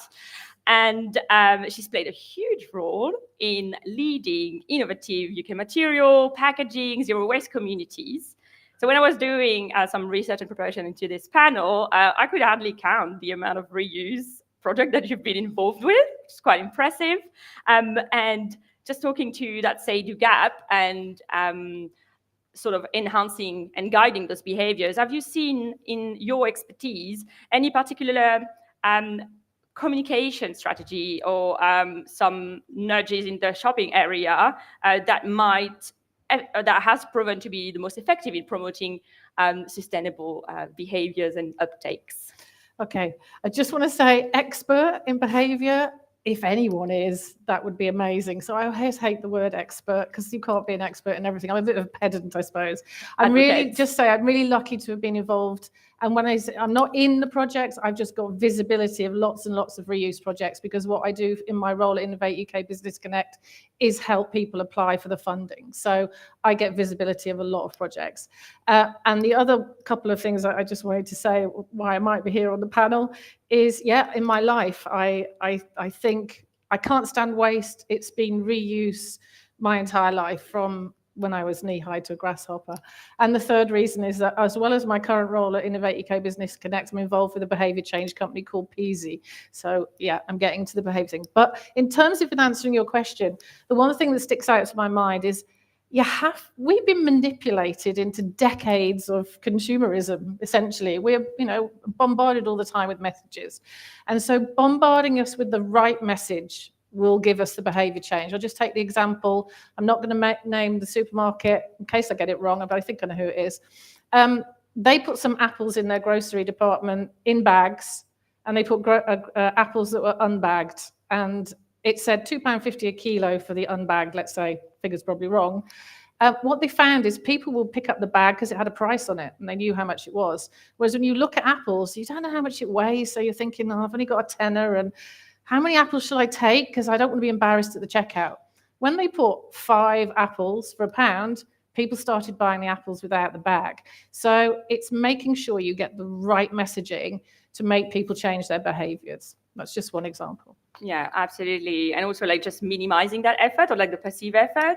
People are busy, and just making sure that we're clear in how we're guiding those people is so essential. And which comes to the different barriers that we see and people in the busy lives of people. And that might be a question for you, Thomas. So this panel is called get it right. Making reuse second nature changes behaviors at scale. So in your opinion, what are some of the key barriers actually, that we have to making reuse a natural part of consumers' behaviors? And can you give us some insight into how you think we should overcome them? Sure. I mean, I think one of our starting points for our work in this area was that reuse requires that things are reused by definition. When things are reused, used multiple times, they sometimes show signs of use. That's really a difficult thing for people. Who goes into the supermarket, looks at the display of baked beans? If there's a dent in one of the cans, we don't take it. If there's a blemish on a bottle, we take the one that isn't blemished. We have been socialized and now afforded the opportunity to have virgin material almost ubiquitously. And so if we move away from virgin material, we need to know what these signs of use, what people think about these signs of use. And so we did some experiments on that. And what we learned is that people do not like signs of use. Absolutely assume really cool paradigm where you morph in 100 steps a perfectly virgin clean container into one that shows signs of use. It's got some, it's fully hygienic, but it's got some scratches on it or whatever. It shows signs of use.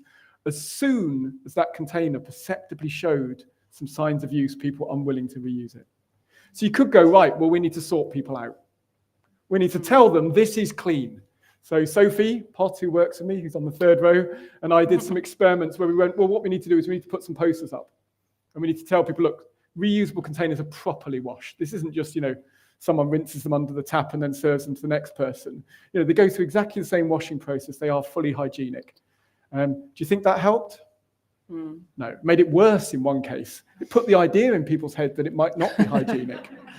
Yeah. So what you don't want to be doing is creating a barrier which you then require behavior change specialists, of which I'm supposed to be one, but that is testament to the fact that you can't make it work. And there's lots of examples of this.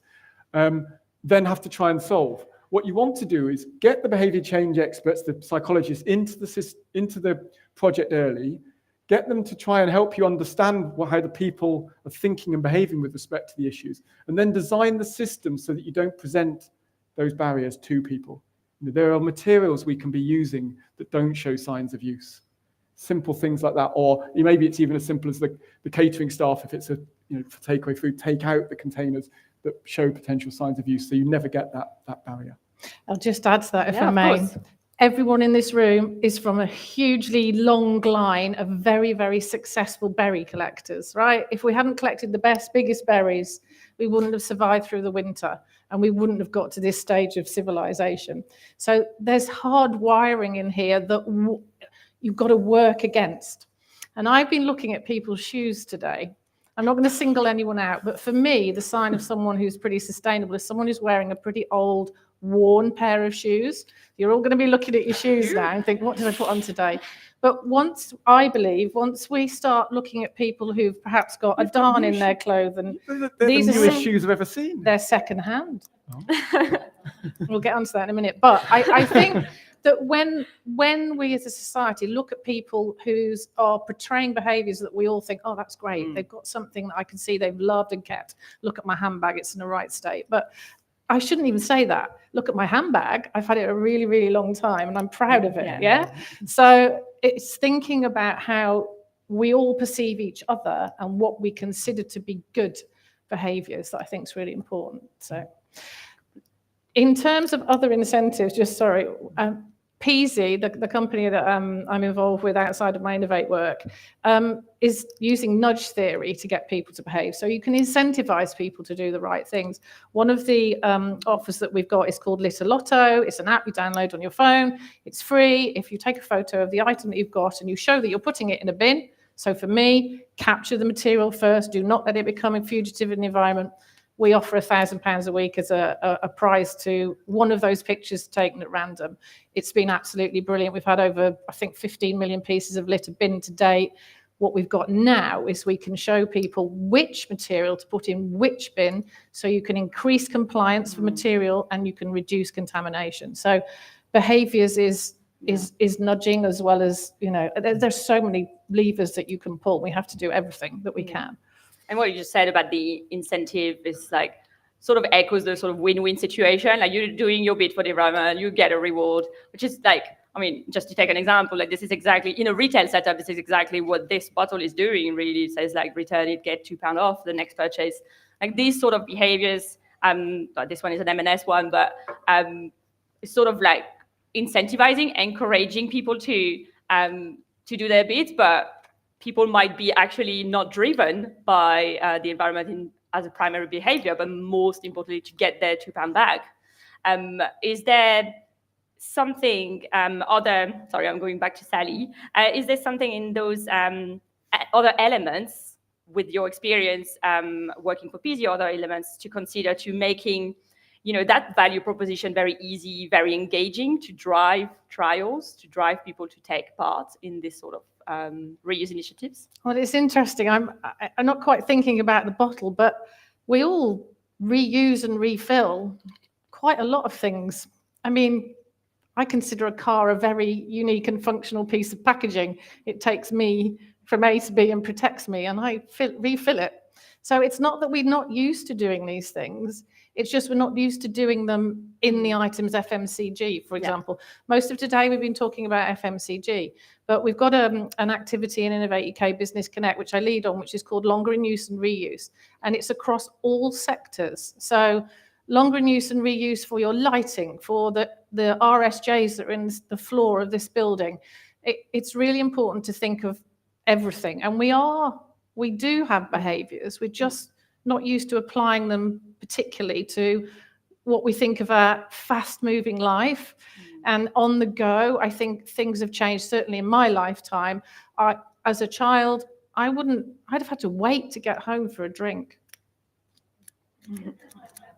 Not because my parents were cruel, because that's what happened. We could go for a few hours without having a drink on the go. You know, things have changed absolutely massively. And I think we can think differently, and we are capable of human beings of behaving in another way. I probably haven't quite answered your question, Celine. Sorry. No, but to delve into what you just said, Thomas, around that idea of like, people might do, you know, certain behaviors that aren't labeled as reuse, as sustainable, but people do it anyway. Do you have any sort of insights onto this, and how and what might be the opportunity for the marketeers around the room, or the sustainability leaders, to graft onto this sort of behaviors? I thought I did. Well, the problem is, I think our norms are quite contextually bounded. So we might be very good at reusing things in one context. So if you went into a restaurant, sat down for your meal, and it arrived on a plate, you would assume that plate had been used before, right? You go get a takeaway meal from a kebab shop, and it arrives in a container. That container you assume has not been used before.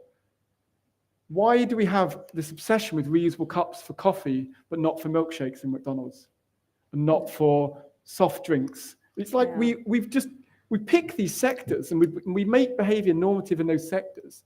And so the reason I started by saying, I don't know whether it's the case, because what seemed obvious to me is we need to show people the transfer. We need to show how it's almost a bit weird why they do one thing in one area and not something in another area. So another one of the posters that we put up as part of our work, I don't think we wrote this one up, was restaurants don't bin their plates after you've eaten from them. So why do you bin your takeaway food packaging? Had no effect on people. So I don't know if there's something about that people struggle to transfer the norms, or whether we need to start the norms. But I really liked what Margaret said at the start of today, because she was saying, stop aiming for the low-hanging fruit. Because a lot of the work we've done on reuse, I'm like, well, hang on, we can do this for coffee cups. Let's do it for milkshake. But actually, maybe we shouldn't be trying to go for the next obvious thing in the line. Maybe we need to go for something that's the most challenging thing. And if we can make the most challenging thing work, then everything else is going to seem really simple. So you sort of like counter the point of, was it James earlier today? And I was talking like, let's not start with milk, but let's start with like, but I was trying to agree with Margaret, but it is quite, which goes into but tapping into. I was disagreeing with James. But okay. Tapping into positive emotions. Is there something that you mentioned as well around, to drive those behaviors, you need to probably celebrate the good parts, the wins, and not necessarily what I just did, tapping into the negative elements of like, don't do this, don't do that.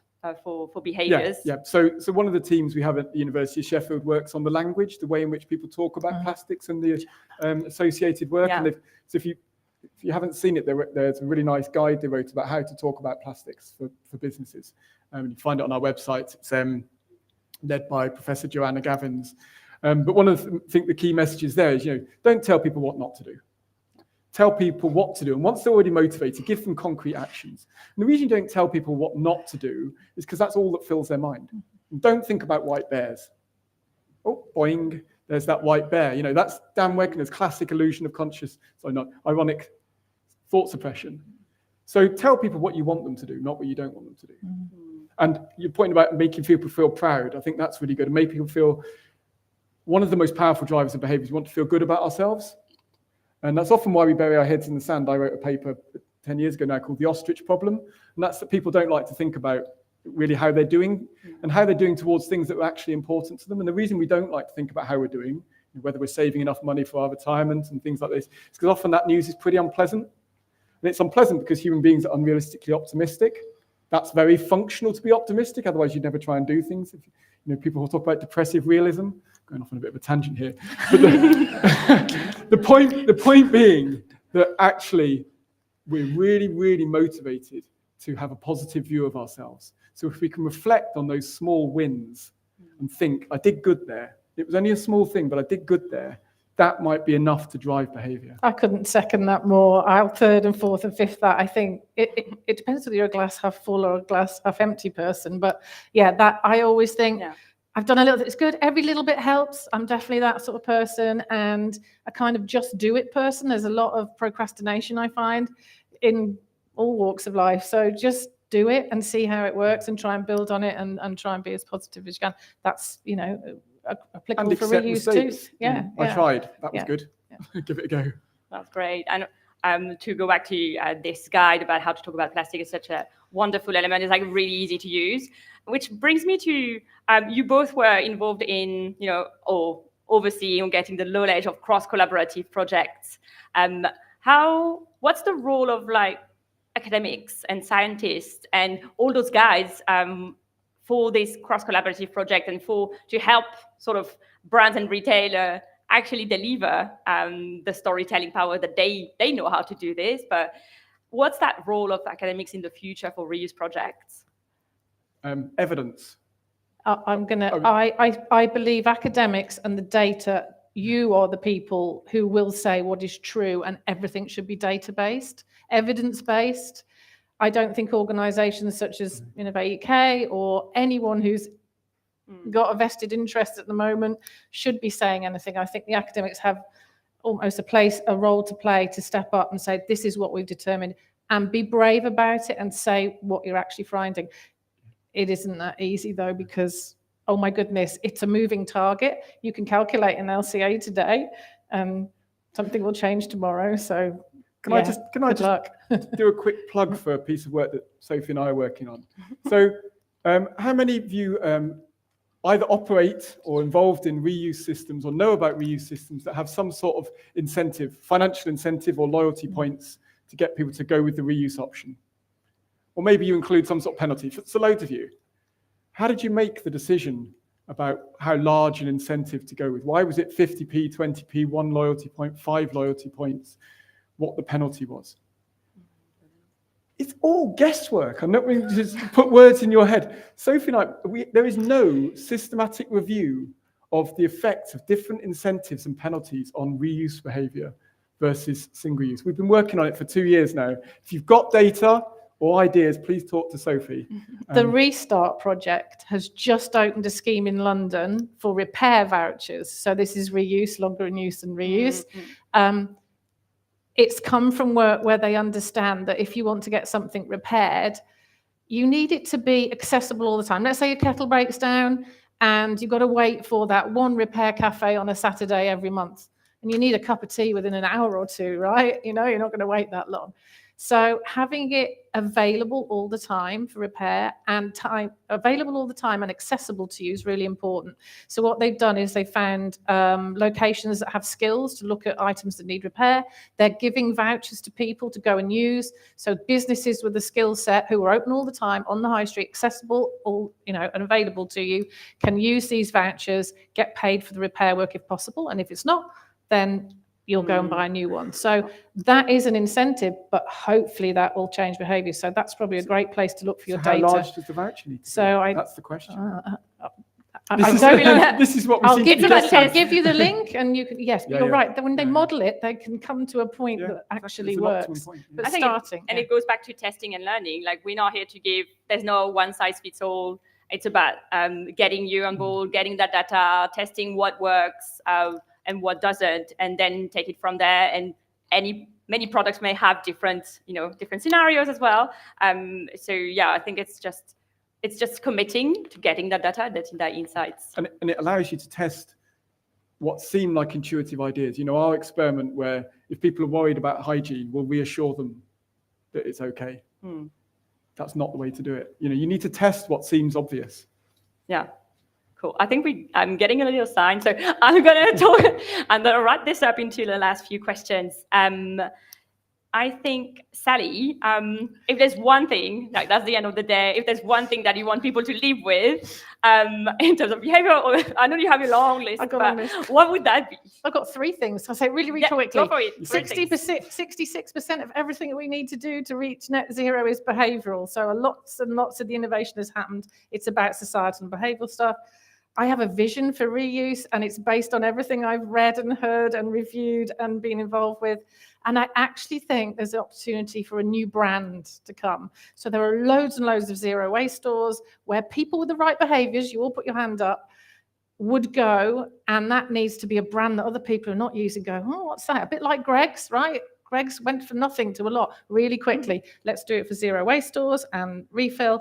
But the one thing that I want anyone to go away with, share your stories with your friends and families. What are you doing? I just took my 25-year-old caravan that I've repaired for years. I ripped it apart and I put it inside a van, and I now have a camper van.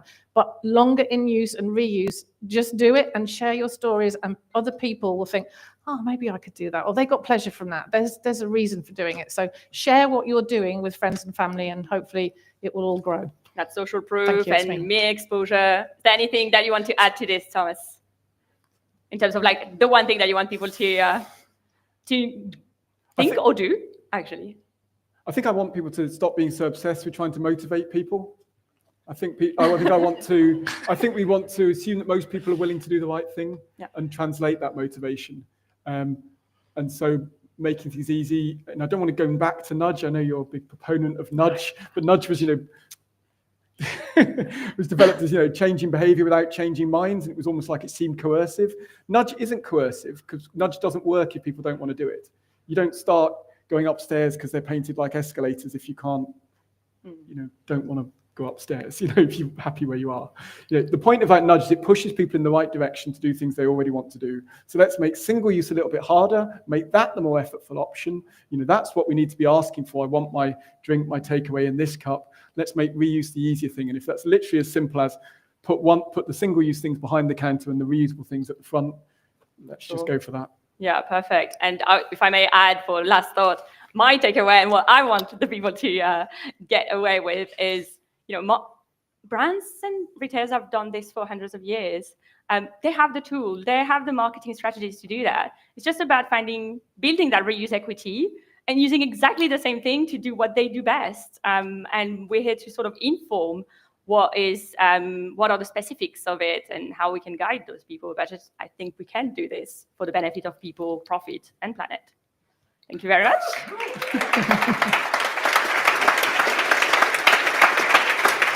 I think we're getting to questions, aren't we? Right. Any questions? Yeah, I think so. One over there.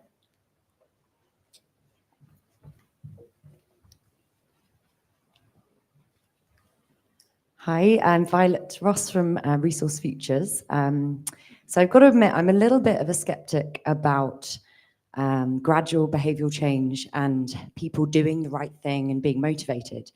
And I know that we're in a Western society where liberalism is very on a pedestal, especially in Western societies. And I wonder what you think the role of forcing people to change and stricter legislation, fines. For instance, in the Netherlands, you get fined if you put waste in the wrong recycling bin, things like that. So I wonder what your view is on that, and if you would have any recommendations if you had to be put on the spot by me. Thanks. Problem is, I might sound very right wing here. Just go for it. Massive fan of legislation removing choice. They are. I think I'd agree. The psychologist just Yeah. the psychologist doesn't want to be tasked with changing people's behavior. Let's let somebody else do it. And so we're all human, and sometimes we don't make the right choices. So if we have the data which we know what the right choice is, then I think we should legislate for that. I think it's important. You know, it's not that bad if you walk down the supermarket aisle and there aren't 500 different sorts of shampoo. I asked my mom once, and she said there were two. There were two sorts, and that was it. So she survived. She's got lovely hair. Yeah, so I would legislate. Yeah.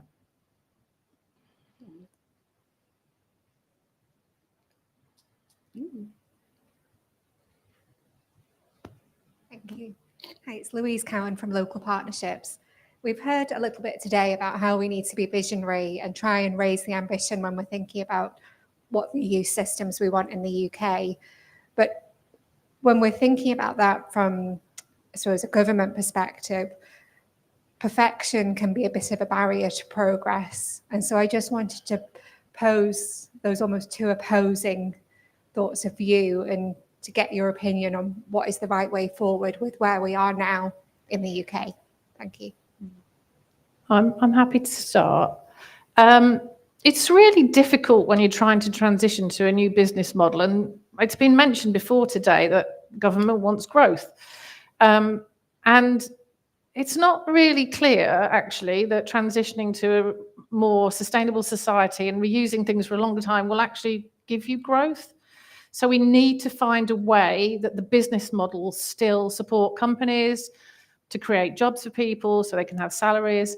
And that's the difficult thing. So making reuse mainstream, for example, the example that I used around repair, there's still a method for companies to get money by that. If repair becomes second nature or the first thing you think of, they could still be rewarded for the repair in the same way that they would have, and they probably end up with more income than they would by getting a cheaper kettle or whatever imported at very low labor costs from another country. So I think it's possible, but I have to look at it really, really carefully so that we can still generate, jobs for people and that they can have an enjoyable career and life. I mean, I'd actually personally find pleasure from mending something that was broken rather than just selling a new one that was off the shelf. So empowering people to use skills, I think, is really important.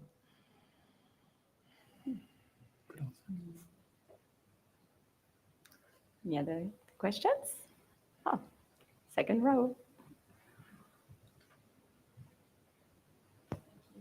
Hi, I'm Anna from Eunomia. I just wanted to kind of reflect a bit about lots of the kind of environmental initiatives that we're seeing coming out at the moment, and a lot of the public backlash we're seeing against various different initiatives.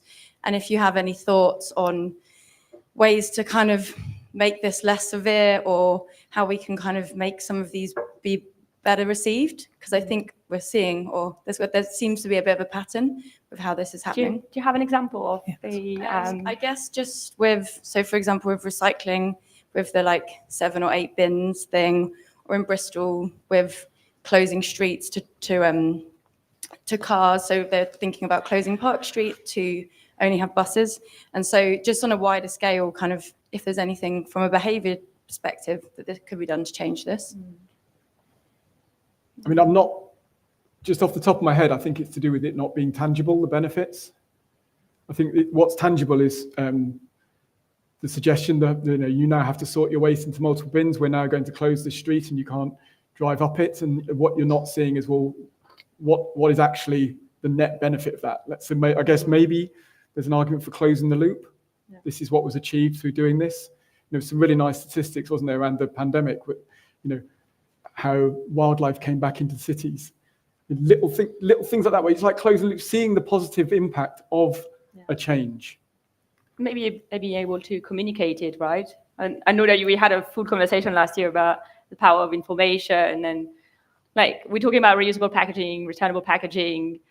If we don't even tell people that we're doing this in order to reduce waste, like some people don't even know what this is for. So it's about probably like talking about that aligned vision, even with consumers. We said that everyone needs to have the same goal, the same targets, but we also need to like consider people like, actual human beings that have also their own beliefs, and they can understand exactly what we're saying. I suppose. But yeah, I just agree. I think human-based stories that show exactly why you're doing this. For me, if I knew that putting stuff in 7 different bins meant that I had higher rates of compliance and lower contamination, and that my efforts were going to produce something valuable at the end, I would feel very positive about that. But like, again, speaking to people who probably feel very similar, it's those that don't feel like that need to see why it's important. I mean, I really don't like any media or programs that will perhaps pick up something that's not going wrong, because people tend to get that negative, I'm not going to bother recycling now if I hear that something's gone into the wrong country, and it might only be a very small part. Anything that makes people not do the right thing is not helping us at all. We've got to do more positive stories about why we should be doing this. And I actually think probably that there's quite a bit more positive change than there was sort of 5 years ago. I think someone mentioned about the open door. I think if we keep pushing from every single angle, policy, business, behavior, stories, it's a bit like, I'm going to pick up on Elvis again.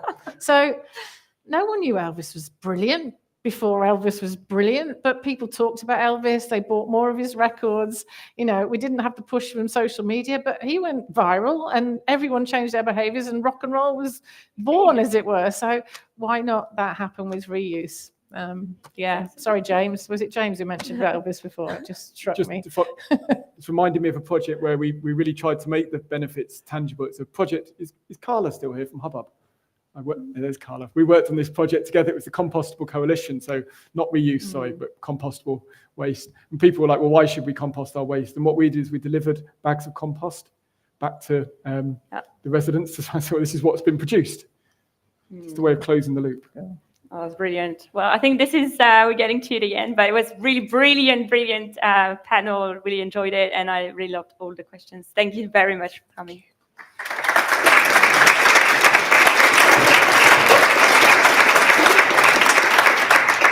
Thank you so much, Sally Beacon, Thomas Webb, and Céline Deschamps. Thank you.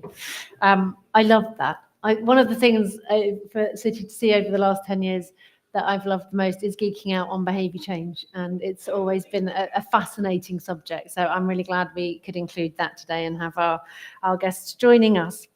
So we're going to have one more short video, and then I'll be welcoming James Piper back on stage. We'll be asking for your reflections from throughout the day before we move to our closing remarks. So you can start to maybe have a think about any comments or takeaways that you've gleaned throughout the day. And we're going to hear now from Muse, which celebrates the impact of various cities around the world, leading the reuse revolution, and shows that change is indeed around the corner.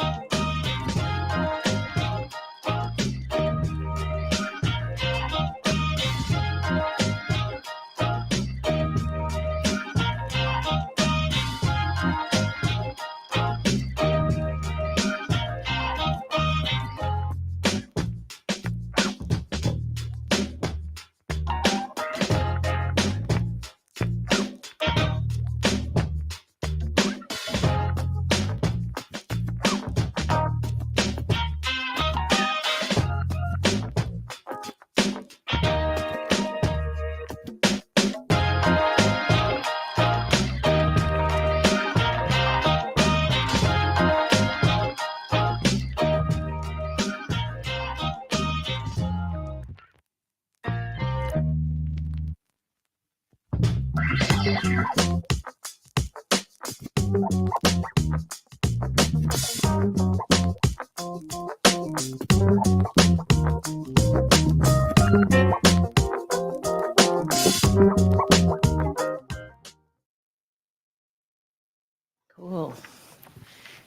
That made me think that we're actually rather behind here in the UK.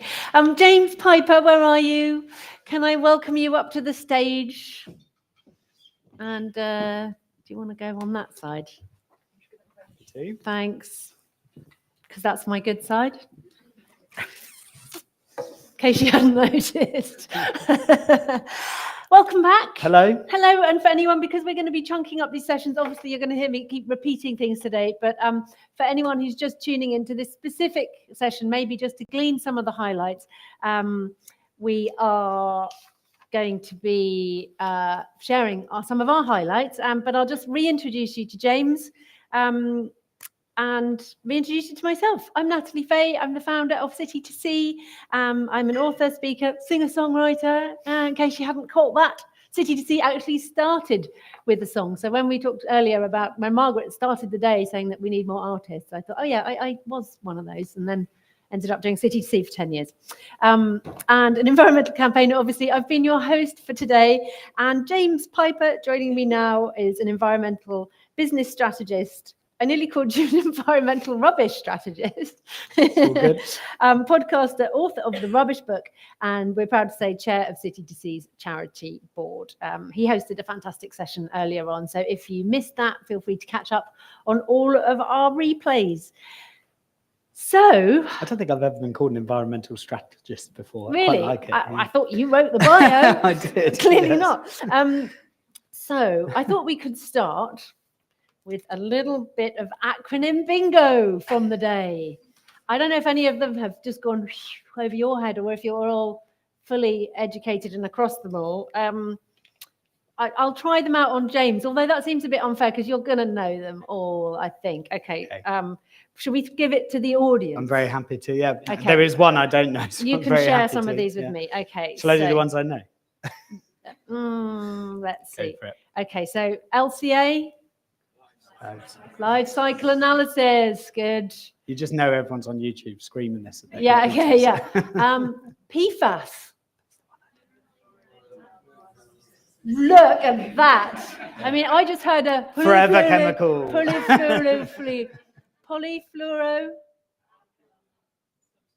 alkaline substances. Thank you, or otherwise known as forever chemicals. All right, here's one for you, James. PPWR. Packaging and packaging waste regulations. Thank you. Yeah. Yeah, is that right? A few. You'll know this one, so this is for the audience. RVM.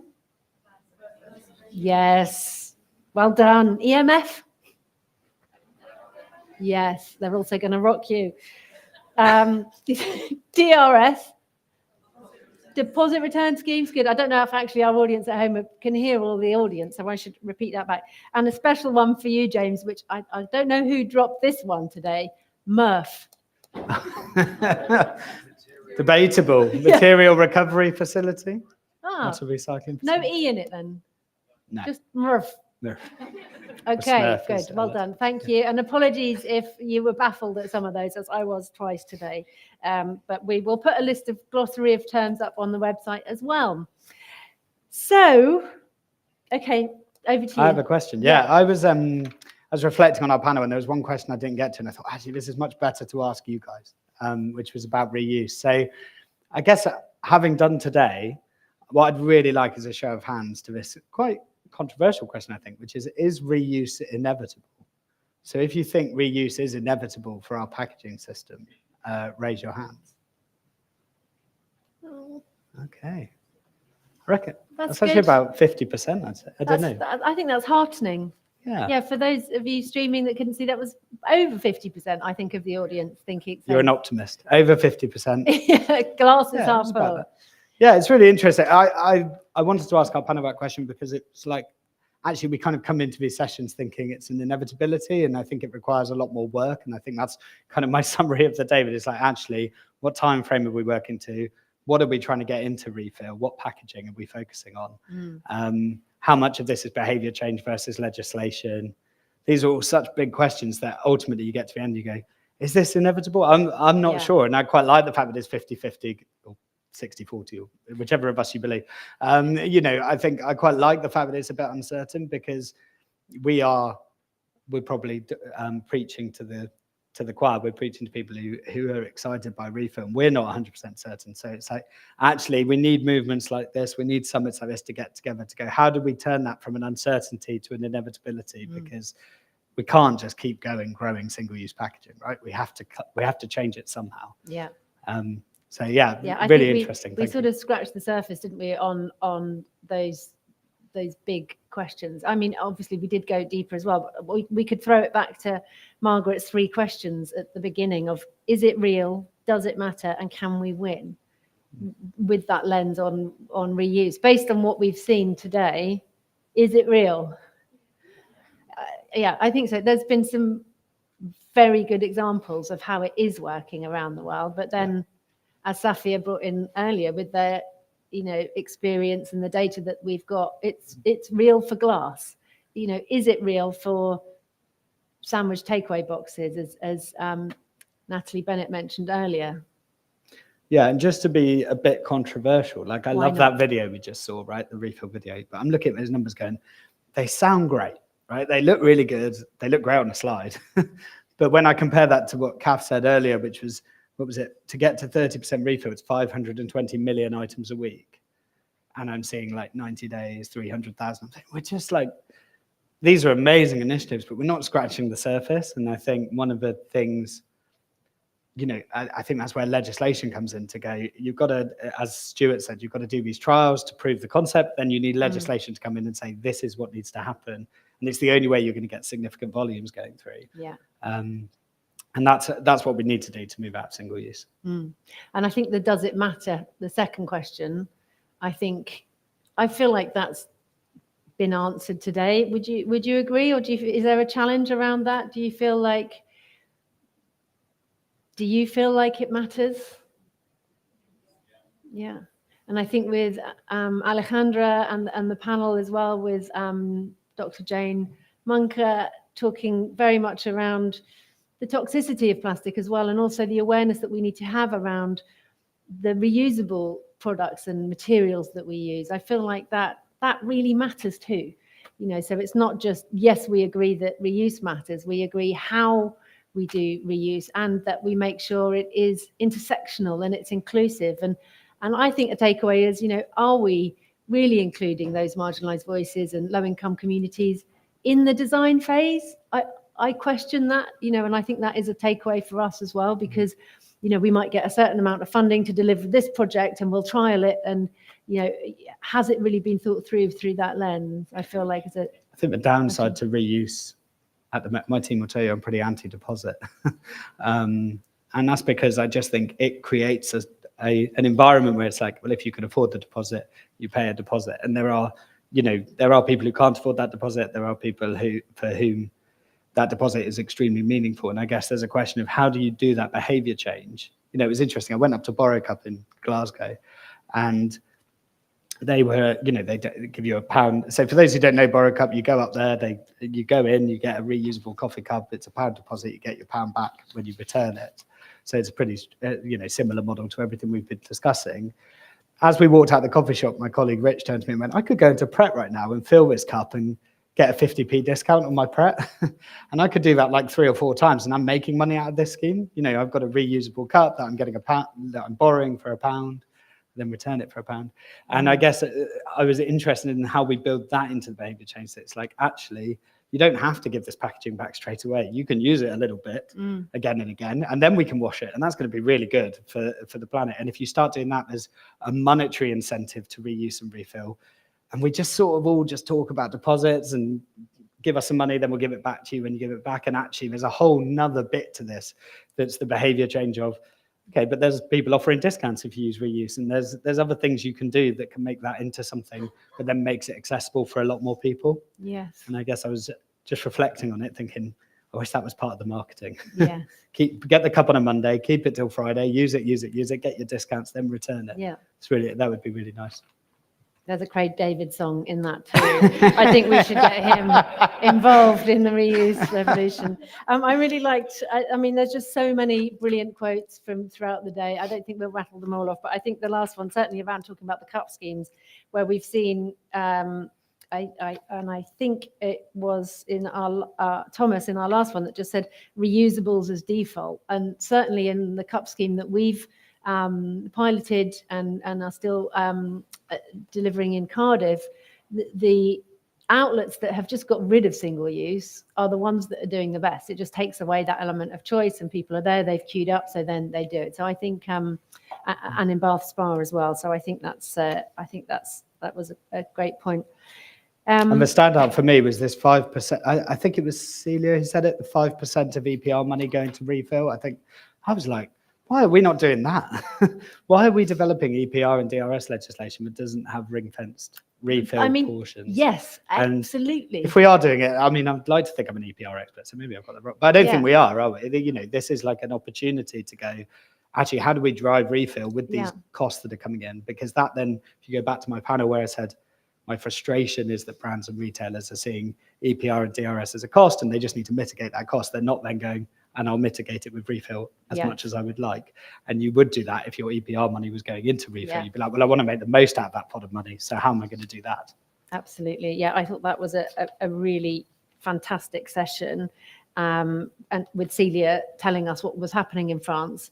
And at City to See, we've generally had that, we've had success with our petitions here when we've had Europe generally, when we were part of the, well, since we've not been part of the EU, when Europe have gone ahead and brought in legislation, we've had success in the UK when we've then run a petition and said, okay, they've made this law, now we need to do the same. And that's where we've had that leverage. And it may be that we are able to have the same leverage around ring fencing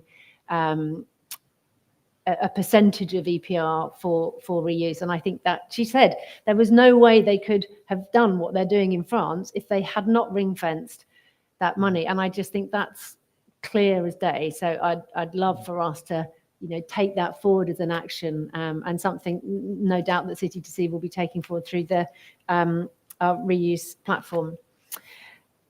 So let's talk to you, our lovely audience. You've been amazing today. I'm not just saying that, it's just been really fabulous to have you here. And we've had nearly 1,000 people joining us online today as well. So it's been really, really well attended. So thank you to everybody that have been tuning in and stayed with us for the day or just popped in and out.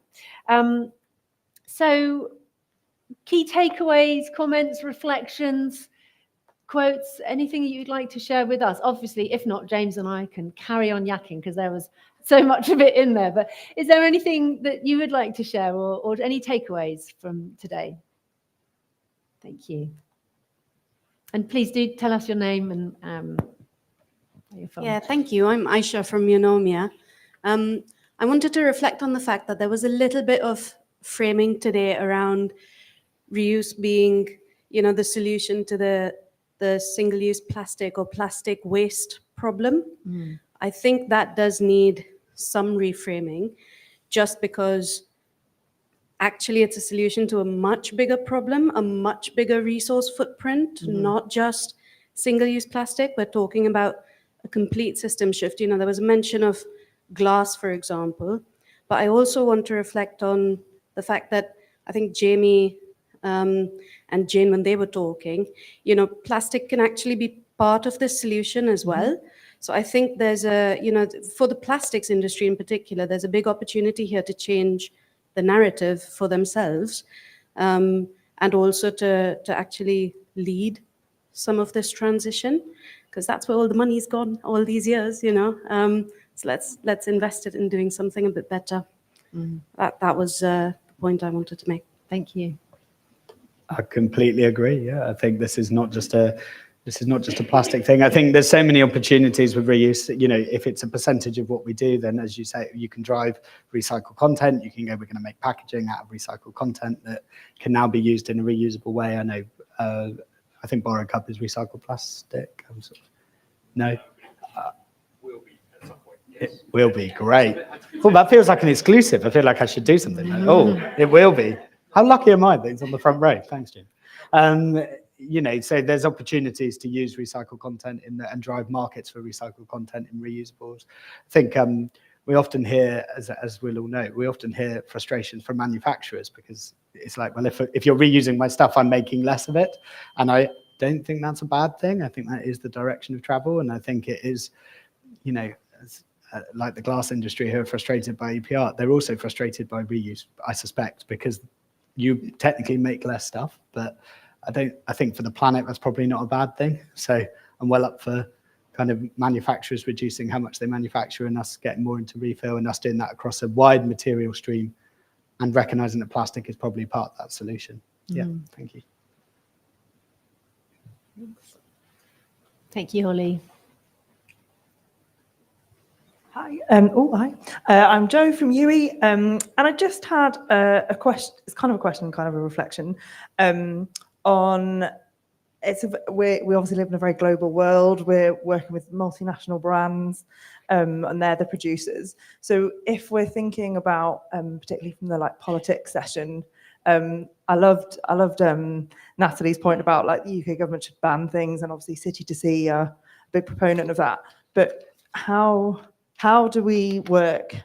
How do we move this forward when the UK government or individuals might want to do things, but it's a massively global system. So how are we gonna operate within that arena? It's a big question, but any thoughts? I think it is a big question, but then other countries are moving faster than the UK. So if we look at France, you know, Germany. I walked into McDonald's to see the reuse packaging, but you know, they have the plastic in dine-in packaging, and you know, we know that regulation does drive change because people focus on regulation. So I think that's often an argument that, you know, can you move fast enough? Can you do things in the global environment? But at the same time, other countries then move faster than us.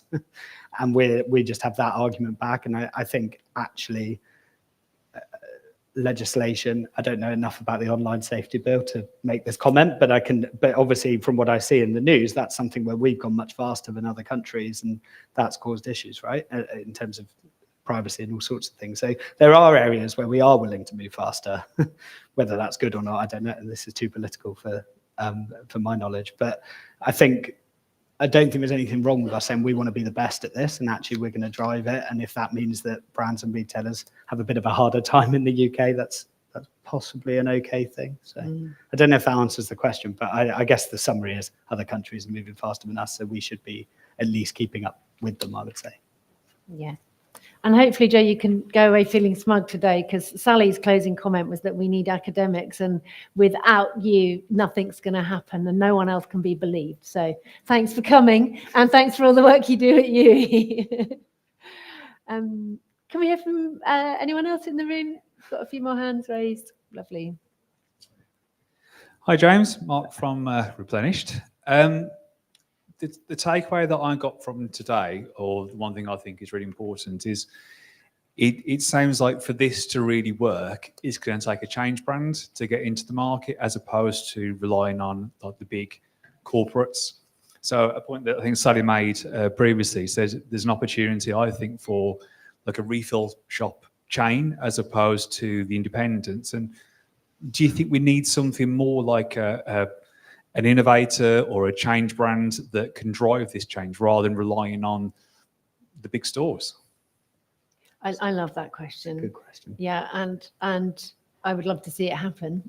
You know, I think Boca are a great example of that. You know, that to me is a product that looks a bit like what Wild was, and the sort of refillable deodorants have actually managed to cut through and earn their space in sort of chemists and in supermarkets. And as we heard, I'm sorry, his name's gone, but our panelist from Tesco earlier, James, thank you. You know, even for the milk refills, how complicated that is to have an additional sort of layer, the space to actually have a refillable toothpaste stand as well within a supermarket is going to be different. But actually, some investment in a chain of zero waste shops and sort of really creating that refillable experience, but that has that economies of scale, I think would be marvelous. I went to an event a long time ago, and I think it was a director at Honda. Sorry if they're listening, and it wasn't that, but I think it was director of Honda told me electric cars would never be a thing, and I remember thinking, that's weird. And then you end up with, Tesla. It's not talking about Musk, but I'm getting way too political here. But you end up with Tesla leapfrogging all those car companies that felt electric cars wouldn't become a thing. So I think there is precedent and an argument for innovation to come into this space. The challenge with reuse and refill, in my opinion, is that it's one of those classic things where people say on a survey, I really want this thing. And then when you ask them to go the extra step, they actually don't want to do it. And it was a question I had actually for the last, because we were talking about Park Street, and they were saying, why don't we talk about the benefits of creating bus lanes on Park Street? And I was like, actually, what's happening here, I think, is that there is personal pain to the shop owners, there's personal pain and communal benefit. So the benefit is really nice. We're going to have really nice spaces. We're going to be able to cycle, but actually the pain is much more personal. And it's the same with the 4 weekly bin collections, right? Which are obviously very topical in the city we're in right now. There's like a personal pain to me missing a bin collection and having 8 weeks, and this kind of benefit of increased recycling that is communal. And so what we see in a lot of these kind of surveys and people talking is they say, I want that because I believe in the communal benefit, but I don't want the bit that makes me have to do an extra step. And I guess the challenge with refill compared to like an electric car is that people are used to buying their sandwiches in a certain way, or used to buying their crisps in a certain way. And there is quite a big step to get them into reuse and refill. Well, and to do that at volume, you do need the brands and retailers to come along as well as the innovators. So I'm not saying that there won't be this kind of amazing innovation company that comes in. I'm just saying that, fundamentally, I've watched people buy their Tesco meal deal enough times to watch those shelves empty and get restocked. We've, the work that Celine's been doing with Reposit and M&S with the pre-fills, the challenge to that is people do want to do it because they have had the opportunity to buy single-use, say, washing up liquid next to a pre-fill washing up liquid, and the sales have been higher of the pre-fill washing up liquid. So I think people do want to do it when it's convenient. But yeah, I think we're on the way. I think, we didn't go to the last question of can we win? Shall we see a show of hands? Can we win? Yeah, probably 50-50 as well. I think, it's realistic, isn't it? And can we win? Yes, within what time frame, I think is the question. Are there any more closing remarks? Yes, thanks. Comments over there, yeah. Hello, I'm Sam. I work for Sun & Tonic. I do marketing and branding and do a lot of stuff for C2C. My question is a little bit connected to what you were just talking about just now. Around, we haven't talked that much about online and refill. And one thing I think is a real challenge is that a lot of people, when we talk about grocery supermarkets, buy online now. And what are the things we're going to bring into place to make that online journey easier in terms of the drivers, the logistics of that? How much is being done in that space? Because I feel like that's we're only going more and more online. And that's somewhere where I think refill is maybe struggling. There's obviously the subscription models, but, they tend to be the bespoke, the sort of smaller players maybe. Well, yeah, although online, I guess, is the biggest. Just take that question for a second. Yeah. I'm not just leaving him in the lurch. I will be back. She has just left me. All right. Online is the biggest opportunity as well, though, because the drivers are coming to your door. It's if we look at the Ocado pasta rice, which I've been desperately trying to get onto. I don't think it's in Bristol. I don't know if anyone's managed it, but I certainly haven't. The Ocado pasta rice example, we know that's well utilized because it's in your home, you use it for a period of time, and then you give it back to the driver. It makes lots of sense.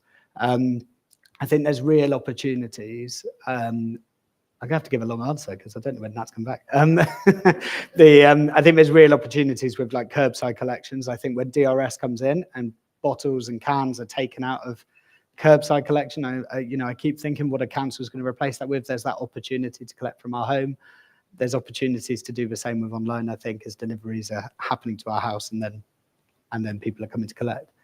I don't know, do you agree with that, or do you feel that? No, I definitely do. It's just interesting. Yeah, it feels like it's struggling to actually happen. And it's like you say, I think. Yeah. Nobody at home can hear you. Oh. And also, Sorry, I should have been repeating. so I think also the cost has often been a barrier, because there are some people who are doing it, Yes. but often the cost has been a bit of a barrier for people. So it'd be great if supermarkets did start doing it.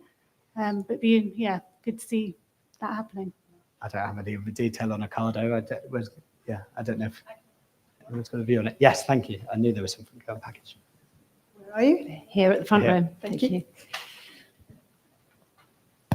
Hi, yeah, Megan from Go Unpackaged. Just to answer your question on Ocado. So they are through the Refill Coalition, which is the project that I manage through Go Unpackaged. So they have 4 products on there at the moment. So there's rice pasta and laundry liquid and fabric conditioner. We've actually got our packaging on both of these tables, I think. So at the moment, customers, there's no upfront deposit. So Ocado didn't want to charge any deposit to the customer. And obviously, because you can just hand the container straight back to the driver, we're actually seeing a really good return rate on those vessels as well. So hopefully that scheme will get rolled out further. It's not quite in Bristol yet, but we're hoping soon. Yeah, Great. and I think that is interesting because you don't need a deposit with online. You could, but Yes, sir. you don't really need one if people are regular shoppers and they're like, oh, this has reached the end. And I know Laura from Ocado says they're functionally ugly, because one of the problems that Loop had is the packaging was too attractive, so everyone kept it. So Laura's like, hey, we're just going to make the packaging look really bad. And I mean, it looks beautiful. I don't think it looks bad at all, but we're going to make it so that people don't go, I want to keep. That's really offensive, isn't it? We're going to make it so that people don't want to keep it in their utility. Sorry. I love the packaging. I love it. It's too, oh yeah. I'd keep it if I could get on the scheme, but there we go.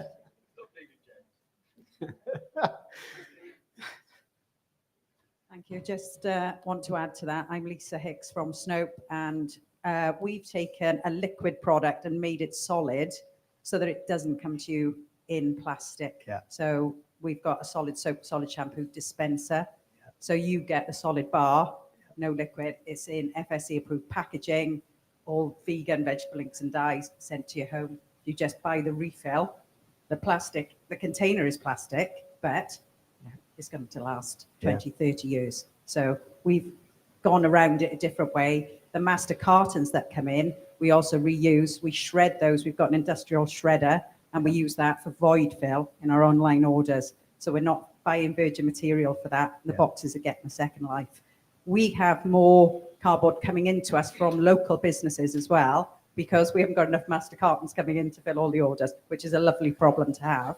But I think you can link up with the other businesses in your area to solve a problem as well. So it's really interesting with shipping of water. Like I've got a bit of a bee in the bonnet about stock at the moment, stock cubes versus, we've started this, I don't know when this happened, but this trend of I don't know if anyone's seen them, but I'm sorry. Coming in plastic. People are here, but coming in aluminium cans, like the stock with aluminium can. I mean, it's quite cool, but it's mad. We're just transporting water around as opposed to buying cubes. And I don't really understand how that started, and we do it with so many things. Soap being a really good example, where it's why are we shipping water around? Why are we not buying a raw product that we can add water to in that example?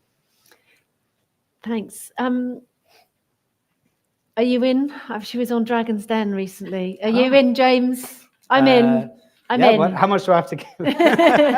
What percentage am I getting? Good talk.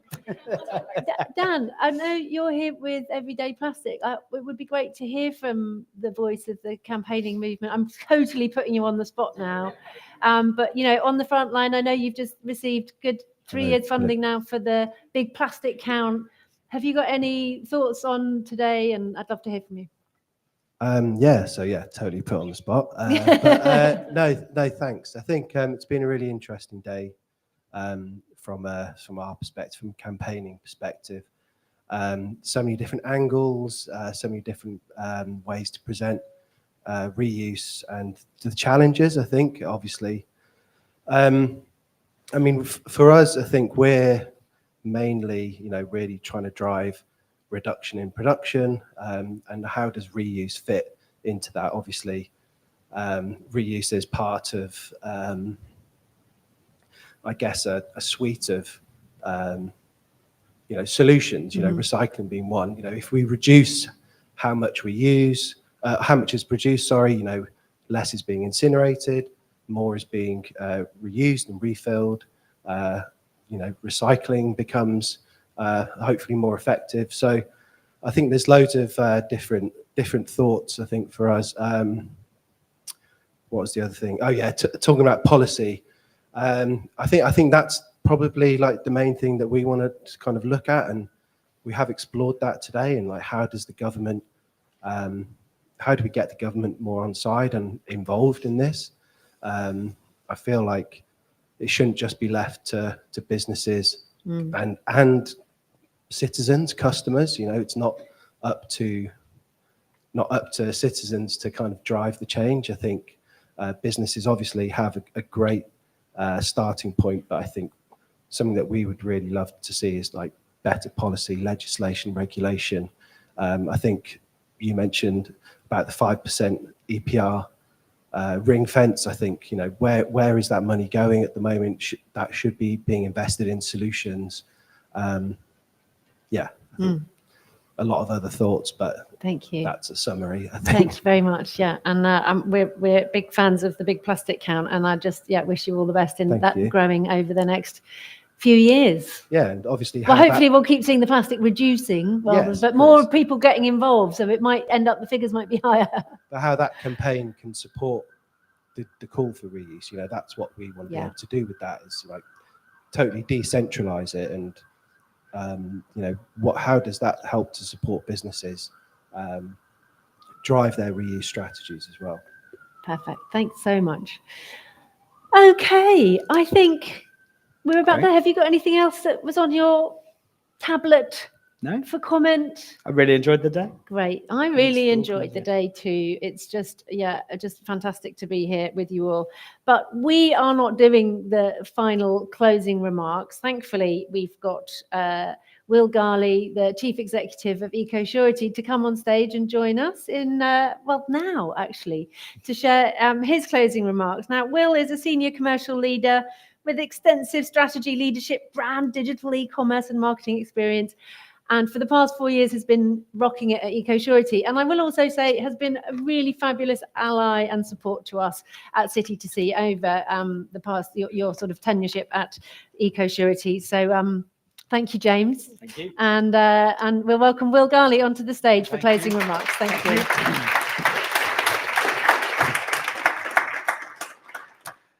Wow, how do you follow that? What a day. Thank you, first of all, to Nat and Jane and the whole team at City to See for making today possible, because, what an amazing day. It's been really interesting. And you're still awake, which is fantastic. So I think the sort of average attention span now is 20 minutes or something. So considering we started at 10 o'clock this morning, you're doing very well. So I guess quite a challenging thing for me to try and wrap up a very inspiring day with some very interesting comments and speakers and debates into 10 minutes. So I'll do my best. I'm just going to talk about some of the highlights and some of the themes. But I guess if I try and summarize the challenge we're facing, I think the challenge we're facing is how do we move from a recycling economy to a reuse economy? And we're doing quite well on a recycling economy, and some people mentioned this morning, about how people are quite proud of, I do my recycling. It's great. How do we move people from being proud of doing their recycling, which I think most people probably do their recycling now, to I do my reusing? And I suppose, it's how do we go back to a reuse economy? Because it used to exist. We heard about Denmark, France, and Germany, where reuse exists and works, and that's great. But if you go back 45 years, when I was a 10-year-old boy, so I'm giving away my age there, I grew up in Cairo in Egypt, and I used to walk to the corner shop carrying a 24 case of glass Pepsi bottles and return them to the corner shop and get my deposit back. And that was my pocket money. So 45 years ago in a third world country like Egypt, I can say that because I'm Egyptian. It's a developing economy back then. 45 years ago, it's still developing 45 years later. Reuse worked. So the economic model for reuse worked. So I think we need to go back to reuse and make the economic model work again in our advanced economies now, and globally it can work. So how do we make that happen? And I think one of the issues, talked about nature and our relationship with nature, and some people talk about we are nature. Waste doesn't exist in nature. Everything gets reused. So how do we make sure that there is no such thing as waste? I mean, we talk about the waste industry, etc. There shouldn't be a waste industry. There should be a resource conservation industry. There are resources out there. Those resources are valuable. How do you keep those resources? How do you put value on those resources? And how do you keep those resources circulating around and around? So really, how do we eliminate waste, I think, is the challenge. We heard today about the economic benefits of glass, of reusing glass.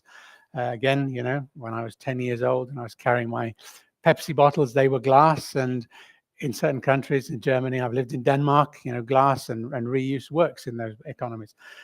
So how do we reignite the economic model for glass refill? And how do we make that happen at scale? And I think it's not rocket science. You know, what we're trying to do here is not that difficult. One, it has been done in the past. It is already happening in certain countries. And I think we just need the momentum to make it happen. And I believe we are at a tipping point. You know, I've been in FMCG brands marketing for a long time, been at EcoSurety for 4 and a bit years now. And when I joined, reuse and refill wasn't really discussed. You know, it was a kind of a fringe topic that occasionally got mentioned. Now it's mainstream. You know, there are days like today when we can fill a room with people to talk about reuse and refill. So it's becoming much more, you know, I do believe we are at a tipping point. And just look how full this room is today, and beyond the room, there are people online. And it's not just kind of a fringe activity. We've got mainstream retailers and mainstream brands. Sainsbury's and Tesco in the room. That's like big retailers in the UK. So I don't agree with whoever said, you know, we should have a refill retail store, because for me, that's niche. What we need is mainstream. You need Asda, Tesco, Sainsbury's, all of them, all the major retailers doing refill at scale or reuse at scale. And I do think we are at this tipping point. You've got the brands talking about it. You know, I was talking to Mars, Nestle, Heinz, etc. Last week at an event we had in London about how are they going to transition over time to refill and reuse alternatives. And the guys who produce the packaging materials, are developing packaging formats that are much more convenient for refill and reuse. We've got Princes in the room today. Princes have got their own brands, and they've also supplied to the retailers. So collaboration is one of the themes that has come through today, and I'll talk about that in a second. But the other thing that's going to push us over that tipping point to go from niche to scale is legislation. So we've heard about DRS, acronyms again, EPR and DRS. EPR and DRS are going to make single-use packaging very, very expensive for brands. And the worse the packaging and the more unrecyclable it is, the more it'll cost them. So there's now a very significant financial incentive for brands and retailers to switch to a different model that is reuse and refill. Why? Because it's cheaper for them. And that's a great incentive for them to make that move. So I'm optimistic, and Margaret Hefferman this morning told us that it is morally we need to be optimistic. So I'm going to go with that. I think I'm a glass half full person by nature, but I'm optimistic, not just because I've been told to be optimistic this morning by Margaret, because I do think the future is bright. And I think there are 4 things. If I try and sort of summarize the day, I think there are 4 things that need to be true for reuse to happen and to work effectively. And those 4 things, I'll go through them in a little bit of detail, but those things are 1, convenience, 2, scale, 3, collaboration, and 4, standardization. So the first one is convenience. Consumers want convenience, so we can't make things more difficult, more complicated, more expensive for consumers. It has to be easy for consumers. I spent 20 years in FMCG brands marketing. I started my career with Unilever. I worked for PepsiCo. I've worked for Reckitt. So I've worked for those brands that understand consumers and are selling FMCG brands to consumers for a long time. And consumers want convenience. They will pay a premium for convenience. So the opportunity for us in this room and those who want to make reuse happen at scale is, how do we make it convenient for consumers? How do we make it simple, easy, and convenient? And I think that's possible. And I think there's enough trials and pilots that have happened for us to learn from that. And I think someone said the other day to me, more pilots than at Heathrow and more trials than at the Old Bailey have happened. So I think let's forget trials and pilots and let's move to scale. How do we scale something up? So the second one is scale. So how do we make sure that it happens across many categories everywhere? So it's not about, the odd shop, zero waste shop where you go and refill your pasta container or whatever. It needs to happen in mainstream categories, in mainstream retail. It's got to be your milk, your bread, your blueberries, your orange juice in Tesco, in Asda. So it has to be scale across scale categories all at the same time. And that requires collaboration. So if anyone thinks that they can do this alone, they're not thinking big enough and they're not being ambitious enough. And I think Loop was a great example of that. Tesco tried to go it alone for whatever reasons, and it failed. And it failed because they tried to go it alone. It wasn't collaborative enough. And I think you need that collaboration. I think examples where retailers collaborate, and I think the City to Sea Cardiff refill cup program is a great example of coffee shops in a city collaborating, working together to make it happen and to make it work. And I think we did it in Bristol before Cardiff as well. So I think collaboration is critical because what we need is system change. And we've seen why today, and there's been lots of discussion around that. And then the final thing is standardization. So you can't have brands developing all their different unique packaging formats, etc. And Stuart, sitting here at the back of the room, I guess is a big advocate of standardization. And how do you have those, whether aluminium bottles or whatever, standard format, standard packaging size, so it can be collected easily, washed, refilled, etc. And I suppose if you think about standardization, I often get the argument from brands just like, well, you can't standardize because brands want to differentiate, etc. And they can, but they don't need the packaging material and the packaging size to differentiate. Coke and Pepsi, two of the biggest rivals in the cola wars, they both use aluminium cans. They both use 330 ml aluminium cans, same footprint, same size, same material, and they differentiate through the logo, the graphics, the imagery around the brand, the advertising, etc., etc. So you can differentiate through other things other than packaging material and packaging footprint. So I think standardization is the fourth factor required to make reuse work properly at scale. So those are the four things. For me, that's the summary of today, sort of convenience, scale, collaboration, and standardization. The big thing that will kind of unlock it, which again has come up today a few times, is funding, because this is going to cost money to make it happen. So how do we get the funding? And I think you've got the stick, which is the EPR costs. That's the kind of the incremental costs for the brands and the retailers looming over the horizon. And that horizon isn't very far away. EPR costs are going to kick in this year for brands in terms of the base fees, and then they'll have modulated fees in 2026. So it's that sort of horizon is very close. So that penalty for continuing to use unnecessary single-use packaging is around the corner. So you've got a very strong incentive to move forward, but you still need the funding of the system change.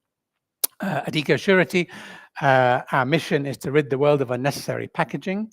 And what we are doing is we're setting up a reuse packaging fund. And we are currently recruiting people to put money into that fund. So we're talking to retailers and brands, and we've got Rich and Vicky here sitting in the second row. We've got James at the back. They've been working very hard to try and pull together how this is going to work and how the reusable packaging fund is going to work. And we are targeting 1 million units a month, focusing on Bristol initially and focusing on the go food and drink.